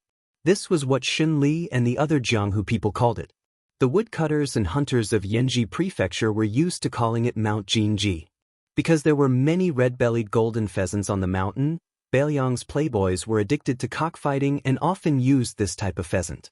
However, it was rumored that remnants of the devil cult had taken over Mount Jinji. They were all vicious bandits who killed without blinking an eye. Few people went there. Even the old hunters did not dare to take their lives lightly. Therefore, red-bellied golden pheasants had always been priceless in the vicinity of Yanji Prefecture. The peaks of Mount Fuyao stretched for dozens of li. The mountains were high and the rivers were long. The scenery was elegant. It had a rare green color in Yuzhou. It was a heavenly paradise, but because of those bandits, the atmosphere was foul. Looking at the mountain range in broad daylight, it gave people a gloomy feeling. It wasn't that Yanji County hadn't taken action to suppress the bandits on a large scale before, but ever since 80 strong and powerful people went out and only one madman came back alive, no one was willing to touch this bad luck. For the sake of money, the whole family of a woodcutter who led the way for the officers and soldiers were quickly hanged from high branches. Their mouths were stuffed with large pieces of gold and silver. The mountain path of Mount Fu-yi was narrow and rugged, barely allowing one rider to advance slowly. It was dawn when they entered the mountain.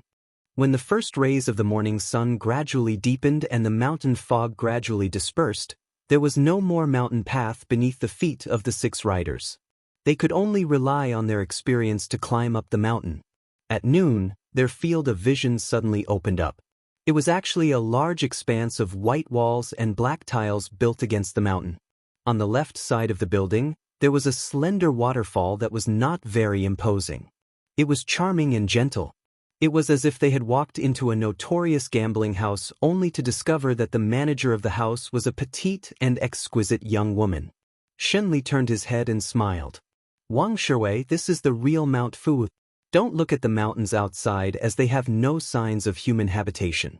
They have hidden beacons and are not much different from an army. There are more than 300 people on this mountain. Regardless of whether they are young or old, they all have some skills. Not to mention Yanji County, even if the Yuzhou general wanted to enter the mountain, he wouldn't be able to come here without sacrificing thousands of lives. Moreover, there are mountains beyond mountains.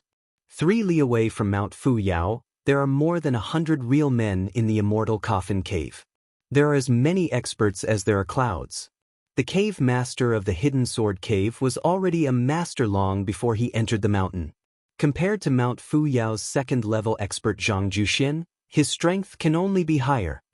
Shenli laughed and retracted his gaze. He looked up the mountain. Why am I talking to a villager like you about this? Even if you start practicing martial arts today, you won't be able to do anything. You won't be able to become an expert if you only have strength. If you want revenge, then in the future on the mountain, you'll have to tuck your tail between your legs and be a good person. After a few years, bring 20 or 30 brothers down the mountain. A tender song family disciple will naturally be easy to capture. At that time, you'll be at your mercy. There are many rough men on the mountain who like the style of men with broken sleeves.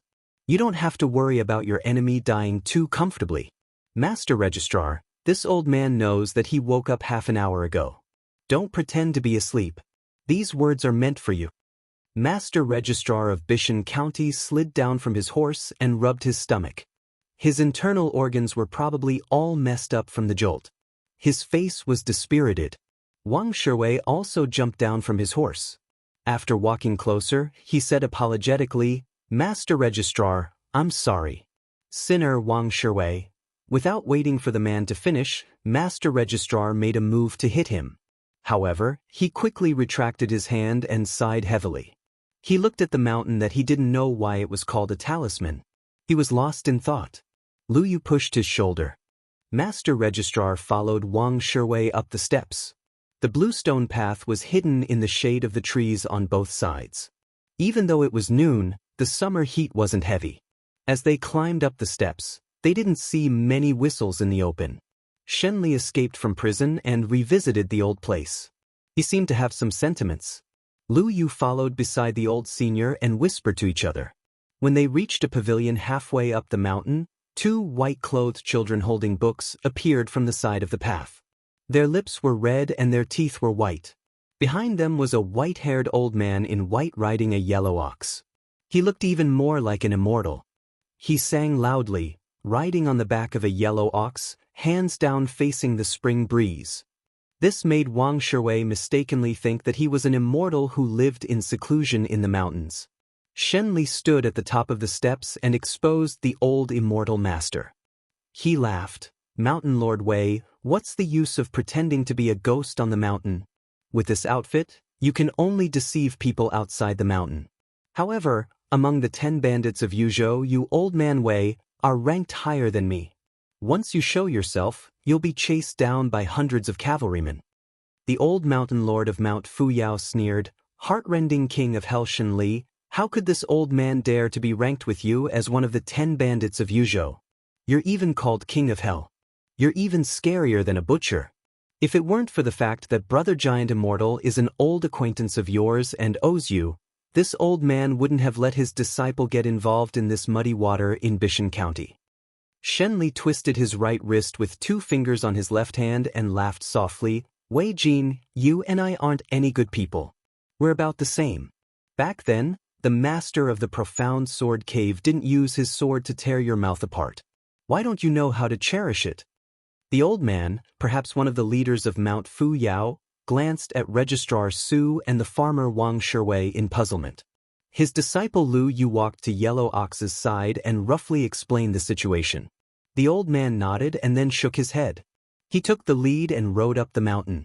The 2 white-clothed children walked with light and agile steps. It was obvious that they were also skilled in lightness skill. Being able to become the disciple of Mount Fuyao's top 3 expert, Mountain Lord Wei, their foundation and luck were certainly not bad. Su Fengyan's face was bruised and swollen. He had deliberately restrained his qi so that his body was no different from an ordinary person's. Even his breathing was no exception. After all, Wei Jin was not a real immortal. Naturally, he couldn't tell what realm this young official was in. Su Fengyan and Wang Shiwei were settled in a remote courtyard. There were even 2 middle-aged and delicate servant girls serving them. Looking at how happy they should be girls who had been abducted to the mountain when they were young. It was hard to say whether they were pitiful or fortunate. After all, they could live a life of luxury on the mountain, but at the very least, they did not have to worry about food and clothing. Wang Shiwei waited for the servant girls, whose eyes were full of curiosity, to serve tea and food. He closed the door and left. This middle-aged man, who used to be one of the top bailiffs in Qingshan County, carefully walked to the window and put his ear to the window paper. When he didn't hear the slightest sound, he sat back down at the table and looked at the county magistrate who was wolfing down the food. He was about to speak when Su Fengyan grabbed a greasy chicken leg and threw it at Wang Shiwei, stopping him from speaking. He glared at him and said in exasperation, F** King Wang Shiwei. You caused me, a dignified county magistrate, to become a prisoner. If I can return to Bishan County, I'll skin you alive and pull out your tendons. Wang Shiwei caught the chicken leg and smiled bitterly. I hope the magistrate can leave the mountain safely. After eating and drinking to his heart's content, the magistrate picked up a bamboo stick and leisurely picked his teeth. He leaned against the back of the chair and put his feet on the table. Then he and the chair fell to the floor. Wang Shiwei suddenly turned and looked up. He saw a beautiful woman sitting on the beam with a knife on her knees. She grinned, revealing a pair of canine teeth. Wang Shiwei was shocked. Just now, he did not notice anything strange. If he revealed everything to Registrar Su, then he would really kill this young official who was not bad at all. The woman looked to be in her early 20s. A short knife wrapped in a sheath of gold was placed on her knees. She floated down from the beam and circled around Su Fengyan. She looked at him from head to toe several times. On Fufu Mountain, she had seen all kinds of outlaws since she was young. However, it was the first time she saw a pitiful official wearing the official's skin. She reached out and pinched Su Fengyan's embroidered bird official's patch. She smiled and asked, How high are you? What's this thing embroidered on it? Su Fengyan pretended to be calm and said, In reply to Miss, I am a 6th-rank official. I am the magistrate of Bishan County. I am a secondary 6th-rank civil official. The embroidered on it is a heron. The woman tugged at the official's patch and withdrew her hand. She was still reluctant to part with it. She said, Snowsuit has snow-white hair and a jade-like mouth. She often raises her feet to look at the ship's window. She is a white heron. This miss knows. Why don't you give me this official's robe? This miss will guarantee your safety on Fufu Mountain. How about it? Ignoring Wang Shiwei's signal, Su Fengnian's righteousness was inappropriate.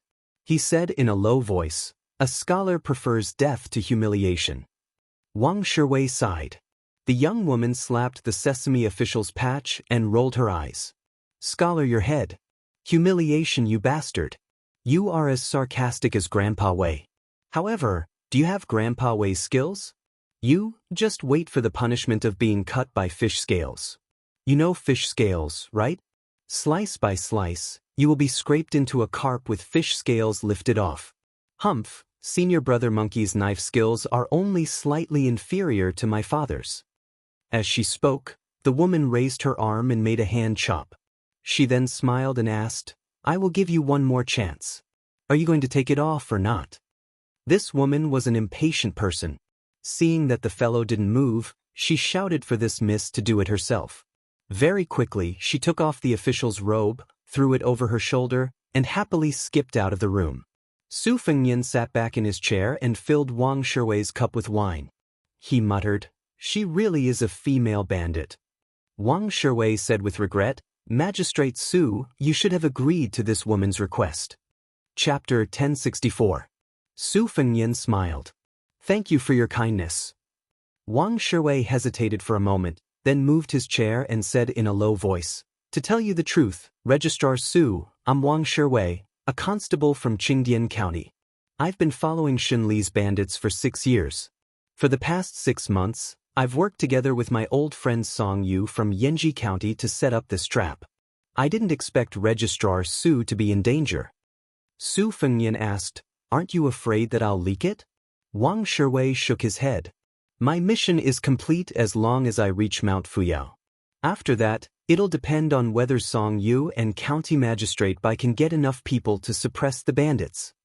Wang Shiwei was worried and said with emotion, "But in my opinion, the outcome is hard to predict. Song Yu and I estimated that 100 elite soldiers and 300 to 400 constables from Qingdian County and Yanji County would be enough to kill their way into Mount Fuyao and eradicate this malignant tumor that has taken root in Yuzhou for many years. Along the way, we've set up beacons in accordance with the art of war, and the hidden posts and whistles are quite methodical. What I'm afraid is that when the 500 soldiers of the government finally enter the mountain, the bandits of Mount Fuyao and Immortal Coffin Cave would rather abandon their lairs than fight. Bandits are easy to suppress, but roaming bandits are hard to find." Su Fengnian asked curiously, "Constable Wang, you've put so much thought into it, and you're even willing to take the risk yourself. What are you after?" Wang Shiwei was stunned, then smiled. "What am I after? Registrar Su, may I be so bold as to ask you a question? As an official, shouldn't you be helping the people? I've been a constable for most of my life, and I've seen more than 60 brothers die in the line of duty. If you really want to talk about what I'm after, it's nothing more than peace of mind." This time, it was Su Fengnian's turn to be stunned. Then he smiled and raised his cup. "Here's to you." Wang Shiwei raised his glass and drained it in one gulp. Then he poured himself another glass. "This wine is really good. Normally, my salary is enough to support my family, but I can't afford to drink this wine." Su Fengnian muttered to himself, "Yes, your salary should be increased." Wang Shiwei laughed heartily. "Registrar Su, thank you for your kind words." Su Fengnian took a sip of wine and asked, "According to the heart-slicing Yama, the master of the Deep Sword Cave has the strength of a master and might be a level 1 expert. Zhang Juxian of Mount Fuyao is also an expert who has been famous for a long time. Not to mention the 400-plus bandits on the 2 mountains, just the 2 of them are enough to deal with the soldiers. Unless we mobilize the elite crossbow-carrying infantrymen under one of the 4 captains of Yuzhou and have a large number of experienced scouts to pave the way, we might not be able to succeed even if we double the number, let alone 400. Lord Wang, I think you and that young Master Song who is putting on an act with you are most likely going to fail. After this, you will have to add insult to injury.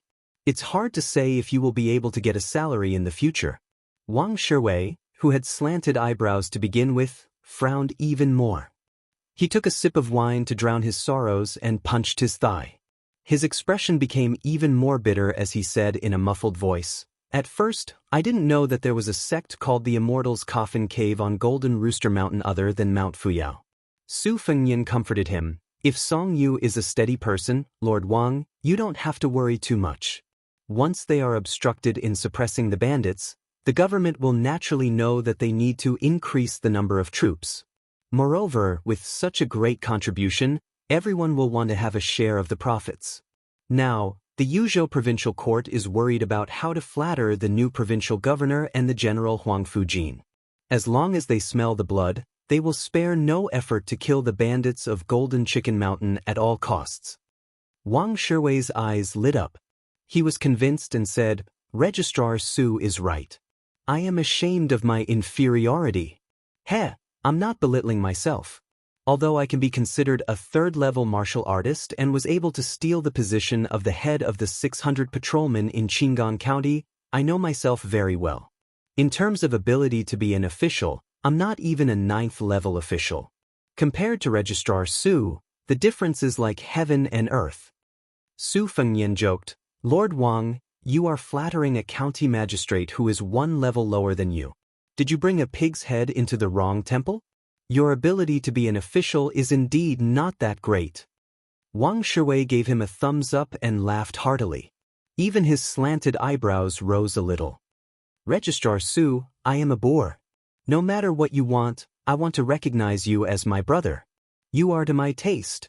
If you and I can really leave Mount Fuyao alive, I will definitely introduce you to that young Master Songyu. He reads a lot and always drinks more than he talks to me. I'm sure he will be able to chat with you. Su Fengnian clinked his cup with the man's and they both drank it in one gulp. There were 2 pots of wine on the table. No matter how one looked at it, there were 2.5 caddies of wine. It was hard to get drunk with wine, but as long as one was happy, it was easy to get drunk with wine. Wang Shiwei drank more than half of the wine and fell asleep on the table. Su Fengnian smiled, got up, opened the door, and walked out of the room. 2 female servants were sitting at a stone table in the courtyard far away. There was a piece of colored rice paper on the table. They were whispering to each other. When they looked up, they saw the young master without his official uniform. They looked at each other and smiled. They were in the prime of their youth. Their skin was as smooth as a spring onion. Moreover, the clothes they wore were cool and refreshing. Not to mention that their necks were exposed. More importantly, they could not hide the view of their soft breasts. Probably because the food on the mountain was too good, the 2 girls were young, but their breasts had already developed. Su Fengnian walked closer to take a look.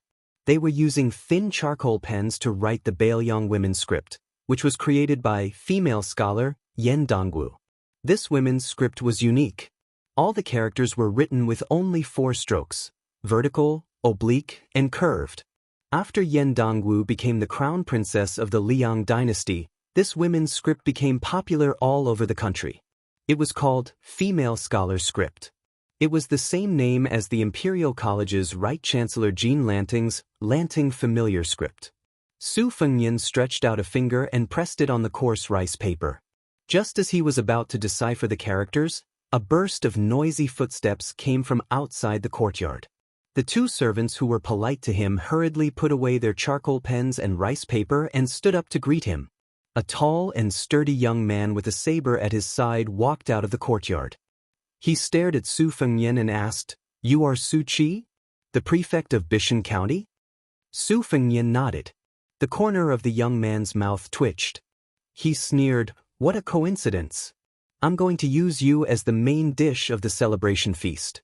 You reek of alcohol. It seems that you've also drunk the wine of execution. Then let's go. If your legs are weak, let the 2 girls in the courtyard help you there. I'm easy to talk to. On the way there, you can take advantage of them as much as you want. As long as you don't stop, there's no harm in taking off their clothes and touching them. The 2 servant girls' faces were pale. They lowered their heads, not daring to look at the infamous young saber wielder on Talisman Mountain. Su Fengnian asked an unnecessary question, Can't I just not die? Chapter 1065. Behind the young man were several other retainers who also carried sabers. Their appearances matched their statuses, and they all looked fierce and fiendish. If they were in a small place just based on their physique and appearance, They would be fighters that small sects and clans would fight over. After all, a fight in a small place relied on words and not fists. Being able to convince others with one's gaze was the best way to subdue them without a fight. The young man shook his chin. Without saying anything, a tall retainer with his sleeves rolled up to his shoulders stepped forward and grabbed Su Fengnian's shoulder. Just as the brawny man was about to teach this weak scholar a lesson, he heard a delicate shout from behind him. "Tai Tu, stop!" The young swordsman helplessly turned his head. Seeing this graceful figure, he called out in a gentle tone. Mississippi, the woman with the golden silk wrapped around her short saber revealed her small canine teeth. "Senior brother monkey, junior sister, call me junior sister, okay?" The young man didn't say anything. The woman pointed at Su Fengnian. "I'm looking for him. Don't kill him yet." A golden-haired monkey scuttled onto the young swordsman's shoulder. He rubbed the monkey's head and said with a frown, "Miss, kill this person quickly. This is the mountain chieftain's order. This subordinate doesn't dare to disobey." The young woman giggled. "On Talisman Mountain, my father is the boss. As for me, I just happen to be his boss. Who do you think I should listen to? Senior brother monkey, if my father asks about this later, just tell him that I stopped him." Perhaps because he was familiar with this unwritten rule on the mountain, the swordsman really did leave with a wry smile. The woman looked at Su Fengnian and asked with a smile, "How's your handwriting? If it's not too bad, then write a letter for this lady. Treat it as your repayment for saving your life. Oh, and that official uniform as well." Without waiting for Su Fengnian to say anything, this woman began to order the two maidservants to bring over the 4 treasures of the study. As soon as the deep and sharp sheep hair brush was dipped in ink, she could not wait to snatch it from the maidservant's hands and pass it to Su Fengnian. Su Fengnian took the writing brush made of sheep hair that was unique to Bailiang. Foreign scholars like to call it cold slag and hated its weakness and bonelessness.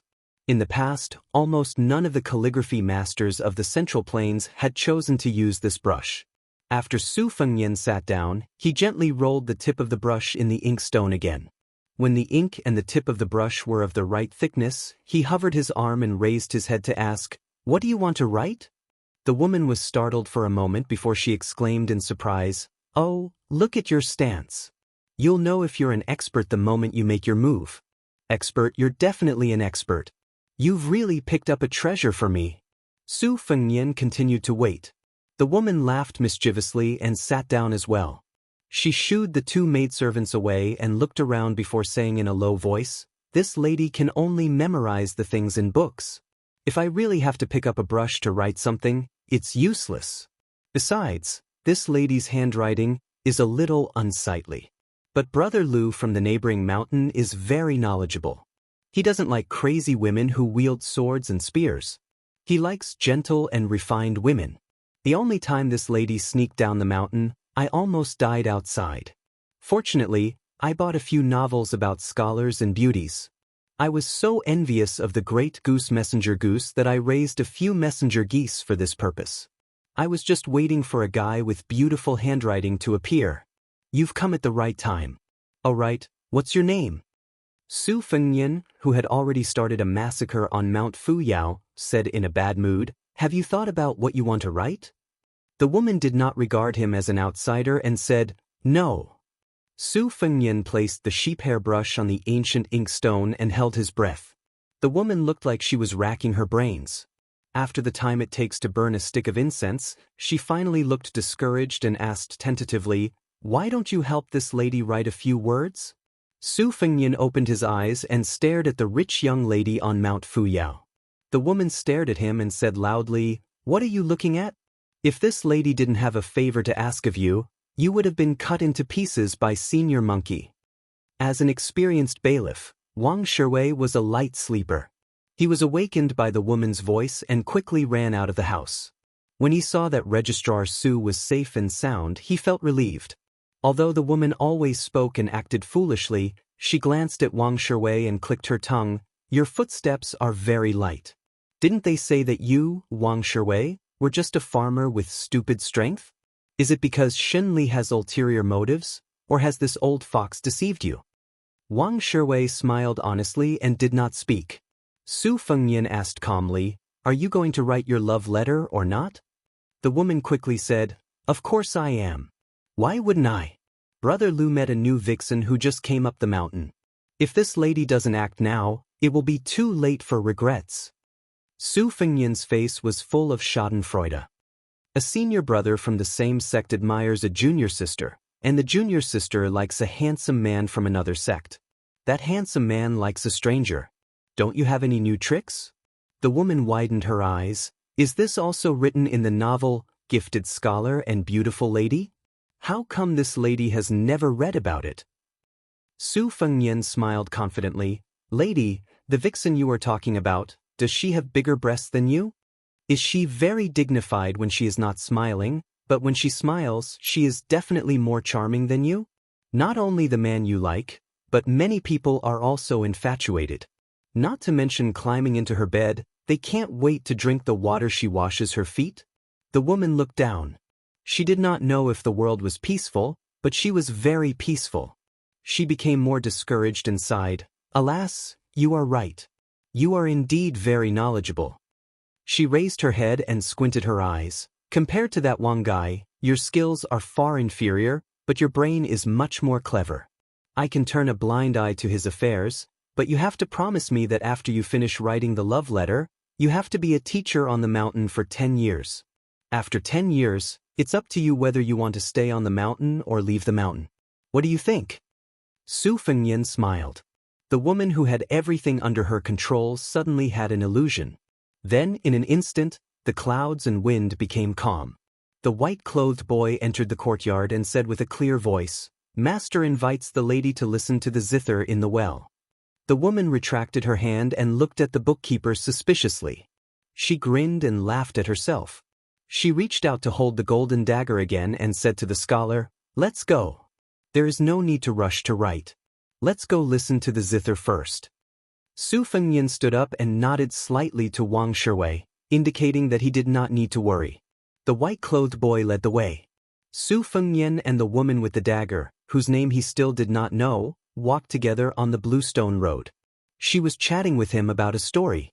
She said that there was once a wanderer with good martial arts who came to Mount Fu Miao to seek revenge. After going through many hardships and dangers, he finally died. As soon as he finished telling this boring story, Su Fengyan saw the waterfall falling straight down. The place where it fell was a huge bluestone, so it didn't form a pool, but a deep well instead. The white-clothed old man sat beside the well. There were 2 incense burners with smoke rising in spirals. The white-clothed boy held a horsetail whisk and began to recite the opening of the Zhang family's sage book. The old man slowly raised his hands, one high and one low. At this moment, Su Fengyan was waiting and listening attentively. Then, the fairy-like old man suddenly pressed his hands on the zither strings. Then, he shook his head and slapped wildly. Su Fengyan was stunned. The corner of his mouth twitched and he did not know whether to laugh or cry. He could only sigh from the bottom of his heart, "A master!" Chapter 1066. After the old master finished playing the zither to his heart's content, he suddenly stood up and slowly lowered his hands. He exhaled a mouthful of turtle-like air and showed the demeanor of a master again. The old man with white hair and a ruddy complexion slowly walked down the huge turtle-like bluestone. He smiled kindly and asked, "Disciple, has my zither skill improved a bit?" The girl with the sword nodded seriously and gave a thumbs up. "Master, you have improved a lot. Amazing." Even Su Fengyan, who believed that his shamelessness was unparalleled, couldn't stand the shamelessness of this master and disciple. However, if there were a few more of these kind of people on Mount Fushao, he wouldn't have torn the talisman in Yuzhou in one breath. Instead, he would have taken the opportunity to broaden his knowledge. Of course, whether it was the old man with extraordinary zither skills or the girl with a sword who looked silly, they were all very cunning and shrewd. After all, they were not the bandits he met in the front mountain of Qingqing many years ago. Those guys didn't even have the heart to take all the money and would remember to leave some money for the journey home. They were all bandits in the same profession, but they were not as murderous as Mount Fushao. Old Man Meng, Little Hawthorn, Little Sparrow. After so many years, their faces were still vivid in his mind. 5 years had passed. He didn't know if Little Hawthorn had taken over as the head of Mount Fu Shao and if Little Sparrow had become slim and graceful. Su Fengnian's trance only lasted for a blink of an eye. Moreover, his trance didn't affect his ability to check the flow of qi around him. To put it simply, even if Su Fengnian fell into a deep sleep and allowed a level 2 master to attack him with all his strength, the latter would still die on the spot. The scenery on the 9th floor was not only for the masters who were already immortals in the eyes of the common people in Jianghu, but even the King Kong finger of the first 2 realms of level 1 couldn't imagine how magnificent the martial arts picture scroll was when it was completely unfolded. Now, Su Fengnian would occasionally think about what would happen if he were to face Han Wudi, who was known as an earth immortal, outside the divine martial city. "Kid, this old man sees that your root bone is not bad." The old man stared at Su Fengnian. He paused for a moment and then said earnestly, "Why don't you learn how to play the zither from this old man?" Su Fengnian chuckled. 2 people, a man and a woman, came from afar. The man was in his 30s and had an elegant temperament. The woman's appearance was particularly moving, making one want to take pity on her. Only, a pair of long and short sabers hung from her slender waist. Between her brows, there was an awe-inspiring heroic spirit. Her appearance was extremely strange, as if she was not naturally formed, but rather a piece of unpolished jade that had been carved by the nation's top craftsmen. No matter what, this woman belonged to the type that would leave a lasting impression on one's mind. Su Fengnian turned his head and guessed that one person was the handsome man surnamed Lu from the Immortal Coffin Cave. At the same time, he recognized the other person. Even he couldn't help but feel some heartfelt astonishment. It was actually the delicate woman who had accompanied the Tanhua of Kajia Alley. At the time, her name was Fan Xiaochai. Afterwards, she used the identity of Lin Yulin's Detective Lin to enter the prince's mansion on Mount Qingliang. She investigated the terrain and waited for an opportunity to assassinate him, the Prince of Wutangen, His Royal Highness. Afterwards, her actions were naturally exposed, and she was handed over to the head spy, Lu Qiu. Su Fengnian did not pay any more attention to her after that. He only heard that this woman's real name was Fan Xiaochai, and that she was the granddaughter of Northern Han's great general, Fan Baoshan. She was worthy of being a woman who would stupidly run to Liangzhou to kill him, Su Fengnian. She didn't even put much thought into choosing an alias. However, later on, during the fishing net at the Qingrong Monastery in Huangnam County, she was precisely the masked warrior who had nailed the monastery master, Taoist Qing Huai, to the wall with a single blade. When old friends met, Su Fengnian didn't bat an eyelid. Fan Xiaochai was the same. Only her eyes flickered with complex and gloomy emotions. Unexpectedly, there wasn't much reasonable hatred. This caused Su Fengnian to feel even more amazed. The 2 people's gazes quietly crossed. The elegant scholar had already opened his mouth and respectfully said to the old man, "Disciple of the Immortal Coffin Cave, Lu Haya, pays respects to Immortal Master Wei." The old man nodded his head, his attention remaining on Fan Xiaochai. He got straight to the point and asked, "Lu Haya, this young lady is the wondrous woman that the master of your sinking sword cave favored. She is already so old, yet in the end she doesn't even care about her face anymore. She begged her to abandon the blade and practice the sword, insisting on taking her as a closed-door disciple?" Lu Haya smiled gently and replied, "Lu Haya does not dare to comment on how my revered teacher haggles. However, perhaps Immortal Master Wei does not know this, but Miss Fan was originally the granddaughter of Northern Han's #1 general, Great General Fan. She was stranded among the commoners.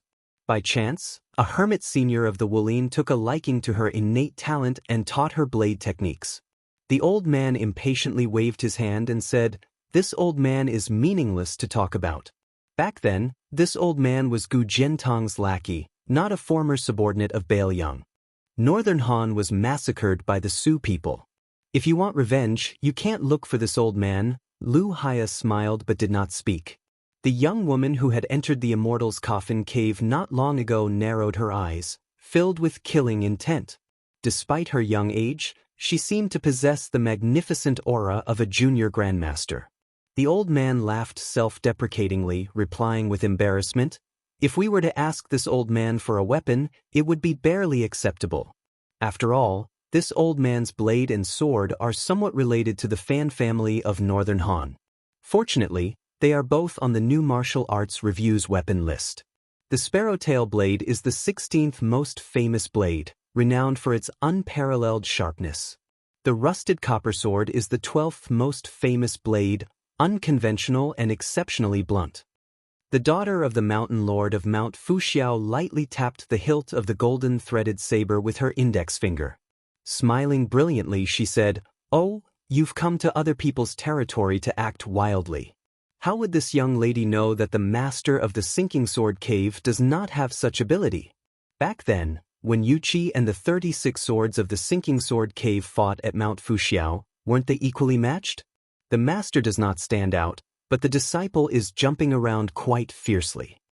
Fan Xiaochai calmly replied, "Is Mi Fengjie worthy of being my master?" Encountering a love rival in her own territory, the woman with the golden threaded saber suddenly gripped the hilt of her saber, as if she was about to draw it out and fight. It was as if whoever won would be able to take young Master Lu home. The disciple of Mi Fengjie of the Sinking Sword Cave, Lu Haya, was clearly somewhat embarrassed, coughing a few times. The old man called Wei Jin by Shunli smiled playfully. The youngest daughter of the Fan family, with great difficulty, has ascended to the second-level realm. Since you have not yet stabilized, you should not rashly fight to the death with others. If you do not listen to the advice of your elders, you will easily suffer losses. Fan Xiaochai's expression was cold. Can realms be eaten? Chapter 1067. Su Fengyan had a whole new level of respect for Fan Xiaochai. Looking down from above, he could see that Fan Xiaochai's chi was still inferior to his senior Wei Jin's. However, this courage to fight for survival from the jaws of death was enough to make many experts who feared death more and more as their realms climbed feel ashamed of their inferiority. Su Fengyan had put his life on the line many times, but it was not a small number either.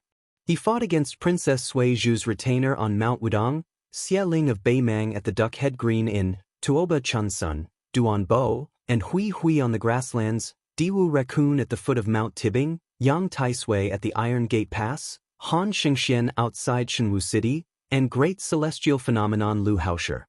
There were victories and losses, but every opponent's realms were undoubtedly higher than Su Fengyan's. Luck was one reason why Su Fengyan was able to survive, but it was also important that he never shied away from battle and did his best to scheme.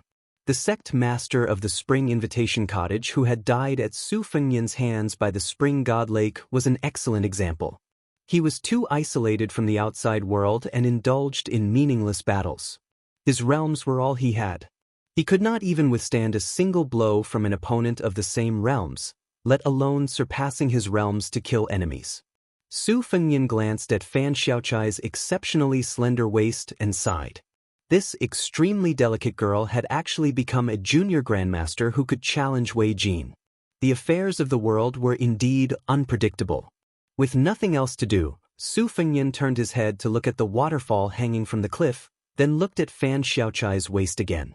He repeated the same thing over and over again, destroying the tense atmosphere in just a few moments. Fan Xiaochai finally faced his sworn enemy head-on and didn't shift his gaze away. Lu Haya stared at the girl he had fallen in love with at first sight in bewilderment, while the noble daughter of Mount Fuxiao glared angrily at the scholar from her neighbor's mountain, leaving behind the second mountain chieftain of Mount Fuxiao, who didn't know who to glare at. Su Fengyan was the first to realize that something was wrong. As expected of an outsider, he asked thoughtlessly, "What are you all doing? Not fighting anymore? Is it over? Aren't you all experts who can fly around without leaving a trace? Even if you don't fight, you can at least spar." The girl with the golden threaded dagger was the first to break her facade. She released her grip on the hilt and could not help but laugh. She deliberately glared at him. "You're the one. Come if you dare." Su Fengyan smiled. "Me? If we're talking, I can easily beat all of you." Fan Xiaochai, who was indifferent to everyone, smiled for the first time and asked, "That's it?" Su Fengyan covered his sleeves with his hands and smiled. In the eyes of everyone except Fan Xiaochai, He was naturally an embroidered pillow acting shamelessly. A white-clothed boy jogged over, saying that the mountain lord was holding a banquet and wanted his master, Miss, Lu Haya, and Fan Shaochai to attend. Fan Shaochai said coldly, "I'll wait here for you, Wei Jin, to bring the sparrow-tail dagger and the rusted copper sword. We'll fight to the death then." Immortal Master Wei laughed and did not comment. Lu Haya knew this girl's temperament and could only follow Wei Jin and the troublesome girl to the top of the mountain. Thus, there were only two people left at the well, a man and a woman who both knew their identities well. Su Fengnian approached the well and squatted to catch the water. The mist filled the air, but he could not get close. His palm was still 3 to 4 feet away from the mouth of the well, but the waterfall was torn diagonally and poured into Su Fengnian's palm, like a white lotus blooming. Fan Shaochai was silent for a long time and finally walked behind him. There was no fluctuation in her emotions as she said calmly, "Fan Shaochai of the first room of the Fushui Society greets the king of Baoyang." Su Fengnian, who had his back to the girl, asked, "Did the Fushui Society plant a kamikaze spy here?" Fan Shaochai replied, "No." Fan Shaochai entered the mountain this time for both public and private matters. The public matter is that there are considerable amounts of gold and silver hidden in the two mountains. If we succeed, we can relieve the urgent military needs of Yuzhou. As for the private matter, the king of Baoyang already knows. Fan Shaochai wants to take the dagger and sword back home. Su Fengnian smiled and asked, "Family heirloom? What? You want to take revenge after taking back the famous dagger and sword?" Fan Shaochai replied, "I wouldn't dare." Su Fengnian withdrew his hand and stood up. He wiped his sleeves with his palms and laughed, "What a good, I wouldn't dare. You still haven't given up your evil intentions." Fan Shaochai stared fixedly at Su Fengnian and thought of the scene of the lotus blooming in his palm. She gritted her teeth and asked, "Is the king of Baoyang really ranked 6th in the world?" Su Fengnian, whose vast qi had dissipated, said, "It's good that you could hold back and not draw your dagger at me as soon as those people left. It seems that the years of living in humiliation as a spy of the Fushui Society were not in vain." The girl gently bit her lips and closed her eyes. Su Fengnian bent down and took a slightly longer dagger from her waist. He held it above his head and unsheathed it halfway. He stared at the gleaming blade and asked with a smile, "Fan Shaochai, don't you think we're like duckweed returning to the ocean? It's a small world, isn't it?" Fan Shaochai abruptly drew his dagger. He held it steadily and quickly, the tip of the dagger in his hand stabbing at Su Fengnian's back. The dagger pierced right through the king of Baoyang's chest an inch away from the center of his body. Su Fengnian's expression was calm as usual. He sheathed the dagger with his right hand and broke the tip of the dagger with 2 fingers of his left hand. He then patted the dagger lightly, sending Fan Shaochai and the trembling dagger flying backward. Fan Shaochai's entire arm hung limply, but he did not abandon his dagger. Su Fengnian did not look back. He casually tossed the dagger to Fan Shaochai, who had boldly attempted to assassinate him. He then used his qi to draw a stream of water as thick as a wrist to wash away the 2 pools of blood on his chest and back. His wounds then slowly healed. After doing all this, Su Fengnian turned around and asked with a smile, "It doesn't feel good, does it? It wasn't easy to muster up the courage to die together with the enemy, but in the end, you still couldn't kill your enemy. I had the same experience when I faced someone with the surname Lu. However, you're definitely luckier than me. There will be plenty of opportunities like this in the future. You can come and try it with me every time you make a breakthrough. However, before you make a move, be a loyalist of the Fushui Society and treat it as a business deal between us." Fan Shaochai asked a question that seemed to be out of place. "Are you suffering from qi deviation?" Su Fengnian ignored him and said with a smile, "The last time I saw you, I felt that your waist was so thin that it couldn't be any thinner. At that time, I was worried that you would break your waist every time you walked." Fan Shaochai smiled sweetly. "It seems that you haven't gone mad. It's just that you've changed from His Royal Highness to King of Baoyang." Su Fengnian suddenly stretched out a palm and pressed down. Fan Shaochai felt as if a mountain was pressing down on her. She went from kneeling to prostrating herself on the ground in an instant. All the qi in her veins suddenly stagnated. Ordinary people would never have the opportunity to experience such bone-piercing pain in their entire lives. The woman raised her head with all her might. Her eyes were obscure. Not only did they reveal a bone-piercing hatred, but there was also something more. The corners of her mouth were actually curled up in a complicated smile that seemed to contain both extreme pain and extreme pleasure. Su Fengnian said softly, "You've gone mad." Fan Xiaochai crawled forward 1 foot at a time. It was so similar that they were cut from the same cloth. Su Fengnian was in a daze. He sat on the edge of the stone and quietly waited for the woman to crawl to his feet. "Inform the spy responsible for communicating with you outside the mountain. Have Huangfu Shi mobilize 100 crossbowmen and 1,000 armored soldiers to follow behind Song Yubai's army. If there's no movement from Bishan district in half an hour, enter the mountain on your own." Fan Xiaochai seemed to be crying and laughing at the same time. Her internal organs were in turmoil. The woman stretched out a hand with great difficulty and grabbed one of his boots. Blood seeped out of the corner of her mouth as she said hoarsely, "Su Fengnian, just kill me. I beg you." Su Fengnian bent down and reached out to grab her hand. Her haggard and sickly complexion instantly became rosy and natural. Su Fengnian's eyes were intoxicating as he laughed gently. "Fan Xiaochai, what's so hard about wanting to die? Living well is the hard part. Don't look at how leisurely and carefree I am. I'm a king with a different surname and number 6 in the world. If I've used up all my good luck, then I'm just waiting for death with Bale Young. Of course, you won't understand even if I explain." Chapter 1068. Lu Haya left the banquet, which had been the same as always. There was still nothing new about it. Without the presence of dragons and snakes, drinking and eating big bowls of wine and meat would be a disgrace. The so-called banquet of Mount Fuyao was nothing more than 1,000 cuts of fish scales or the punishment of big and small sandalwood. In Lu Haya's eyes, it was a surprise at first, but as time passed, it was not as good as the simple tea and wine of the gentleman. At the banquet just now, the executioner was Shunli, who had returned to the Jianghu.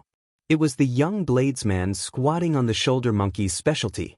Their techniques were similar, the only difference being that one used his hands while the other wielded the blade. No one in Mount Fuyao was worried about this prison break. As for the Bishan County magistrate, whose name no one remembered, he was not even worth mentioning. Lu Haya could do nothing about it. After all, Mount Fuyao and the Immortal Coffin Cave did not have a hierarchy. There was no need to talk about who could order who around. Both sides had more or less the same number of first-rate experts, and their overall battle strength was about the same. The reason they had been able to live in peace for more than 10 years was because of their master Mei Fengjie and Zhang Juxian. Lu Haya did not like Zhang Juxian's only daughter, Zhang Shanshan, but he did not dislike her either.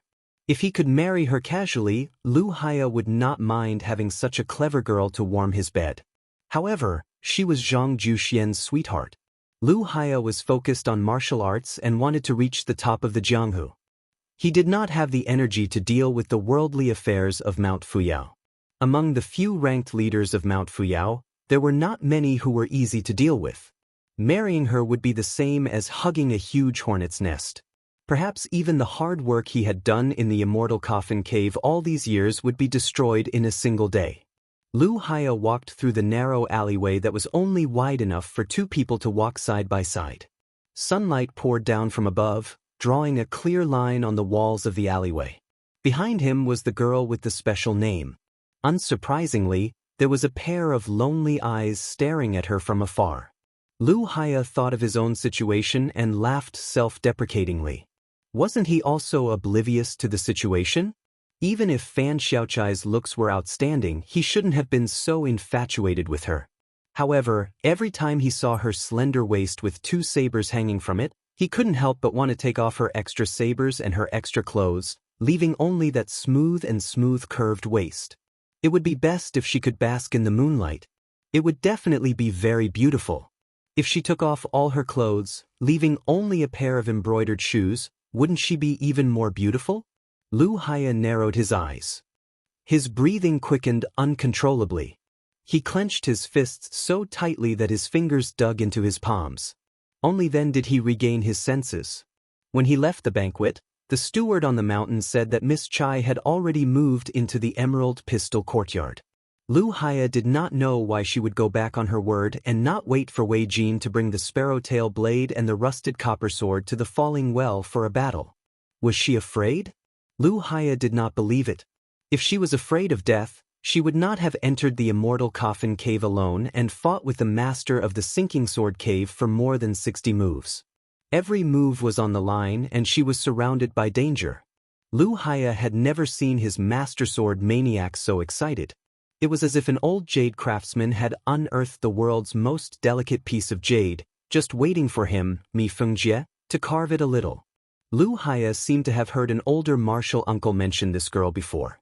She should be the legendary natural sword embryo, one that was rare in the world. Lu Haya arrived at the Emerald Pistol courtyard. He pushed open the courtyard door and knocked on the door. A cold voice came from inside the room. "Is something the matter?" Lu Haya gently said, "Nothing." The room was silent again. Lu Haya silently left. Inside the room, it was still far from dusk. Fan Xiaochai waited until she was sure that Lu Haya had left the courtyard before lighting a candle. Then, she withdrew her qi and rolled up her sleeves. One snow-white arm rested on the table while the other held the red candle.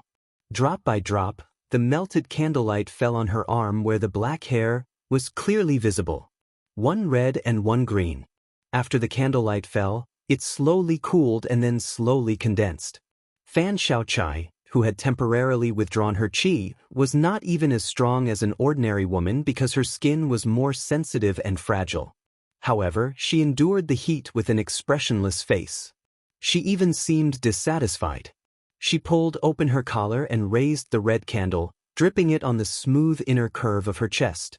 Only then did she let out a long and faint moan. She leaned back in her chair. Fan Xiaochai stretched her neck and subconsciously turned her head.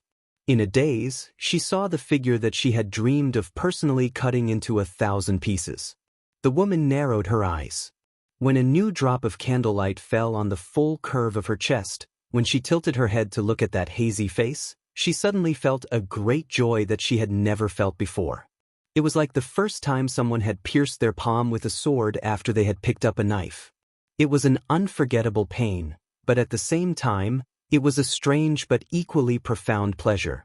At this moment, Fan Xiaochai did not think about whether she wanted to die or live. She only thought about this figure, the way he could watch her humiliate herself. Fan Xiaochai's delicate body suddenly trembled violently. Her slender legs under the table suddenly straightened, and the figure in her line of sight became increasingly blurry. Fan Xiaochai closed her eyes and gasped for breath. The half-burned red candle in her hand fell to the ground. She felt that the figure should have disappeared the moment she opened her eyes. However, a voice exploded in her ears like thunder. "Since you can't figure out whether you deserve to die or live, why don't you just slack off and think about it until you go crazy?" Fan Xiaochai was jolted awake. She immediately recovered her qi flow and smoothed out her curled sleeves, covering her collar to cover her long exposed body. She stood up and took a few steps back. After she calmed herself down, she felt as if she had been struck by lightning. She widened her misty and alluring eyes. "You can really mentally travel out of your body?" Su Fengyan leisurely sat down on the chair and sneered. "Is it strange that I can mentally travel out of my body? Isn't it even more strange that you're not willing to stop your seductive behavior even though you're clearly looking at me?" Fan Xiaochai turned her head slightly and averted her gaze. Chapter 1069. Su Fengyan, who had truly achieved the state of harmony between heaven and man in the Taoist scriptures, continued with a smile. "Come, continue. Do it again. Isn't it said that there are only exhausted cows and no ruined fields?" Fan Xiaochai was so angry that he was trembling all over. Su Fengyan added fuel to the fire. "Finished so quickly?" Fan Xiaochai's face turned from white to green, like a piece of green jade with a white background. Su Fengyan suddenly put a finger to his lips. Fan Xiaochai was, after all, a top spy of the Fushui society. She quickly focused on the door. The woman in the courtyard came and went. Fan Xiaochai could tell from the sound of her footsteps that it was the muddle-headed Zhang Shanshan.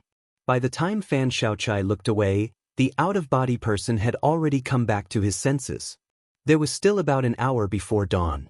Fan Xiaochai, who hadn't slept a wink, reached out to grab the twin sabers under his pillow. As the footsteps in the courtyard drew closer, he heard a knock on the door. Fan Xiaochai asked calmly, "What is it?"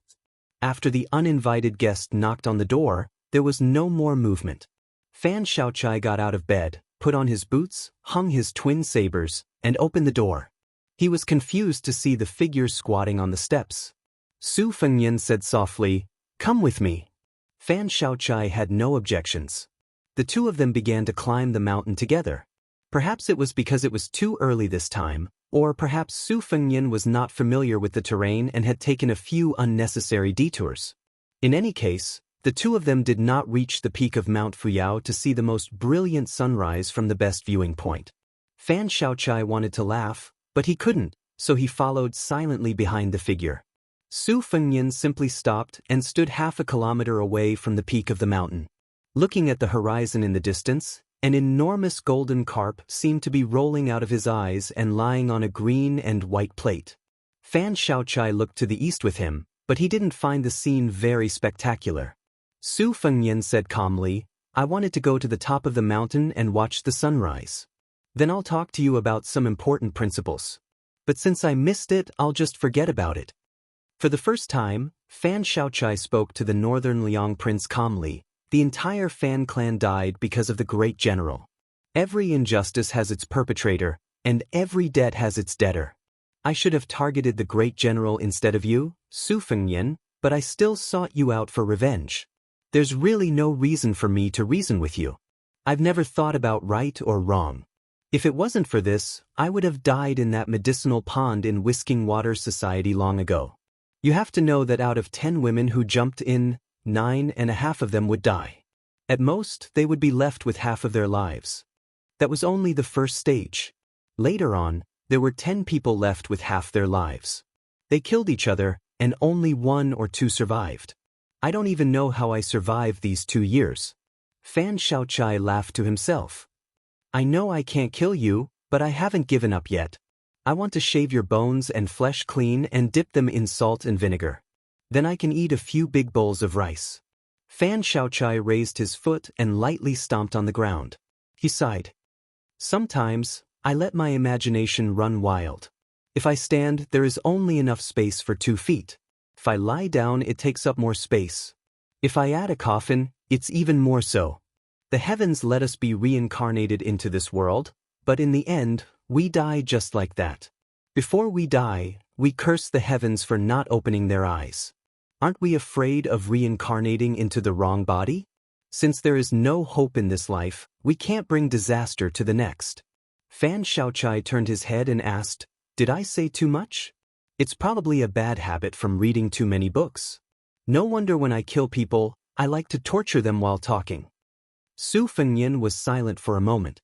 Then he said seriously, "I still have a lot of candles in my room." Fan Xiaochai's cheeks immediately flushed red, just like the red candles that dripped down yesterday. Soon, everyone on Mount Fui knew that there was a young county magistrate who was not afraid of death and spent his days wandering around the mountain. It wasn't that no bandits found him an eyesore and wanted to reward him with a knife in an alley.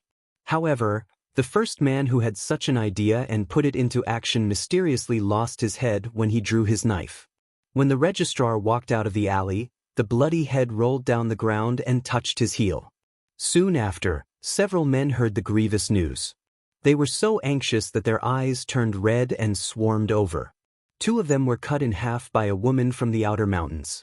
Zhang Jushen, Wei Jin, and a few other big shots finally arrived. They didn't explain the inside story. Outsiders only knew that immortal Master Wei, in a fit of rage, had agreed to a life and death duel with the female devil surnamed Fan in half a day. However, during this time, no one was allowed to assassinate the registrar official. Thus, rumors and slanders spread.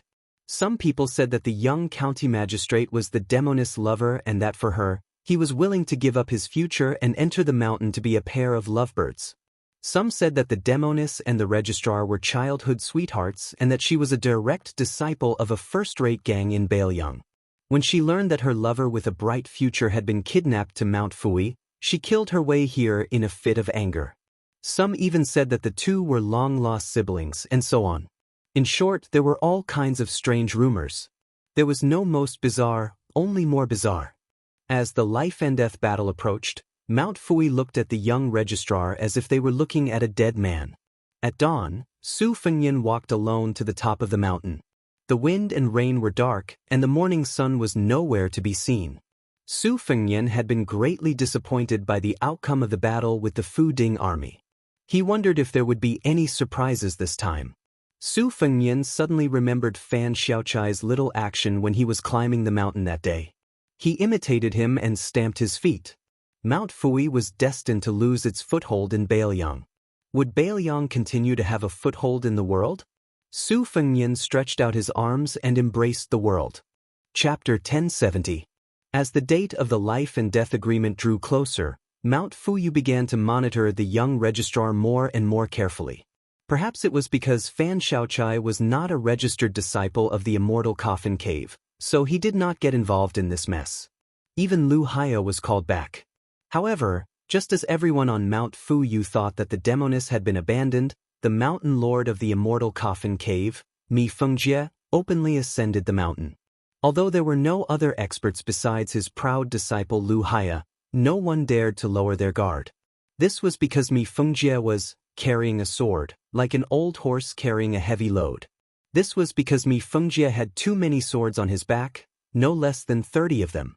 At that time, Su Fengyan was squatting on the stone steps of the mountain gate with a few mischievous youths, chatting about the gaudy world outside the mountain in exchange for some red-bellied golden pheasants that they had caught.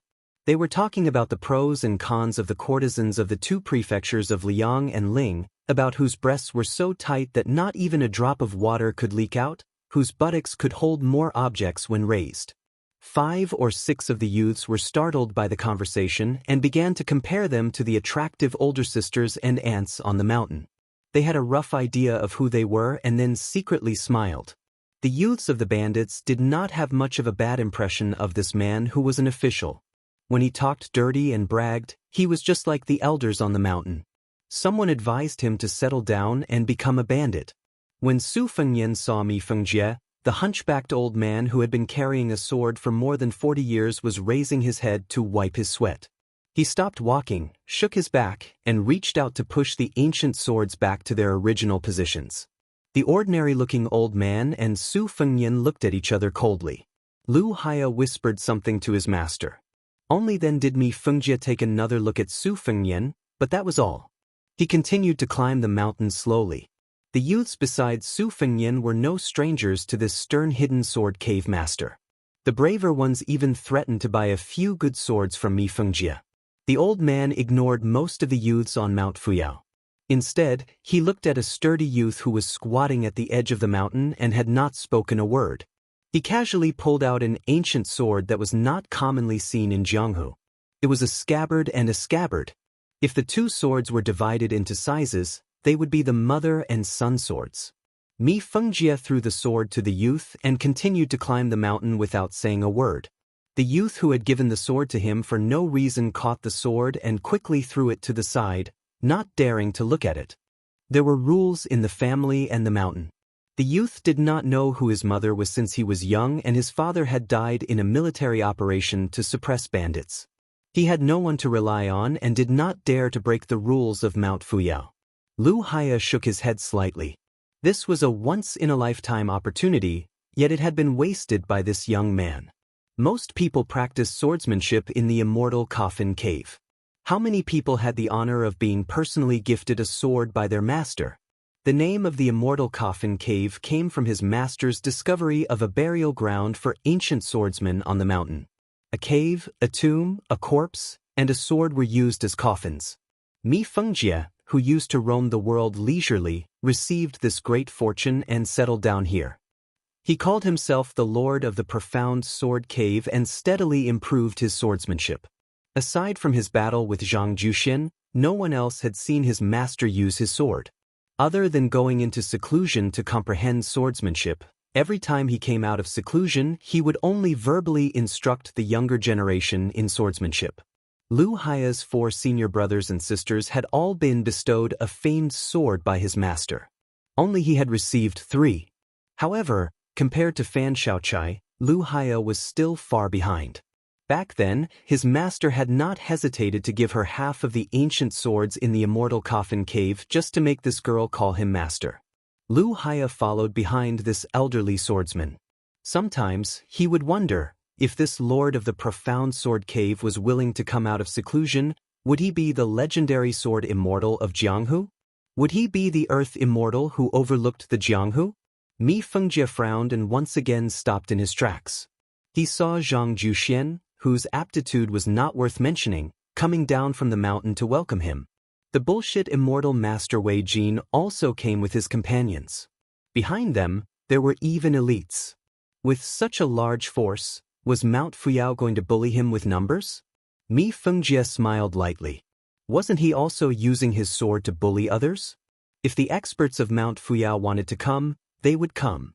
Thinking back to those years when he first came out of Jianghu and traveled around the martial emperor city, he happened to meet the genius swordsman of Dongyue Sword Pool, Song Yanqing, who had ascended the city with his sword. Every move he made was one move.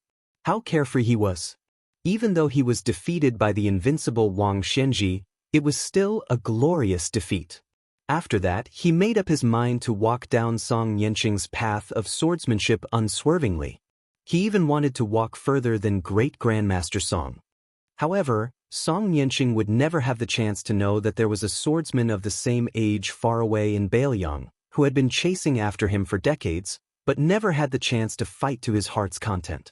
Zhang Juxian, who was well-versed in talismans, had a solemn expression. He slightly cupped his fists towards the lord of the profound sword cave and said in a low voice, "Cave Lord, please don't misunderstand. This is news that I have just received. A large group of soldiers and horses have already gathered outside Mount Fuyao. This is different from the time when there were less than 100 patrolmen who entered the mountain to fight on a small scale. This time, there are only about 90 armored elite soldiers. There are also more than 20 elite scouts who have entered the mountain in advance to investigate the terrain step by step. There are also more than 400 patrolmen from Qingan County and Yanji County following closely behind." Mi Fengjie's expression was as tranquil as an ancient well. He asked indifferently, "It's only 500 people. Mount Fuyao is so big. Is Mountain Lord Zhang worried that there won't be enough space to bury them?" Mount Fuyao's beacon had all been built by Gu Jiantong's former military officers in the Wei and Jin provinces. The old man said bitterly, "If the two sides were competing in ability, we wouldn't need to worry so much."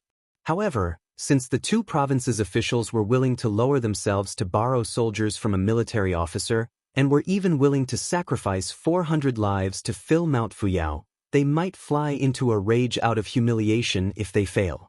Even if the entire army is annihilated, perhaps even those military officers in Yuzhou who hold real power in Yuzhou will covet this fat piece of meat. When that time comes, Mount Fuyao will be restless. Cave Lord, your heavenly abode will definitely not have peaceful days to pass." The corner of the sinking sword Cave Lord's mouth was full of ridicule. Wei Jin did not show his annoyance towards Mi Fengjie's unbearably ignorant indifference. Naturally, the sinking sword Cave Lord's martial attainment was the best in Mount Fuyao, but when it came to the general situation, Wei Jin felt like he was playing the lute to a cow. However, the current situation was dangerous, so he had no choice but to patiently explain, "Cave Lord, you and I both know how powerful Bailiang's armored soldiers are. They aren't something that a few masters can contend against. At the very least, even if Mount Fuyao uses up all of its people to block the next wave of attack from a certain Yuzhou lieutenant's 1,000 armored soldiers, even the Yuzhou general, Huang Fuming, will be alarmed. It is said that this person's temperament is malicious and cruel. For the sake of an official position, he even handed over his own family to the Bailiang Palace, leaving him as the sole survivor. Only then did he slowly climb up to the position of Yuzhou general. He himself comes from a wealthy family in the martial arts world, and he also holds the military authority of a province. He is well versed in methods to deal with the gangs of Jianghu. If this poisonous snake sets his eyes on him, Mount Fuyao's immortal coffin cave will be intimately interdependent. Cave Lord, you and I should be facing a common enemy together to overcome this crisis. Mi Fengjie sneered, since we are in a situation where we can only win 1, win 2, and lose 3, what's the point of forming an alliance? Won't we just throw away our lives in vain? According to your Mount Fuyao's logic, we should all flee as soon as possible. Wei Jin hesitated for a moment and looked at Mountain Lord Zhang Juxian. The latter nodded lightly. Only then did Wei Jin say, I have an idea, but I don't know if Cave Lord is willing to listen.